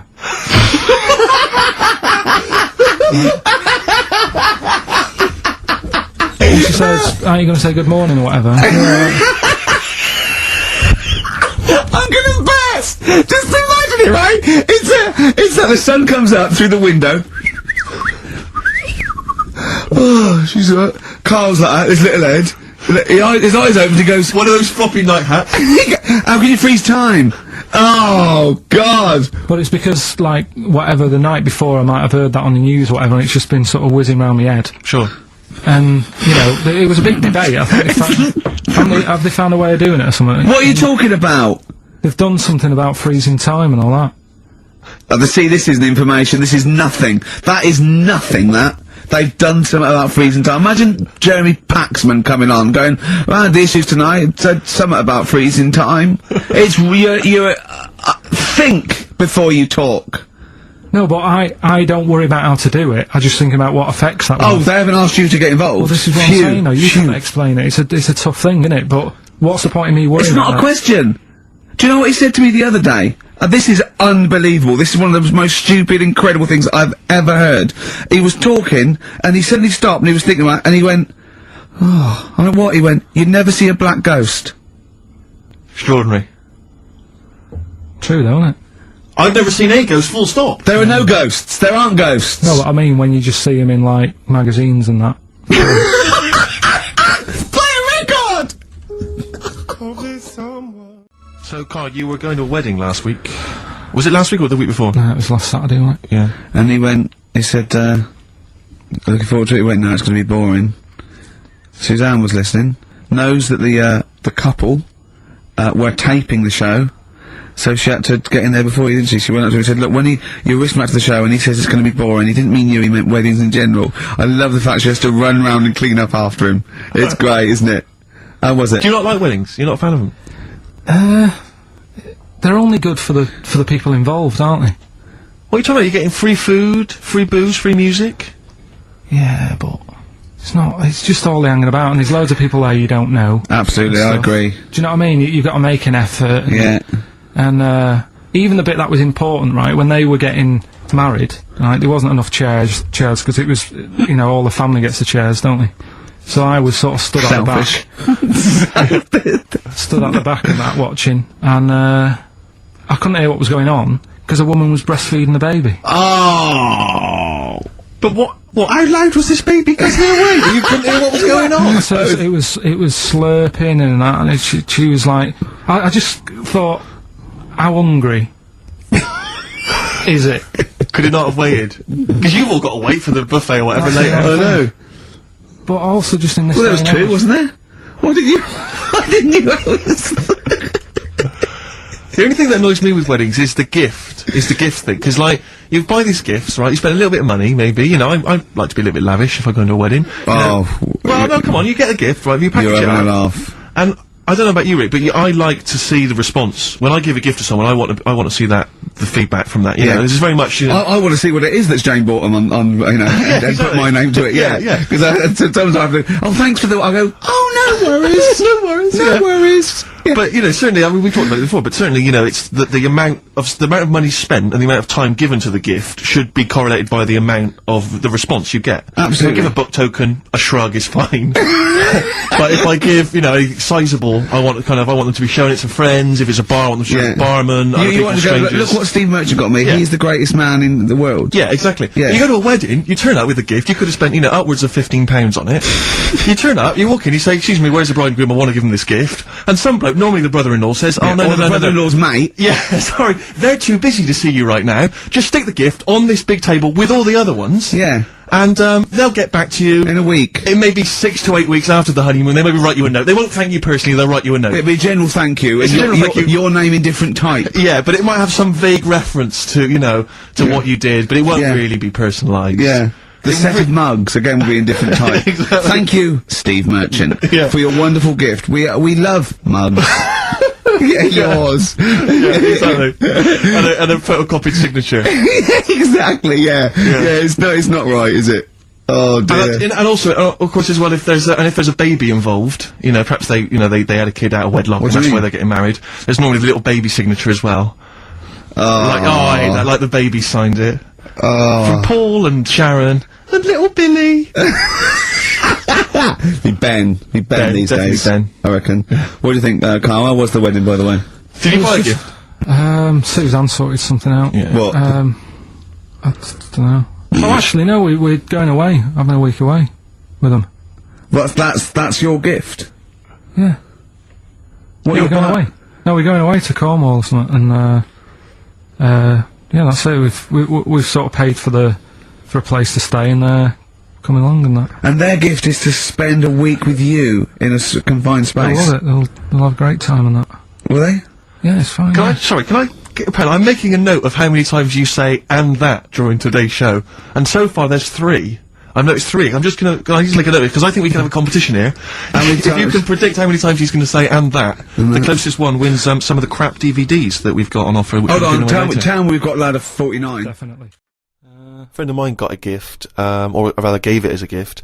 I don't know if you've been familiar with these. It's a charity organisation, and you go on their website or you phone them up, and you can give someone else the gift of, say, a goat for an African family. So you say, "This is what I've bought. I've bought goat," and they go, "Oh, brilliant! Where is it?" And you go, "No, it's going to a family in Africa." And it's a sort of goodwill thing, you know what I mean? So you buy an African family a goat. That will help them for years. And it's like you're saying, well, I would have bought you a present. Yeah. But I've used that money wisely. Yeah, so it's almost like they've given the present. They've given the goat. Yeah, it's a beautiful idea. But as soon as he told me about it, I thought to myself straight away, knowing Carl's views on charity and giving, you know, particularly this seasonal time, I wondered what his views would be. Well, are they happy with the present over there? Like the people who are getting it? What, the African family? Yeah, is the African family sort of going, "Oh, I hope someone gets us a goat"? That's nothing to do with Christmas for them. They're not sitting around thinking, "I wonder if Santa brings us some food." It's a long-term thing. These are happening all year, I assume. It goes towards a pool of money that goes to... It's not like they get You're an idiot. What, you think an African family wakes up and there's a little goat with a ribbon tied round it, and they go, "Oh, look what Santa brought us." Look, and that mince pie's gone and that glass of milk. You're such an idiot. No, but what I'm saying is, does that family want a goat? Yes. But why? It's not they want a goat, it's they need a goat. Do you think... What do you think this organisation is? Just arbitrarily giving goats to people. They're going to say, "Oh, I wanted Nintendo." What are you thinking? Well, what I'm saying is, right, let me put myself in their shoes. Well, this will be they a haven't first. got any. But say I'm one of them, right, over there, right? I'm hungry, right? I'm sat there, it's Christmas Day, right? I open it up, open the present, little goat there, right? Now, if I was one of them, I'd be going, "Not another mouth to feed." At the end of the day, there isn't enough food to go round for themselves, never mind a goat.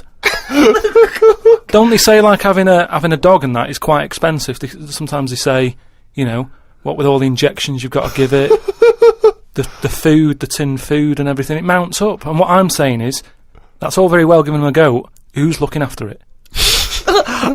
Well, I'm assuming it's all above board. The goat's had its injections. That's what some of the money goes towards. It's given to them so they can milk it and have milk and cheese and whatever. I don't think it's a burden. What is this? What do you mean? They wake up Christmas Day and open a present. It's not like that. So there's a thing. There's a goat-shaped thing in wrapping paper. I wonder what that could be. I hope it's that goat we asked for. Oh my God, it is. All I'm saying it's just a nice marketing way of distributing wealth. It's the way of going, "This is a nice gift." It's like people sometimes they say, "Don't send flowers at a funeral." They don't send flowers. Give some money to the local hospice. Yeah. It's just a way of redirecting cash. But the thing is, why do they want that goat? What's the main reason? What does a goat give you? Milk. Right. Now, wouldn't it be easy to just send them a bottle of milk? Without all the hassle and the headaches that come with it. That's all I'm saying. And the other thing is, think about the goat. That was happy over here. Suddenly, it's on barren land. No grass. I'm gonna burst!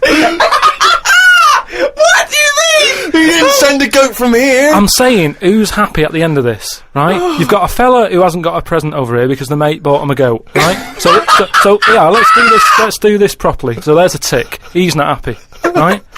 Then you've got the person who's opened it, who, like you said, wanted something else, right? It's a goat. They go, who's going to look after this, right? So tick, they're not happy, and then you've got the goat going, what am I doing here? I'm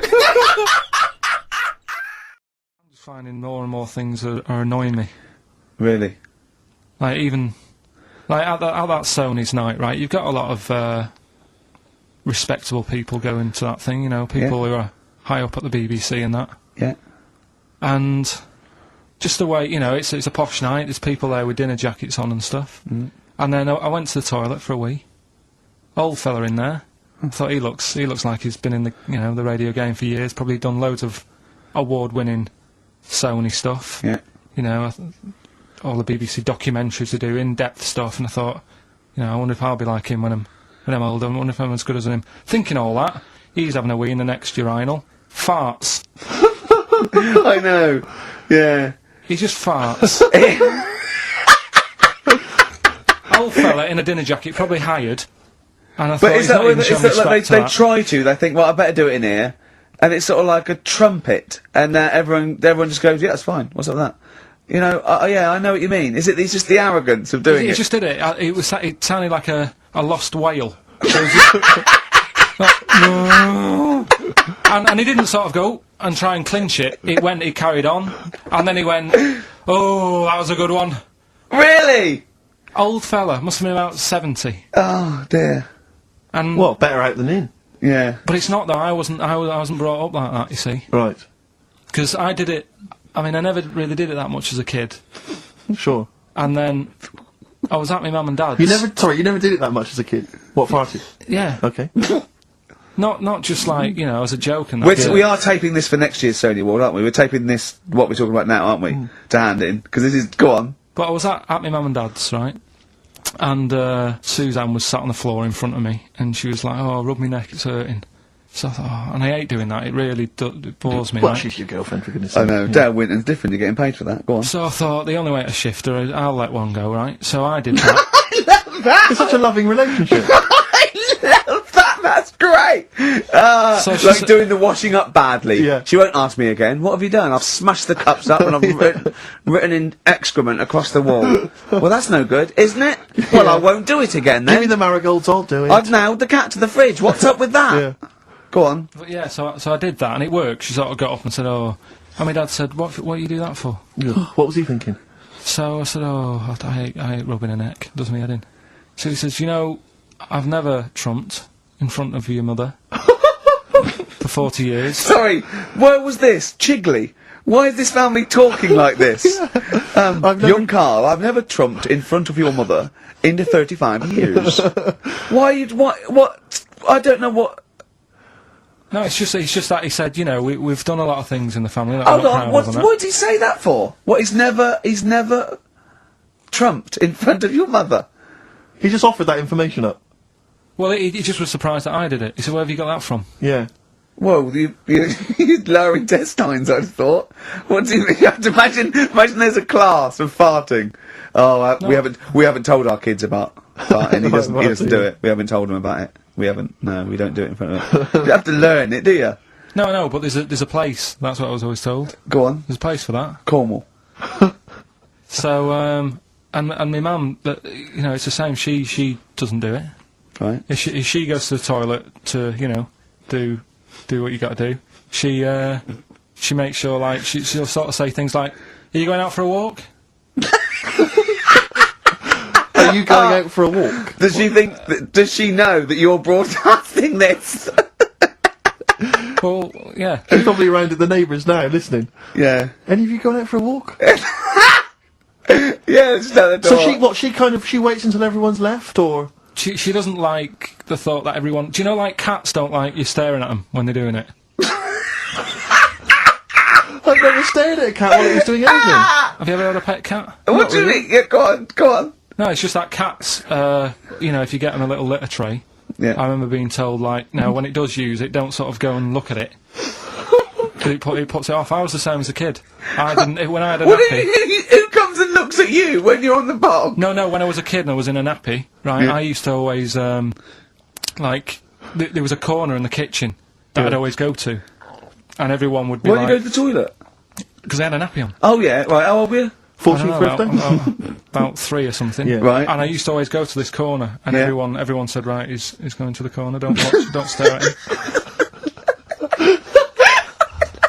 And the thing is, I can so imagine you because you've got the same head. Yeah, you look like a baby. It's just the pain in his head. Putting that. Would you put a nappy on for 50 quid? Now? Yeah. Just sitting, do your work, right? No, anyway, sit in right? the corner. So I'm not doing that, right? Come on. So yeah, my mum's like that, and something else she's good. I mean, people no, might no, want to know. At a dinner party, oh, it's Mrs. Pilkington just in the corner, just don't look at her. Yeah, don't look at Mrs. P. She's just in the corner of our kitchen, don't just look at her. What's she doing? She's just doing her business. There she is squatting. Are you going for a walk? Sorry, you were saying, Carl. Another trick I've learnt from her, right? If you're using, say, a friend's toilet or something, and you don't want to leave your mark, just go down the toilet and flush it. Use take a box of matches with you. Yes. Yeah. Set fire to the curtains. Set fire to the curtains calls a distraction. Burn the place down, have a wonderful crap, and just leave when the fire brigade get there. Alright, this is Yak, youtube.com/Yak. Please feel free to check out all my other compilations. Got 60 of them. Cheers.